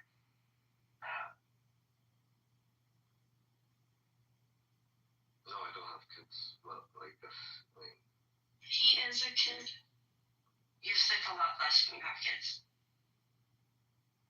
How many kids do you have? I'm just a kid. I'm not going to talk about it because I get doxed. Oh, we have Papa and Jobin in the chat, keyboard warriors. I came up with a new term for Pallavi. It's a baldavi because he's bald. You like that, Prince? Wait, he's bald? Yeah. Pallavi? I thought he has hair. Yeah, he is. Yeah, he is. He looks like a Sesame character. What's the Sesame character? He does. You know what I'm talking about, right? Yeah, I know. I know the picture that you're thinking about too. He got hair, bro. He's not bald. He's Oh, we got that turkey up about his father? His father had respectable hairline too. Yeah, he's bald. Also, don't kill me, but Persians are known for being hairy. Reza Pahlavi son of Imran Khan positions himself as a bald. Let me see. We're talking about hair bald, not the political bald. But he's not bald, Amir. I know, but politically he is. I think that's a stretch for the nickname. That's what Google Baba said. I got it. Oscar the Grouch. Pahlavi as like a combination between. Oh, he is bald, like from the front. He's bald. He's not Did you see it? but. Okay, just Google his picture. Yeah, Google his picture. On the front, he's missing hair. Oh, LeBron James hairline. Yeah, it's just a matter of time. He's getting bald. I think we should probably do a combination of Bibi and Pahlavi because he's like a mini-me for Bibi. He's Baldry, not Pahlavi. He has more hair than Trump, though. Yeah. Turkish food looks good. People like got no sauce, man. Oh, you mean Turkish? I thought you were talking about Persian food. Persian food is really good too. Sure. How was the other conference that I was in and out? Was there any good discussion? I think one guy left here and he was there. We had a bunch of ideas. And still open the room is about the Iran problem.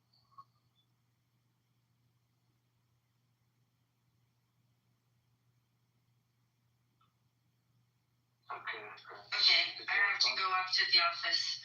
Have a good day. I'll take care of us. Did you have fun, my friends? Our pickled meat, I like it. Like Rabbi, there's no intellectual left in your head, man. You're just retard. You give me a headache every time you come up, man. He said ships were flying and we're getting shot earlier. Like, Yeah. You wanna come up, Abba? Just come up, Abba. I won't, we don't bite, we respect everybody. I send you an invite. You could. Come on up. Abba. No. Is it Abba or Abba? I think Abba literally means like a father. I think in Farsi.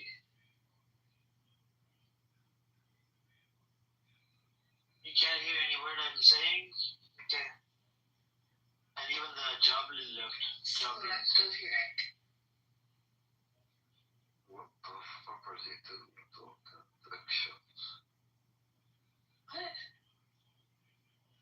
Watching food videos on Instagram. Oh, God. I don't know. I just hope what I was saying earlier. Wait, I have a question. Yeah. What do you wash your fruits and vegetables with? Oh, was it vinegar? I just put in water. Let it soak. Why? I just use water instead of that. No, I don't think it is. You're gonna cook it anyways, right? Or are you just gonna use dry or raw? Oh, fruit. Yeah. I'm sure it's okay. Yeah.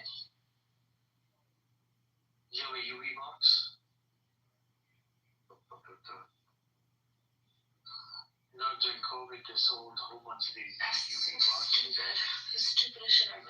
You put everything in there, phone, fruits, razor, whatever the fuck you want to put in there.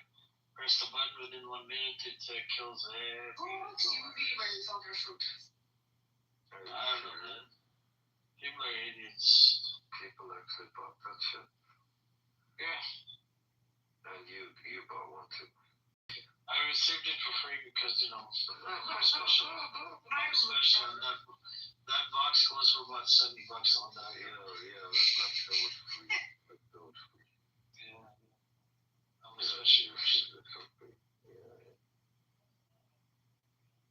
So who gifted it to you? Don't worry about it. Just it came from the company. You're full of shit, Elliot. Well, it came from the manufacturer because we did some work for the manufacturer. Oh, okay. was connected to YouTube video. You know that's the kind of things that Edward would actually buy. What? The box, the UV box. The what? Does anybody want to talk to like Rabbi Wait. Democracy? Hold on, you just brought up my name. What is it that I would buy? Don't worry about it. We're moving on. You said that the UV box that I have, right? This is the type of thing that it kills all the light. Oh yeah, that's a good idea actually. Here is I can't believe I'm saying this. You got a vacuum right under this table right now, vacuuming. No, that was earlier. Not my room. I got carpeting, but no. Here's what we have. Hey, what's up, Kat? You wanna come up? I can't believe that. I can't believe that that my sister purchased this. Hold on a second. So I just found out in my house right now I have a bottle or a jar of chocolate hummus. What the fuck?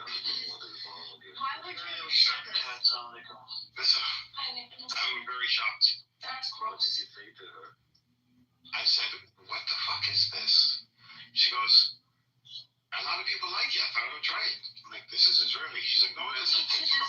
It's a company from Massachusetts. And we looked it up. It's a company from Massachusetts. I'm like, it doesn't even matter. She goes, I go, it doesn't even matter. It's still fucking chocolate hummus. That is not nice. I don't give a fuck. I'm not. Why do you not give a fuck about chocolate? That's blasphemy. I would say disgusting. Yes. And I don't even like hummus. No, but okay, chocolate hummus would taste good with the pita bread. I'm not a big fan. I mean, Man, I entered at the wrong time. No one here. Hey, what's up, Kat? How you got the solid? Stop with the cat, you okay? Who is justifying chocolate hummus? no, I'm saying questioning my sister. I just found out. Never had chocolate hummus. They're bringing too much. You know, the other day I was at the store. I saw churro hummus. What? Churro hummus. Okay, people just go crazy now. What's that? It was literally cinnamon churro hummus. Listen, If you can't put I don't know what it is in English, the hot pepper, or olive oil on it, and eat it, then then it's not hummus. Listen, can I tell y'all something though? There is one odd flavor of hummus, and admittedly, even as a Palestinian, I like it. It's the dill pickle hummus. Have you tried that one? I would think Palestinians would definitely like dill. We dill everything, so. That one's good. I'm not gonna lie. Some carrots dipped in it. But What is going on? What? I know. Don't tell the Palestinians. No, that's strange.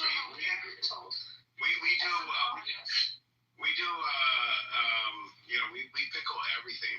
So dill is you pickle dill. You know, Polish people actually love pickles. They have like when my coworker brought some stuff for the potluck at work. She brought everything had pickles in it. She made like a soup.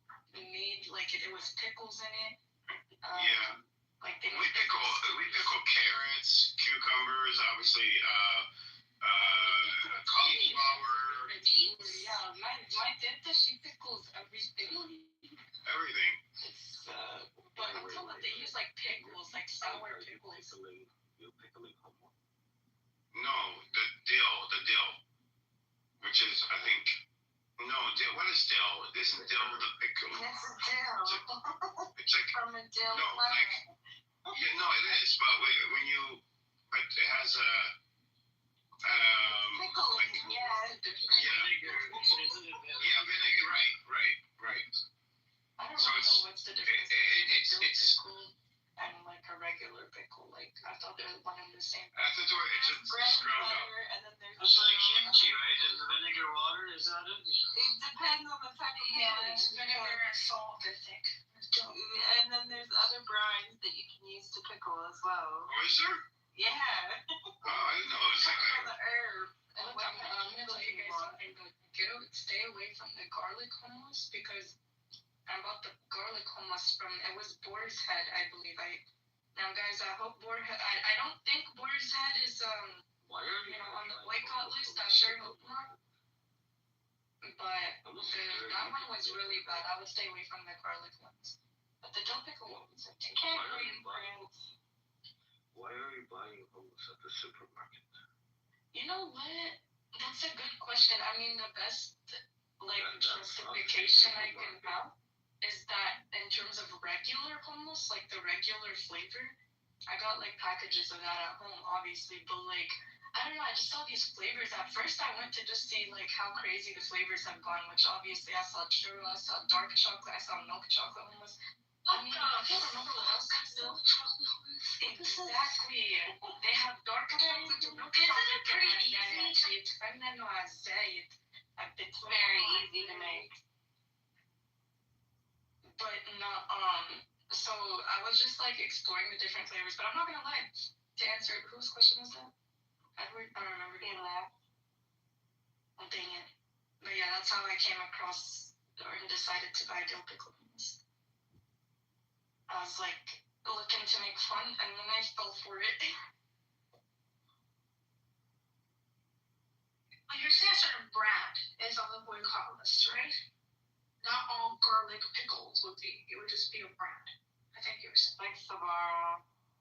Oh, yeah. No, they had on the package. I bought the Boar's Head. The brand was called Boar's Head. I don't think they're on the list, but I know for sure, I think the one that starts with S, it's super popular. Yeah, I'm already gonna say it. What is it called? Sabara? Samra, I think, or Sabra, something like that. It even says on the package it's a product of Israel. Yeah. It's Sabra hummus. Sabra, however you would pronounce it. Yes, Sabra. We all know Zara is on the boycott list, but something that came out earlier was today. The owner, I guess, the founder, he's funded Ben Gavir's political ambitions. Fuck, that reminds me for the Muslims in Iran, like with Ramadan coming up, be careful which date brands you buy because it turned out a lot of those were Israeli.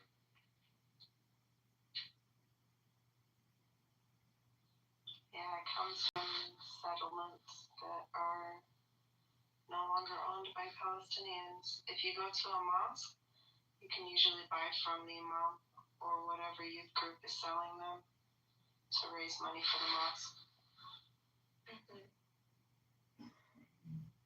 Yeah.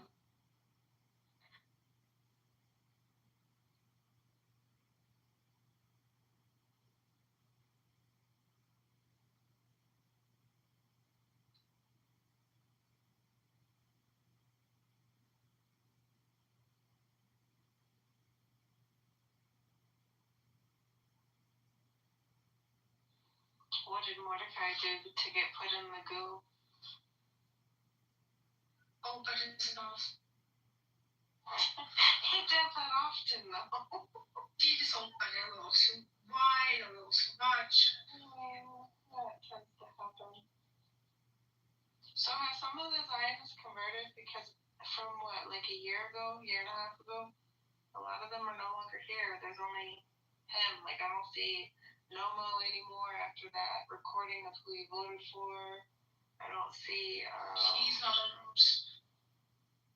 Yeah, I was in a Zionist room the other day, just listening, and I don't know why they didn't throw me out, but they were just blatantly talking about racism and various things. This room, I sent it to Fawad, the recording. There's like a guy on here that records all the rooms. It's crazy.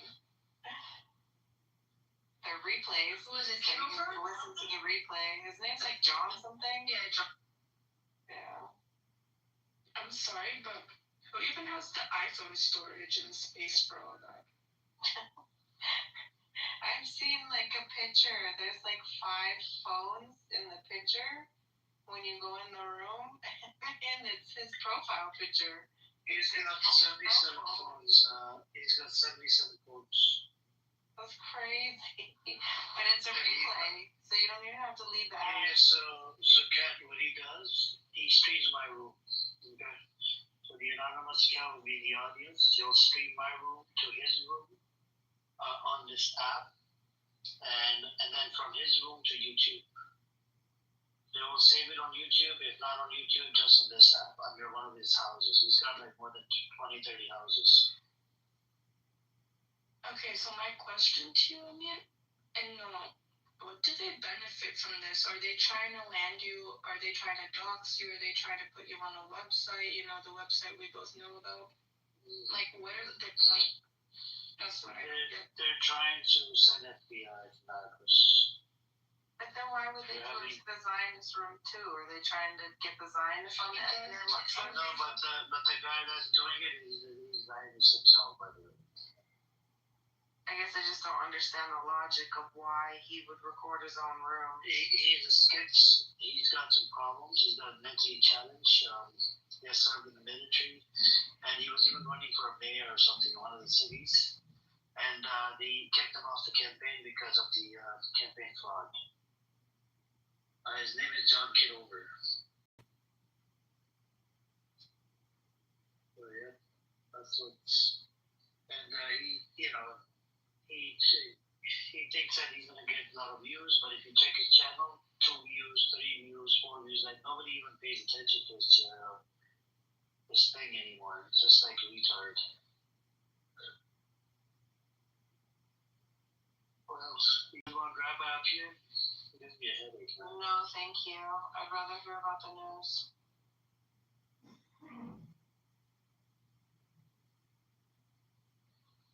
I'm curious, Kat, where are you from?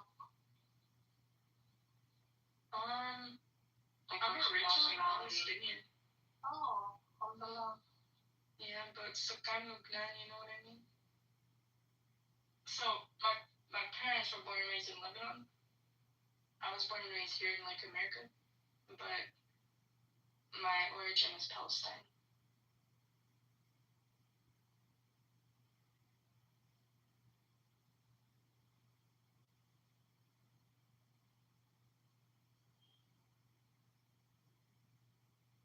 What about yourself?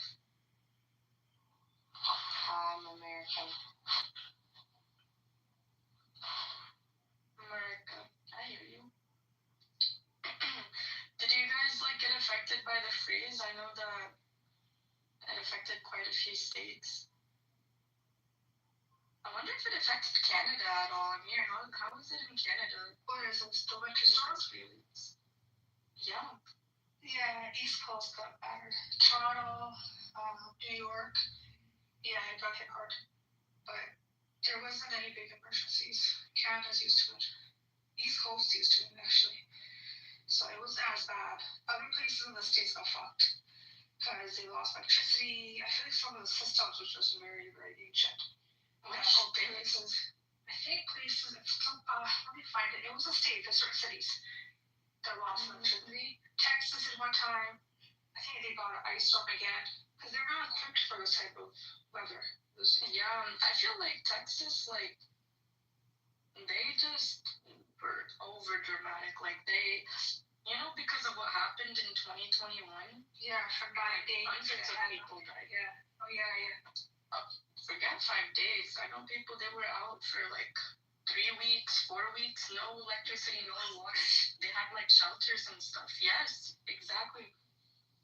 Okay, in the most wealthiest, powerful, blah, blah country in the world, and this is how it... I'm sorry. But you're right, because they have their own grid system, so it affects, it's the only state that has its own grid system. It doesn't share with any other states. But anyways, yeah, so people thought it was going to be like 2021. So they went crazy. The grocery stores were absolutely like cleaned out. But yeah, like literally nothing happened. It was maybe maybe it was a little bit cold and that's it. I was actually stuck there during the... Can I give you guys a very interesting quick update? Yeah, let's hear it. I do not support it though, but it's just an update. It seems that Al-Qaeda called for jihad against the American troops in the region. That's all. Thank you very much for listening. I'm going back to you. He drops the fake news and he leaves. That's crazy. Guessing it was just like checkmate, right? Because you know what that's gonna do. They're gonna make this well, they don't remove and then they attack a U.S. soldier, it'll just give Trump a reason to act irrational. Hopefully he doesn't act irrational, but this is Trump we're talking about. But yeah, Kat, I was actually in Texas during that 2001 ice shutdown and the storm.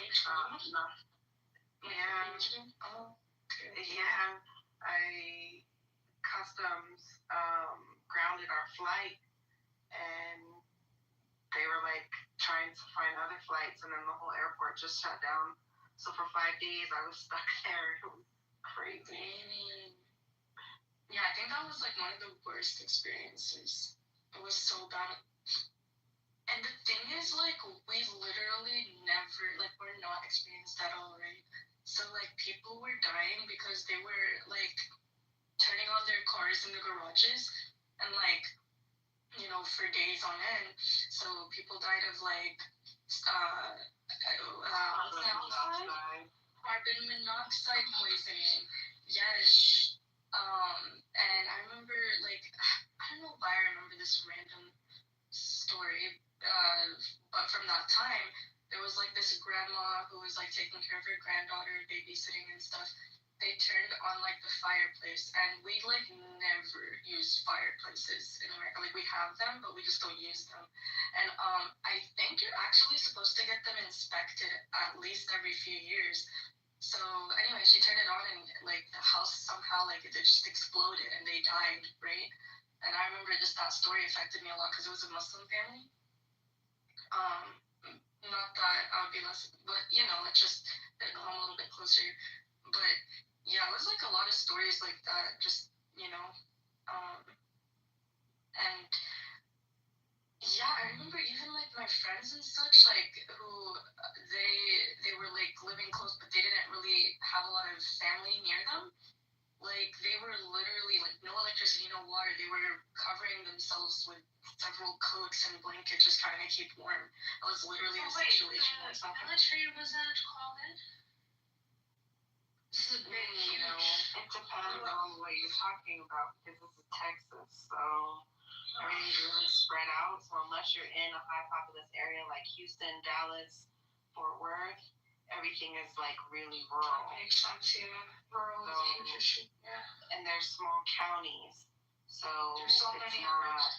Yeah, it's, if you've ever been there or lived there, I used to live there, and yeah, it's different. Like in the high Dallas area, we had power. There was no issues.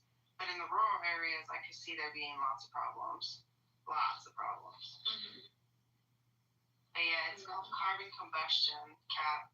If you don't clean your chimneys, it builds up carbon, and then if you light the fire, it depends if it's a gas.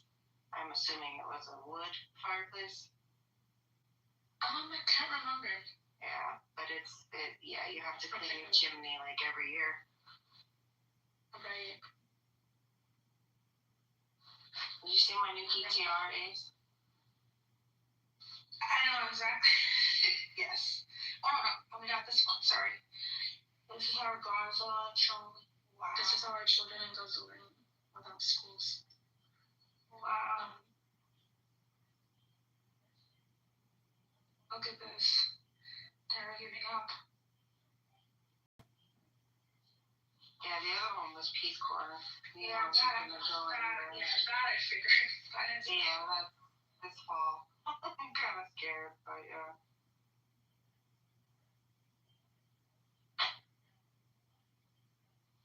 Yeah, can you imagine going to school on the bricks and rubble of your homes? Like, I can't imagine. There's this guy I followed, I still follow on Instagram. He got to follow me. He was Gaza. He pretty much showed everything that was going on. Pretty young. It was him and his brother, I believe. He would be not even there. He would be trying to learn English. He'd be trying to study. He's showing his day to day, and you would hear fucking bombs drop, and they're so freaking loud. Yeah. And terrifying. I know that I don't watch them as much because I can't. Like, my brain just can't see anymore. But you can hear the drones in the background. And then the children, they'd like freeze, and the teacher would just like keep trying to keep them engaged because they're so traumatized by the drones and the helicopters. You know, and it's just, it fascinates me how resilient these children are and the people of Gaza. Like, I'm enamored at their strength. It's very inspiring. This image should like be a Picasso somewhere. Obviously, Picasso can't paint it because he's dead, but to me, in my mind, yeah, exactly. So that's why that study that Emerald's brought up, some sort of survey where apparently 50% of Gazans want to leave. I have a hard time believing I'm sure there's some, but not that high of a percentage. People who are so resilient have fought tooth and nail and been there for like consider what the centuries. population is though right now. You know, they're probably either maimed, they're amputees, they're probably either, you know, mothers that have just had fresh children, right? Newborn babies. So at this point, who survived and where the statistic is coming from, you also have to consider who's willing to talk to the media. Exactly. There's a lot of people that probably don't want to talk to anybody. They just want to shelter in place and not leave if they can sustain themselves. You know, I've seen enough, you know, people eating grass and trying to survive off of weeds that at some point that psychological breakdown is going to happen and people are going to want to leave. But at the same time, they tell them to leave, but then they don't let them leave. So which is it? Do you want them to evacuate the area, or do you want them to not evacuate the area? So, I don't know, man. I can't imagine what the West Bank is going through right now, seeing what happened to their brothers and sisters in Gaza, and it's horrible, man. But this picture is so inspiring with these kids, you know, just so dedicated to their learning.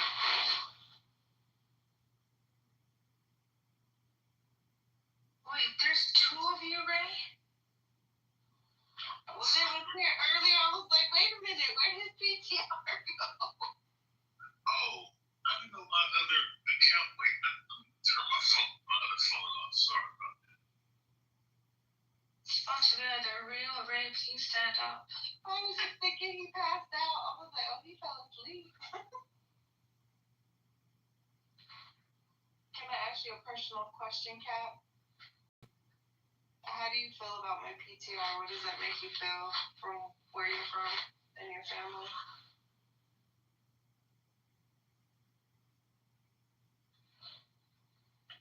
How does that make you feel, Ace? Devastated. Horrified. I don't know. I've lost the words at this point. And the people that still to this day don't even acknowledge what's happened. Somehow blame the Palestinians, somehow call the children, you know, terrorists. This shit that still, until this fucking day, I don't know. Even that guy came in the other day, the Reza Pahlavi supporter. What is his name again? God's lawyer or something? Shouldn't even call himself that. He would refuse to call it, huh? I said, oh, that buffoon? Yeah, what the fuck his name is. He refused to call it a genocide. But then what's happening in Iraq, he's jumping to genocide and saying, what?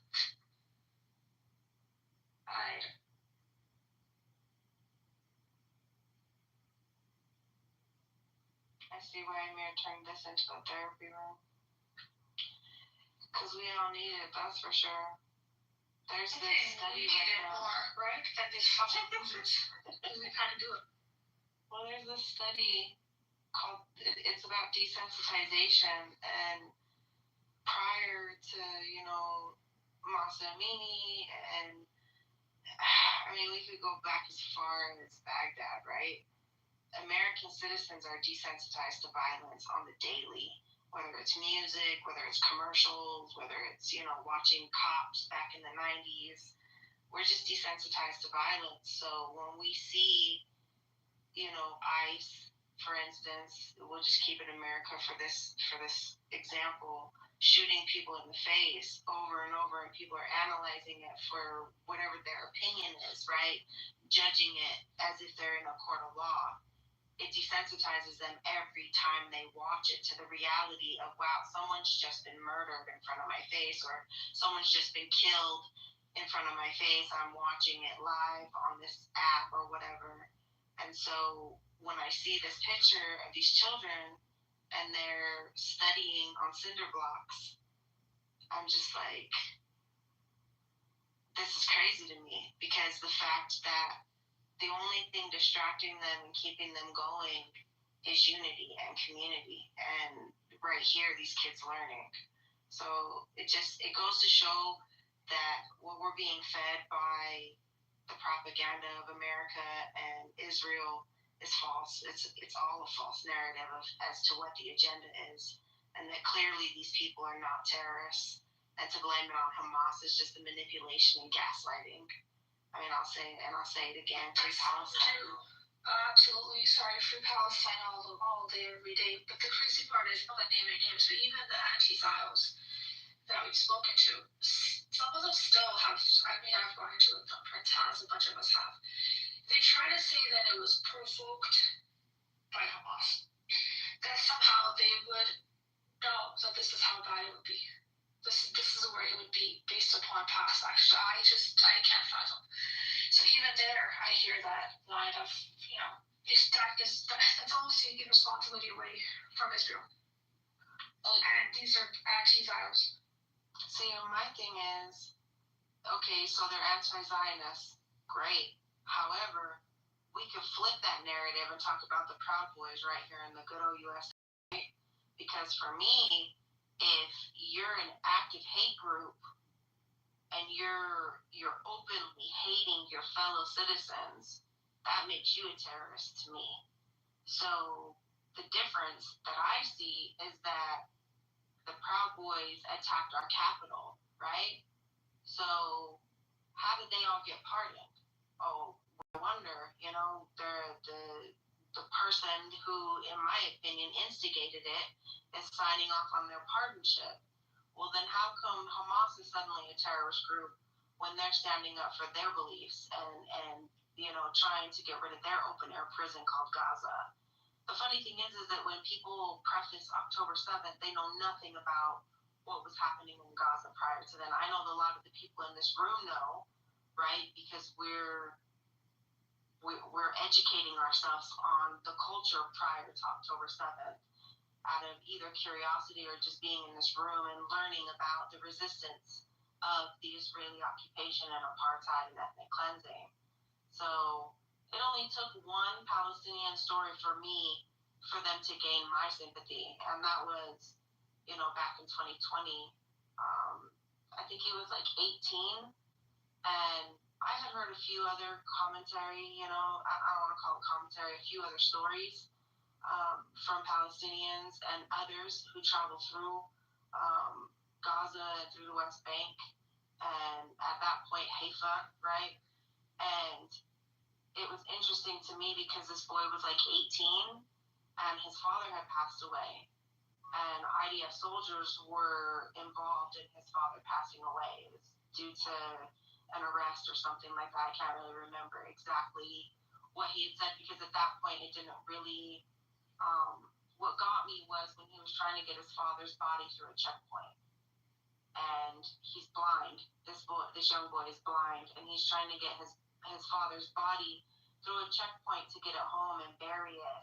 And I can't remember the specifics of where he was going to or where they were coming from. they defaced the body. So they took the wrappings off of the body and they were checking the body, and the women were screaming, and he was like not knowing what was going on because he's blind and he couldn't really see what was happening to his father, right? This body he's trying to transport back home. And for 2 days they wouldn't release the body, and I'm like, could you imagine the condition of that body after 2 days, and trying to get this body that's been defaced through a checkpoint? Yeah, just and he waited there. Would he have to? Yeah, exactly. And that story like started my journey to understand the Palestinian people, because to hold a dead body because you think that it has a bomb, or you think Hamas has tampered with it, or whatever your excuse is, it's a freaking dead body, and there's a disabled boy trying to get his father home. Like, it doesn't get more grotesque than that. But that incident right there, just, it changed me. That's where I started to dig into the UN and ask questions, and I felt like an asshole, to be honest with you, in this room with these Palestinians, because here's this, quote unquote American white woman trying to understand the Palestinian plight and what the suffrage is, and wrap my head around what apartheid meant and ethnic cleansing. That should make you feel like an asshole. That should. You're actually. Well, no, it made me feel like an asshole, because I'm like, call the UN, and they're just like, Penny, just listen, okay? And that's where, my voice silenced, and I just opened my ears. I started to get to know the Palestinians, because the straws I was pulling at are roadblocks that were actually put in place to create the state called Israel. Things like the UN and not representing Palestine and recognizing Israel dead. As of, 1944 or 43, I can't remember, that the UN was created, and then 48,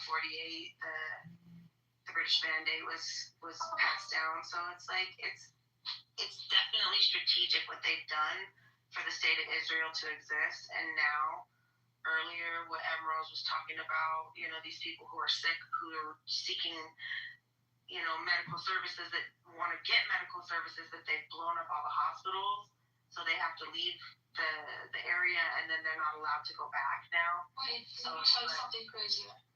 So there's an organization that's helping these children, and the greatest amount of amputees, sadly, unfortunately, are children in Gaza. So this organization is taking up all the expenses, etc. They're taking them to various countries. I mean, European countries open up some beds. Egypt did. Even the U.S. had. Okay, so these kids, there's videos of them arriving, wheelchairs, still so much hope, and getting some of this medical help, and then went back. So I forgot this lady's name. She's part of the Trump administration. This stupid bitch came out and said, "We stop this. America is in the world's hospital. We could be letting in future terrorists." And Trump shut the program down. Like I said, they just throw that word terrorists around and use Hamas. These are fucking children going back. It's crazy when you go look at the word terrorism, initially what it was used for. And it's just funny how they flipped it, to demonize other people, especially people over there in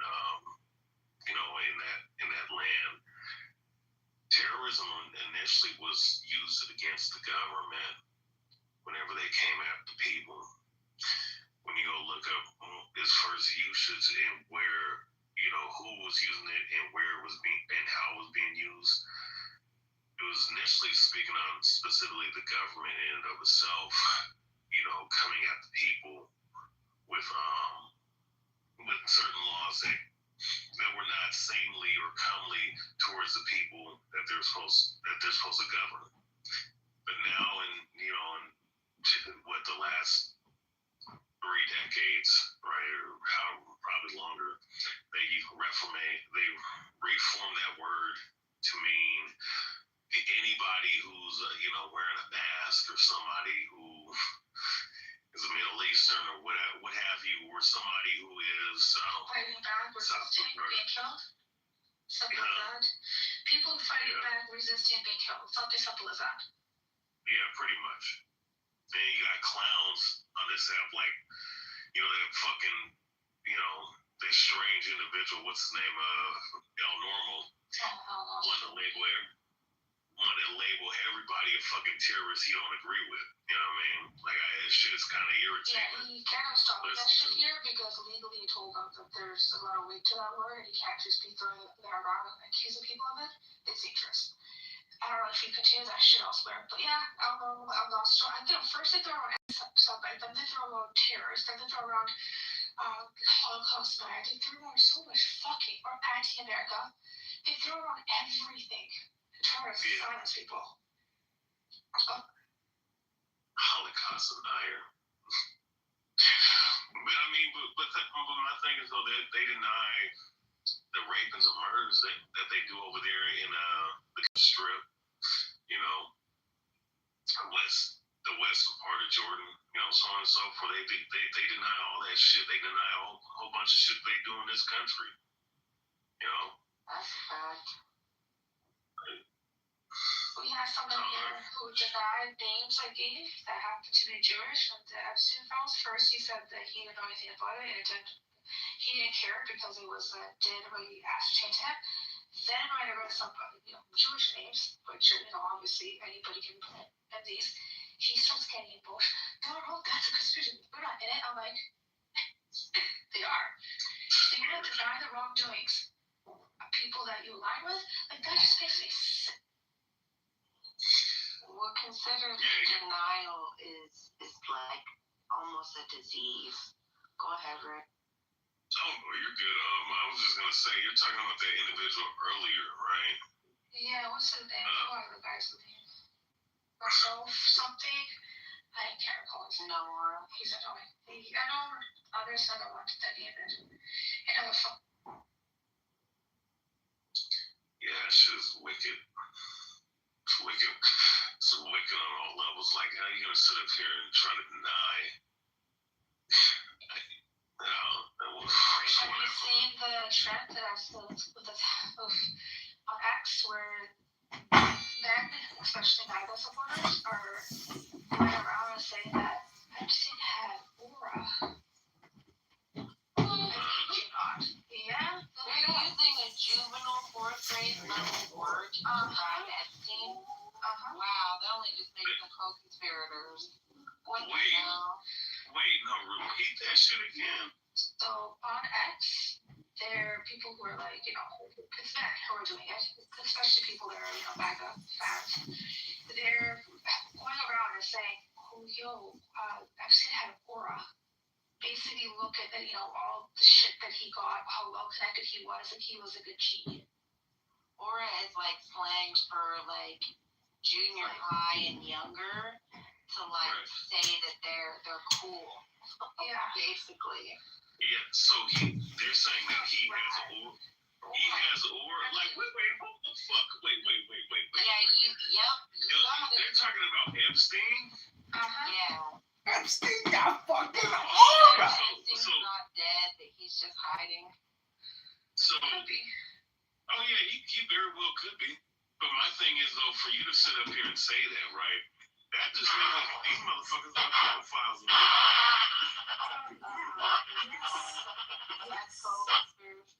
That is wild. You should have been here when there was a woman here. I don't know if she's still here. I hope she is. I was bringing stuff up, and she's devout Christian according to her, which is okay. And she got mad at me, called me like, "You sound young, little girl," all that kind of shit. I'm like, listen, I'm just repeating these heinous things from the files. I haven't seen them. I'm like, when you do see them, and they corroborate with what I said, are you going to condemn him? But no, Trump. I need to go and cross-reference, and I'm like, what the fuck are you cross-referencing? What do you mean cross-reference? What the fuck? Denial is real, you guys, and you will look, okay, buyer's remorse is like, wow, I just bought the Chanel bag and I can't afford my rent now and I can't take it back. It's similar, but not the same. This is way worse. Here's my president, I can't can't believe anything that I just did about this. But there are, because voting for somebody not knowing the depths of this is a different story. And some people have their backs, people that have morals, like, they have ethics, morals, values. They've said, okay, fuck, I can't stand behind Trump. Something's bad. Voting for him, ICE, ABCD. I can't stand behind him. Then there's people coming out and defending or trying to minimize or trying to excuse or trying to say, it happens everywhere. This is nothing new. And what? Who said that? There's people. There's people out there. The depth of humanity is so shallow right now. I mean, when I heard that Jay-Z left to an undisclosed location, I was like, oh, it's about to get real. And also remember, there's people that may not be on a file. That doesn't mean they haven't. It's not shit, right? His name was mentioned, but I haven't. His was, him and Pusha T. I saw that. I saw the whole thing. And Mick Jagger, and the other list goes on and on. But you know what? These are celebrities. They should be held to account. But government, people with fucking power that control our lives, that are currently in power, fucking Trump, who was auctioning little girls off. You saw that, right, Ray? Again, like, what the fuck? The fact that that's in there, right? Why the fuck is he still in office? And why the fuck? I don't know. It was in there by accident. After people, there's people who are eagle-eyed going in deeper than I could ever. They deleted off the DOJ database after the tax rate. But people downloaded it. It was there by accident. Imagine how many things they deleted that they don't want people to see. Well, imagine what's happening at our border right now with all these unaccompanied minors.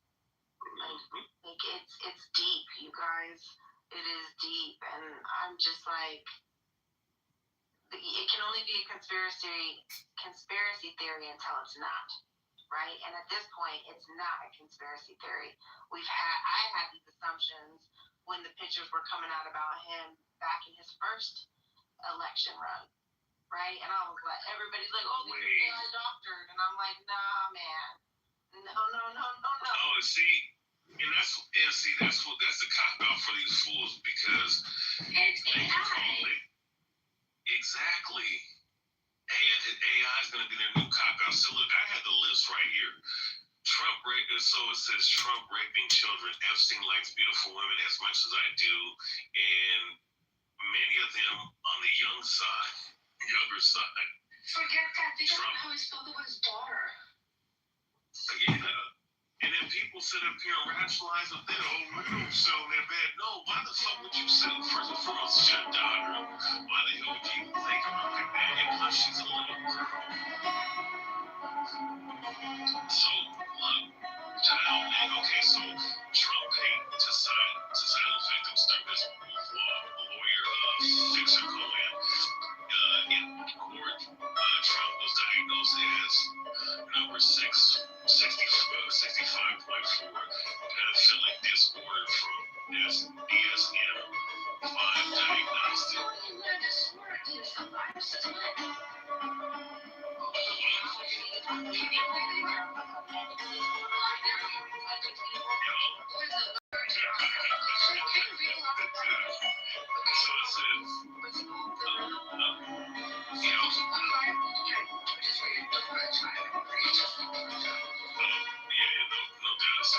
Trump was diagnosed as number 65.4 pedophilic, and this is in quotations, pedophilic disorder from DSM-5 diagnostic. That's a psychology tool. That is crazy. And I'm looking at, okay, so look, Katie Johnson, 13, pending. So this was all in that, was it 2016? Kelly Fuhrer, 1,000. Michael Parker, 10. Wait, so boys, obviously, along with the little girls, but Maria Oliveira, 12, 16 million. Charles Bacon, 11-year-old, 3. You know that, right? Some of the people that were going to court against Trump, they disappeared. They disappeared? Wow. Disappeared. People say that more is about desensitization, seeing violence. Epstein files has opened up a lot. I just hope. I couldn't imagine being desensitized to this shit. What happens to a population when this becomes so? I think that's kind of the point. I think that's kind of the point, is because think about it. We've known about the border crisis since what, early Biden? Those children have been down there for a while, since he closed the border to Haiti, right? That started with Haiti. And then, add to that all these years since then that those children are being, held there, and then add to that all these parents of, ICE arrests, and then their children are abducted. That little boy that was held longer than our own president. This is crazy what's happening. And if they can get away with this, what's next? I wish people were more outraged or not. I was hoping people, general population, would be way more outraged. Well, think about it. We had no pushback with COVID. People just complied. They went in their houses and they shut the door. Right? So what does that tell you? That tells me that fear can control the masses. Fear can control the masses, and right now they're using ICE as a narrative for a lot of people to control whatever side of the fence you're on, right? No pun intended, meaning fence. The problem that I see, longevity of this, is that, okay, yeah, he can declare martial law, and lots of bad things can happen under martial law. I've actually been in martial law during a tornado. It can be used for good, right? And for safety and those kind of things. That's what it was created for. But martial law is a tactical war against your own people and creating this civil war that's just a boiling point here in America. While they're over there in Israel finishing up whatever they're trying to finish up, it's just really bad. And I would love to see more people lobbying the right way, right? Instead of these 30,000, 40,000 people Loving show up to the Facebook legislature. posts. Ask to be put on the docket. Get the permit. You know what I mean? The issue is this guy is pushing the Constitution. Oh, I think he may have made my body He's already done it now, and then it's gonna sit in court his for spiritual collection should be point, considered illegal because he did it under the guise of national security. That's or at least years. a disciple. This is a problem. He's gonna do is what he wants to posting do, on and then Facebook you know what? Let me deal with the consequences if there are any afterwards. and Well, entertaining my opinion of what's happening.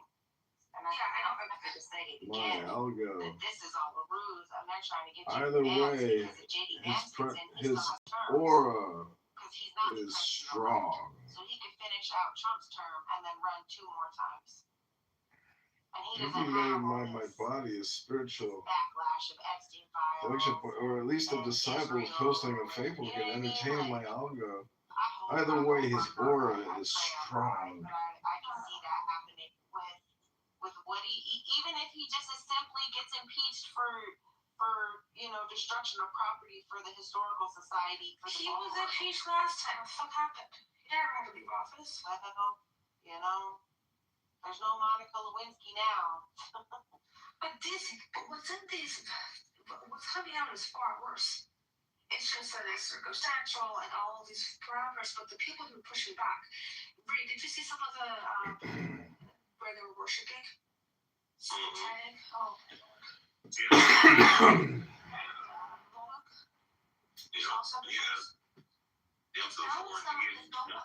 only fraud is the hood and the Illinois. What we're not saying, and maybe we're thinking it, but we're not trying to say it out loud, is that his constituents are supportive of this type of narrative. So there's no reason to impeach him, because then they would then have to impeach themselves. I believe. Sideboard, I believe. Guilty by association type stuff. So if you are worshiping Baal and this Epstein file comes out and it talks about worship of Baal, it's like, oh, similar to Zionists, oh, well, we're not going to hold them accountable because, we believe in that stuff too. So, like Black Rabbi is the perfect example of that, right? He wasn't born The there. only fraud is LaHood and the family's not Illinois from there. SVE. During LaHood vaccine, converted writing and went Jacob over emergency, there. the only So writing he took that Republican identity is on like LaHood. a cape, if you will. And he apparently is gonna hold that narrative to the grave. What is that thing? So if Is that an our House alien? of Representatives and our Senate, if any of them, which I'm sure there are, believe in this type of religious, if that's what you want to call it, affiliation, the satanic worshiping, then Vote how soon. can they then hold him accountable? I think there's also black bill material. Some other Absolutely. people, And if they're they're power for pedophiles, decades. if they're all pedophiles, then how can they hold him accountable for being a pedophile? Pedophile, it could be a number of things, right? Black bill material. So I think that could be a part of it, but well, one thing is for certain is that the U.S. people will have to have a fall guy. That's just how our judicial system works. And you can't just shoot and kill Trump, right? Like ICE did to that woman the other day and that man the other day, right? So they can't just kill him. So somebody's going to have to, and they can't do anything to Epstein because he's dead, allegedly, right? So eventually somebody's going to have to fall for it. And the question is who? Who's going to take the blame? it's just so an that they can asshole. keep doing what they're doing? It's just an asshole. That's her there. Sacrificial lamb. Yep.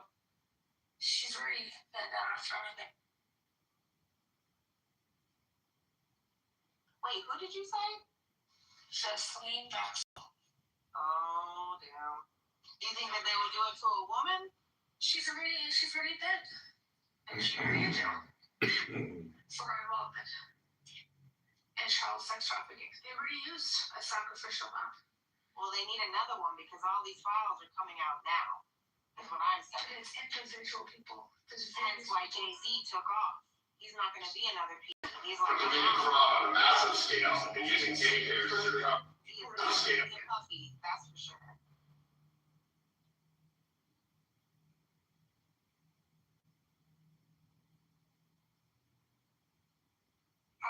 Ray, you were reading a list after the DSM. Oh, I'm so sorry. No, don't be sorry. We're having a dialogue. I think I kind of veered off. I was just trying to read something more of it. The DSM 5 shit. That fucking took me off. Yeah. Yeah, no, I mean, I was just reading a small little excerpt that on it, you know, so just took a screenshot of it just for a little So screenshot. that technically absolves him then for if it's being defined as a mental illness? You know. When did that? Let's see. I think this has to be 2016 because that was when that came out, right? That whole or 2015, 2016. Let me see. Trump. Wait, Ray, when did they release this new Epstein files? Oh, then it was just a couple weeks. Batch. It was like a week ago, right? A few days ago. 3 days ago. Right around the same time they passed the budget for Israel. Imagine that. Yeah. Donald Trump. That's what I like to call him. Okay, so this was in 2016. A lawsuit accusing Trump of raping a 13-year-old girl.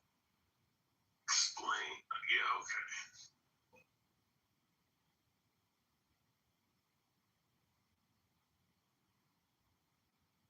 Al Jazeera.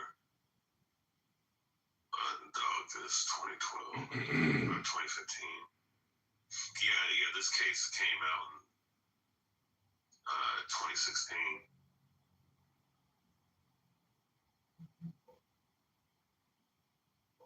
Holy shit. Google even has a whole bloody article on this. Wow. But you got some of these motherfuckers on this fucking app. Well, I guess this app is just full of a lot of degenerate MAGA people. No, there's degenerates outside who don't want to say these things, but they'll feel comfortable doing it here. There are some degenerates outside of this fucking app. Yeah, that's a fact. But it's like, I mean, look, if you call yourself MAGA or Republican, or especially like conservative in MAGA, because that's who really supports Trump. But my thing is like, you can at least try to distance yourself from this bullshit and say that, yeah, you know what, this dude's fucked up. And mind you, look, you know, I mean, listen, Joe Biden, all these motherfuckers are in the same boat. It's just that this is coming out amongst his administration, and right now, these guys ran on this guy being somebody, that was gonna do the shit. Right. Yes. Right. And now, but his bitch ass is getting exposed now. Oh shit. Which goes back to my comment about they need a fall guy right now.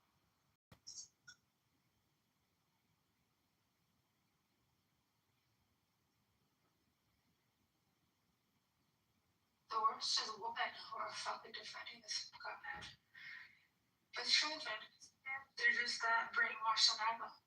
Even the ice streams, I have a few say, so I'm trying to find out. And I'm like, what? Should have heard them there. Second of that doesn't matter anymore. So that was shocking. Remember my comment I was telling you about that religious group? ACE?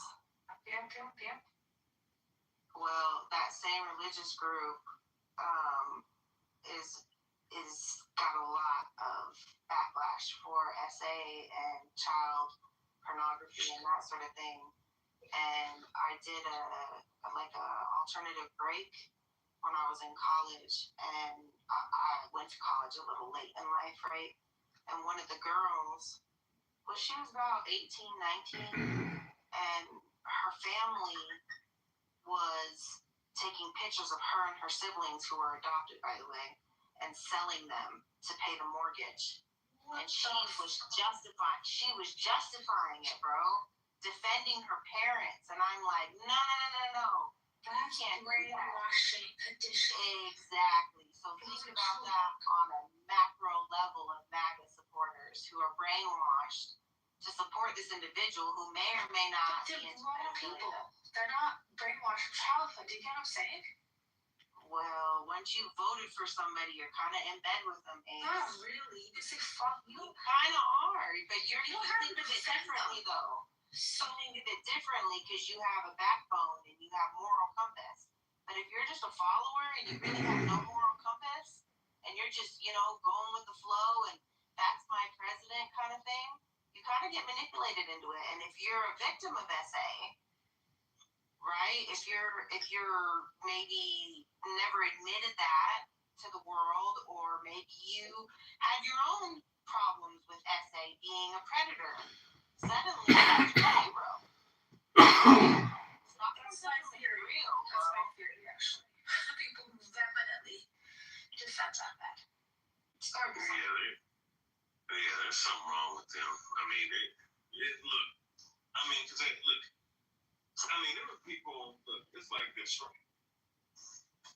And there were so many people, on this app, and when you tell them about Trump and just what he is, who he is, right? And what type of character he is, and just seeing the shit that he did this whole fucking year. And, to me, I just think that these people are just mentally ill at this point, man, because, you're saying business is booming, you're making money, you're saying the economy's great. I mean, we just lost the most jobs we've seen in fucking decades last year. And then they'll try to bring up some fictitious statistic to say, oh, well, that was a whole bunch of women losing jobs. Like, bitch, listen, 1 million jobs is 1 million fucking jobs. The fuck you mean, man? Do you know how tariffs work? Tariffs. Oh my god. Oh, they dumped. Oh my god. Other countries are paying for it for taking advantage of us. I'm like, no, you motherfucker, you are. It's that bad. You can't though, because they still don't admit it. Like that chick earlier, she couldn't wrap her head around it. It's like, no, you don't get what sanctions are doing to this country. You know, it's crazy. Yeah, it's a tax on goods, right? So the more you're putting 200, think of this, and this is moronic. This is like, and this is how I know this guy just set up for chaos. He set up to just bring this fucking country completely all the way down. Because how the fuck do you put 200, if I remember reading correctly, 200% tariffs on fucking foreign films coming into America? Why the fuck would you? Or film companies here film outside of America. Think about that. What's one of the biggest grossing film companies in the U.S.? Are you guys aware? Which one? I don't think we get the statistics by year, but the Pentagon, they put out their own films, bro. Huh? You didn't know the Pentagon had their own films? Yeah, there's like a whole list of Pentagon films funded by the Pentagon. Hold up, let me go get you a list.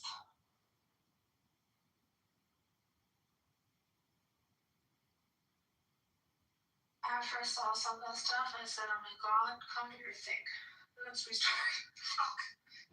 I can restart. Because this ain't it.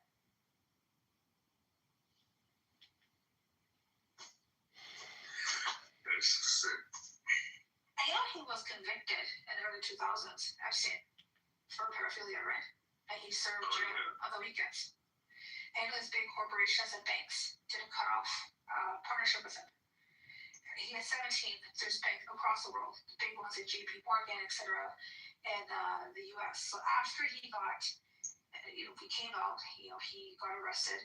Some of the survivors came out and sued JP Morgan for aiding and abetting him by allowing him to make bank transactions after knowing what has happened in the early 2000s. You know what they had to pay? JP Morgan paid out hundreds of billions of dollars. Was it a class action or just private suits? It was private suits. I'll put the links. There's a bunch of them actually. Those films funded by the Pentagon are in the chat, by the way. I see this. Wait till you see the list. It's gonna blow your mind. I feel like they got some Transformers movies on here. Damn. And not only that, but they've had The Michael Bay films, yeah. approving scripts. So they've been in the writing process as well, not just funding. So think of propaganda, right?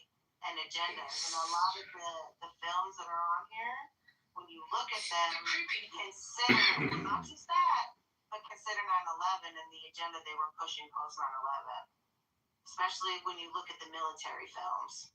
Those ones, it'll send a chill through your body when you look at those ones. And how, the Middle East is portrayed. Western Asia is portrayed. I really gotta stop saying that. How Western Asia is portrayed. I've seen that trend, especially shows at 24. It's always been Arab who's the threat. That's what they call them, Arab. But then it's Russian. It's the same propaganda. But look at these movies. Some of them are pretty big sounds of us. What the Pentagon have? What business they have? That movie is pretty Well, think about it. Think about it. Wait. The Pentagon? That was a Pentagon movie? Yeah, it's funded by the Pentagon. And not only that, what's not listed here in this letterbox is that the Pentagon has script rights. Hi everybody, this is Cannon of the Lakes Kitover. I just want to show you what is on Darren Hood's X account from the year 2021. Like you have a team of writers? Yeah, exactly. It would make sense because they have programs and they have files on certain people that probably is part of their, their projects and shit where you might have, which Look, you guys read. I mean, I'm pretty sure you guys read it. That shit with the whole, not just the pedophile thing, but them eating babies. I'm pretty sure all of them motherfuckers do it. All of them motherfuckers do it. Because what's that? Who was that fool's name? What's his name? Tucker Carlson. Wasn't Rosie? Was it Rosie O'Donnell? I could pull it. Was it Ellen DeGeneres? Something happened on her show. No, it was Oprah. No. Talking about Rosie O'Donnell from back in the day. It was either Rosie O'Donnell or it was one. It was one of them was Rosie, Wasn't but it she said Oprah that. where she was interviewing? No. This was a different article. I'll post it in the chat. She was sitting up here saying that she said that the people at Tucker Carlson's little thing back in 2024, these people were. She said that she witnessed these people eating human flesh and drinking blood and shit, and she was accusing him of that shit. So my point is to say that, with all this Epstein stuff about the blood drinking, all this eating children, I'm pretty sure that high officials up in the Pentagon and the U.S. military, they all do that shit. And some of the stories I've heard, and I've read about, like, former people who were in the Pentagon, they have a lot of these little programs and test subjects. A lot of the stuff that you see on TV, like, what was it, the men that's... They told us that was seriously. Now they admit to it. Yeah, MK Ultra. They released the documentation for the MK Ultra program. It's online right now. Yeah, they had a congressional hearing about it in 1978. You know what I'm saying? So, these things definitely, definitely on the books also too, like some of these test subjects, experiments and shit. A lot of strange shit that's underneath the Pentagon in and of itself. Very sci-fi-esque type of shit, but also too, people like what's that dude's name? Hannibal Lecter in that movie. They have people like that. They have people like that on the books. I don't think that was in the labs. I mean, eating the guy's brain. Okay, don't remind me. Actually, well, I mean, that's what we're talking about. I know, but it's a visual that comes up. Crazy fetishes because they're just so uber rich. Like, how about you get high off of some community service, bro? How about you feed some people who are starving and get that dopamine hit? It's much different, in my opinion. Well, I don't know, because I ain't never ate no brains, but there's no way. That's definitely he gave that brain to the little. Oh my god, yeah, you know what? They say that they show you what they're gonna do or what they're doing. But that's the thing that they say. They sort of foreshadow. Yeah, it's foreshadowed before, and it seems bizarre, but it's real. Oh, this shit is what they do. Okay, do you guys remember Sandra Bullock started Ellen DeGeneres interview years ago where the Ellen DeGeneres said, "Oh, your skin looks so great." She's like, "Oh yeah, I do this, facial treatment." She's like, "Oh, tell me." And Sandra Bullock says, I do facials using the foreskin of babies. Rather than actually like it's a drug. Smoking, yeah. You know, however, here's a company called Palantir. P-A-L-L-E-N. T-I-E-R, Palantir is Peter Thiel's company. And look at Palantir, P-A-L-A-N-T-I-E-L. Yes. W-Y-T-T-H-I-E-L. T-H-I-E-L. L-L.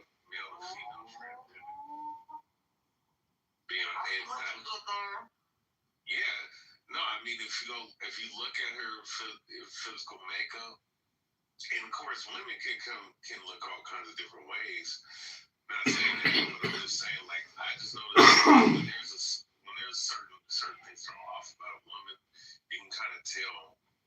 And with Sandra Bullock, no, T-H-I-E-L-L. That's just all around Hollywood, So, but they were.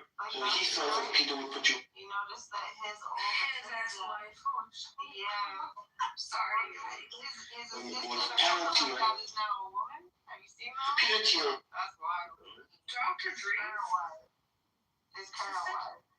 Hold on, let me go find Isn't his ex-wife? He was with for ages. No. And she looks pretty, yeah. So the current wife, let me go get it. Dr. Dre got remarried, okay. Yeah, because it's like his assistant or his advisor or something like that. And there's lots of pictures of him with that guy that was very metrosexual back in like the late, early 2000s.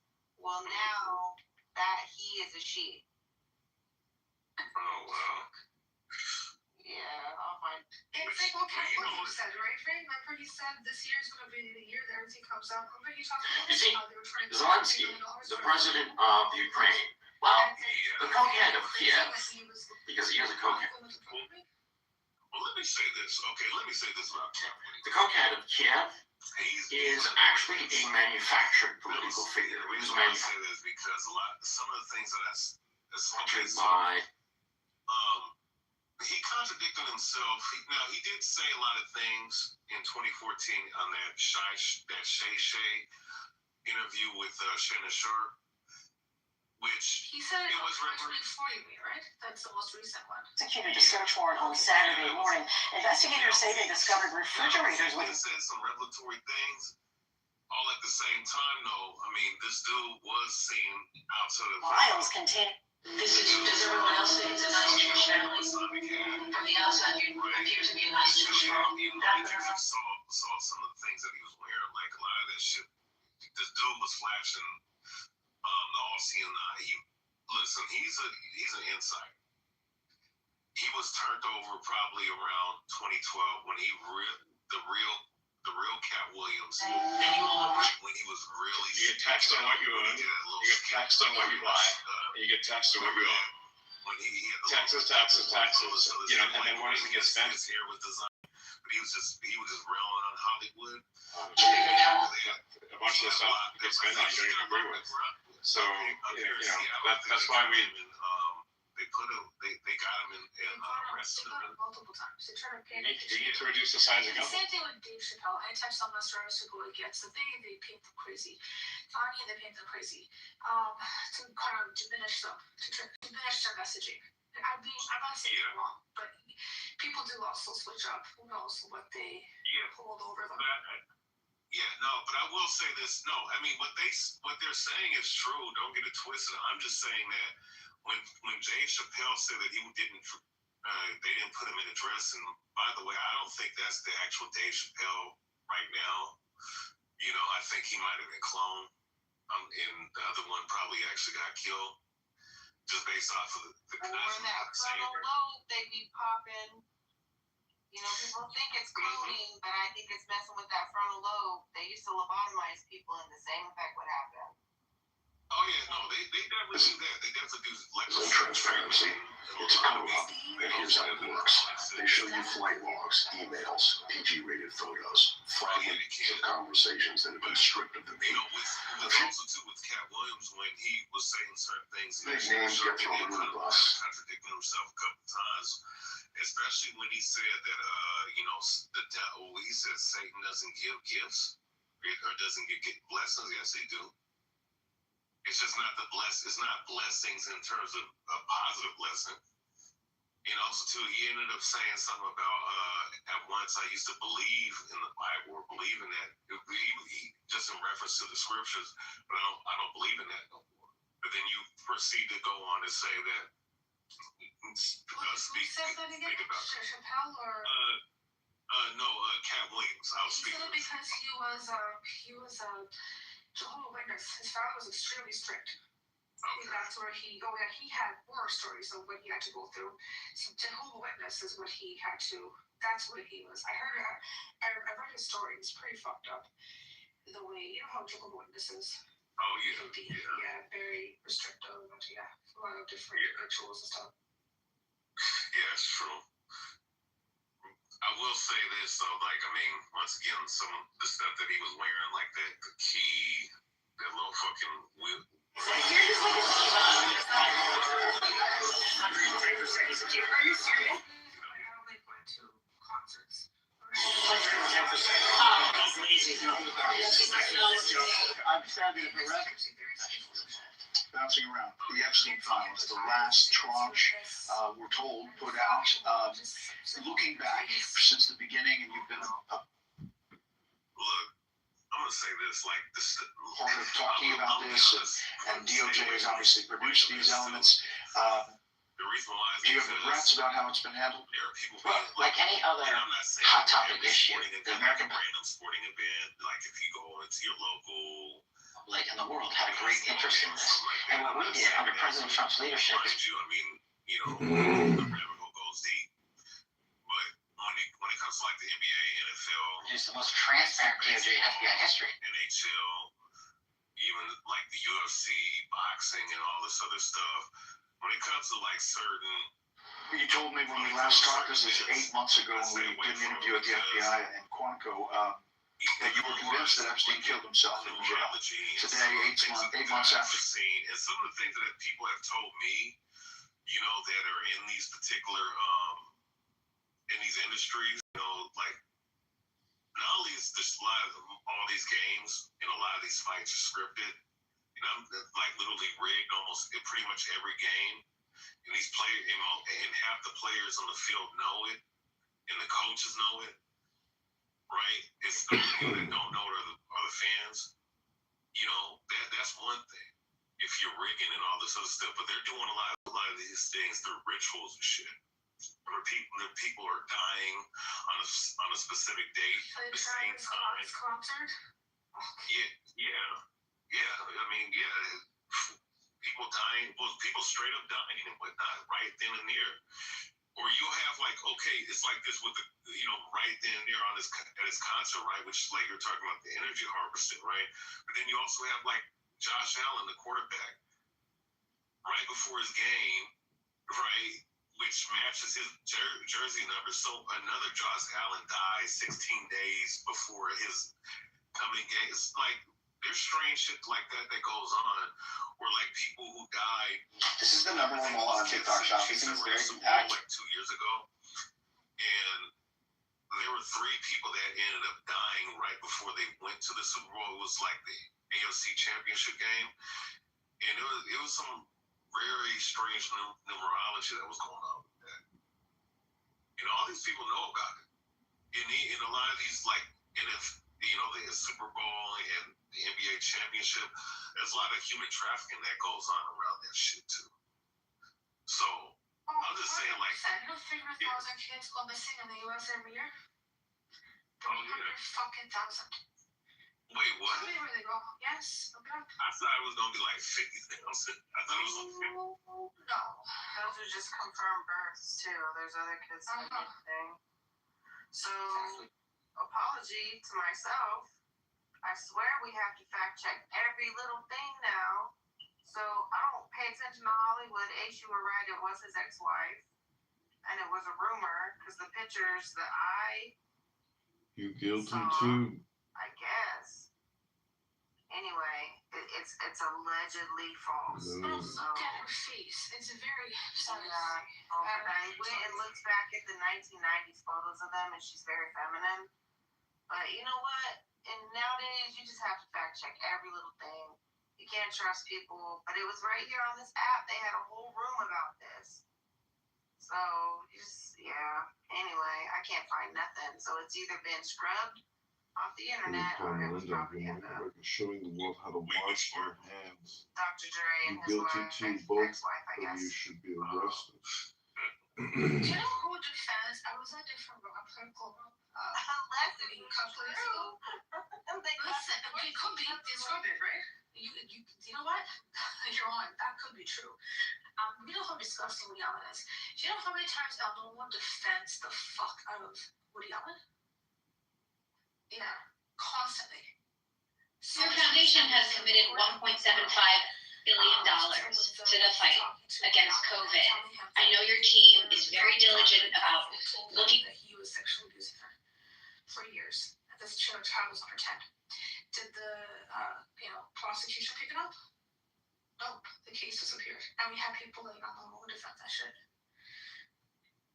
Fuck. Seems like a lot of minority groups, women and children, they just don't give a damn about. These cis white males are problematic, you guys. But we got fucking, I would defend it for like, whatever. Welcome back to different groups. Like, fuck.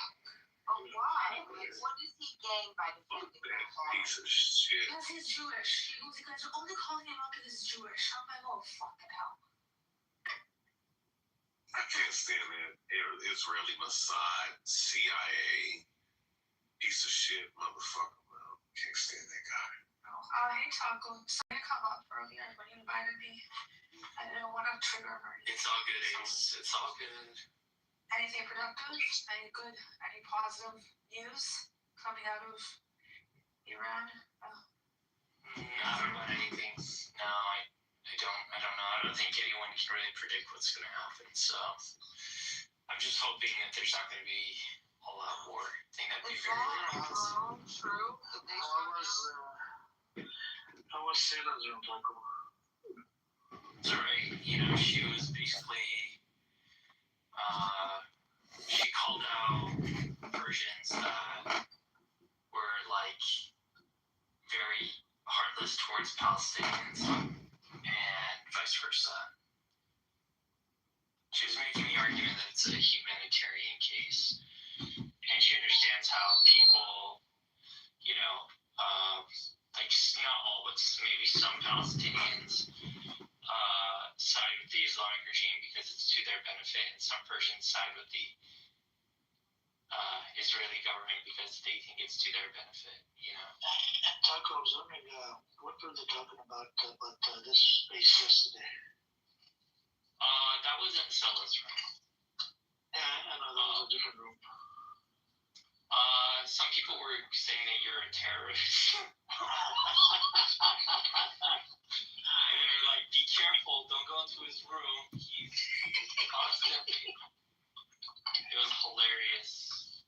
He's constantly what? He's constantly. Oh, I heard something. Do you remember Al? Yeah, that idiot, that hates Islam. Well, guess what? So you know how he said he's Christian, right? Yes. I learned, a little birdie told me in my ear that he is I forget if it's the son or grandson of some big shot mullah in Iran who has since passed away, but yeah, even in the Persian community, they're like, don't take that guy very seriously. He's the son of a mullah himself. I mean, however he presents himself, that's how you have to take it. Well, he presented himself as an evangelical Christian. It's wild. To go from mullah family to evangelical Christian is wild. You want to know something interesting? Do you know Roya? Are you evangelical Christian on here? Is that what you No, I'm not. Do you know Roya? She's actually Jewish. Can you believe it? Well, I can't believe it, bro. I can't believe it. Hold on. I can't believe it. I've never heard of her before. Are you talking about the Iranian chick? She claimed to be Jewish. Wait, she's not Jewish? I don't know. Is she Jewish? Yes, I claim to. I don't know, man. A lot of Iranians, they're lying, bro. These reservoirs borders, they're doing tequila. To look straight at what? Yeah, is that like the Arabic for like essentially Hasbara or whatever? Yeah, like to manipulate the truth, like here. But it was used during the time, when people was a life and death situation in Islam, right? So back in the day, so you could, there was a ruling you could lie if it's a life and death situation. Well, you want to hear something funny?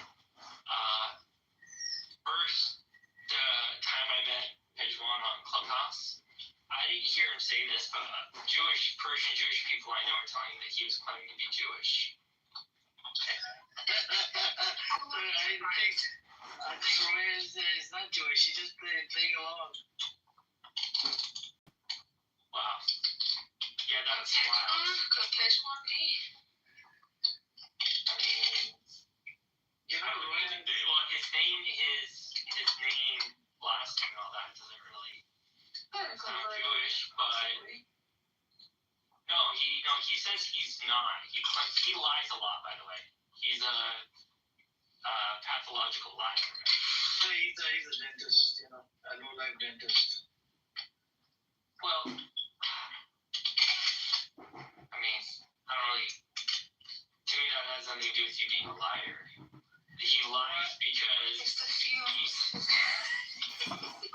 And what they call the laughing with the camera start. Laughing gas. Yeah, maybe you move that up a little. No, the thing is, Pejman is totally the guy that, like, for example, in sports teams, like, he has no loyalty to any team. Like, one year he's a fan of one team, and he's rooting for, like, all, like, 30 different NBA teams at some point in his life, That's just who he is. He's like, that looks powerful, I'm going to associate myself with that, And so, I think that's part of his whole shtick of, I'm Zionist, because he, views them as being strong, so he wants to be part of that. Yeah, that's what I'm assuming his mentality is. I'm not making that deduction. That's not how I would see it. So he's a legal bitch who has to align himself with perceived strength. He looks like such a soy boy if you ever seen him. I've seen pictures of him. Yeah, he's They just got down to Russell Crossing again. What? What happened with the Russell Crossing? They shut it down again. Oh, shit. Now, does Israel still maintain control of Rafah, or is Egypt now in control of it? Israel's in control of everything. Still in control of it, okay.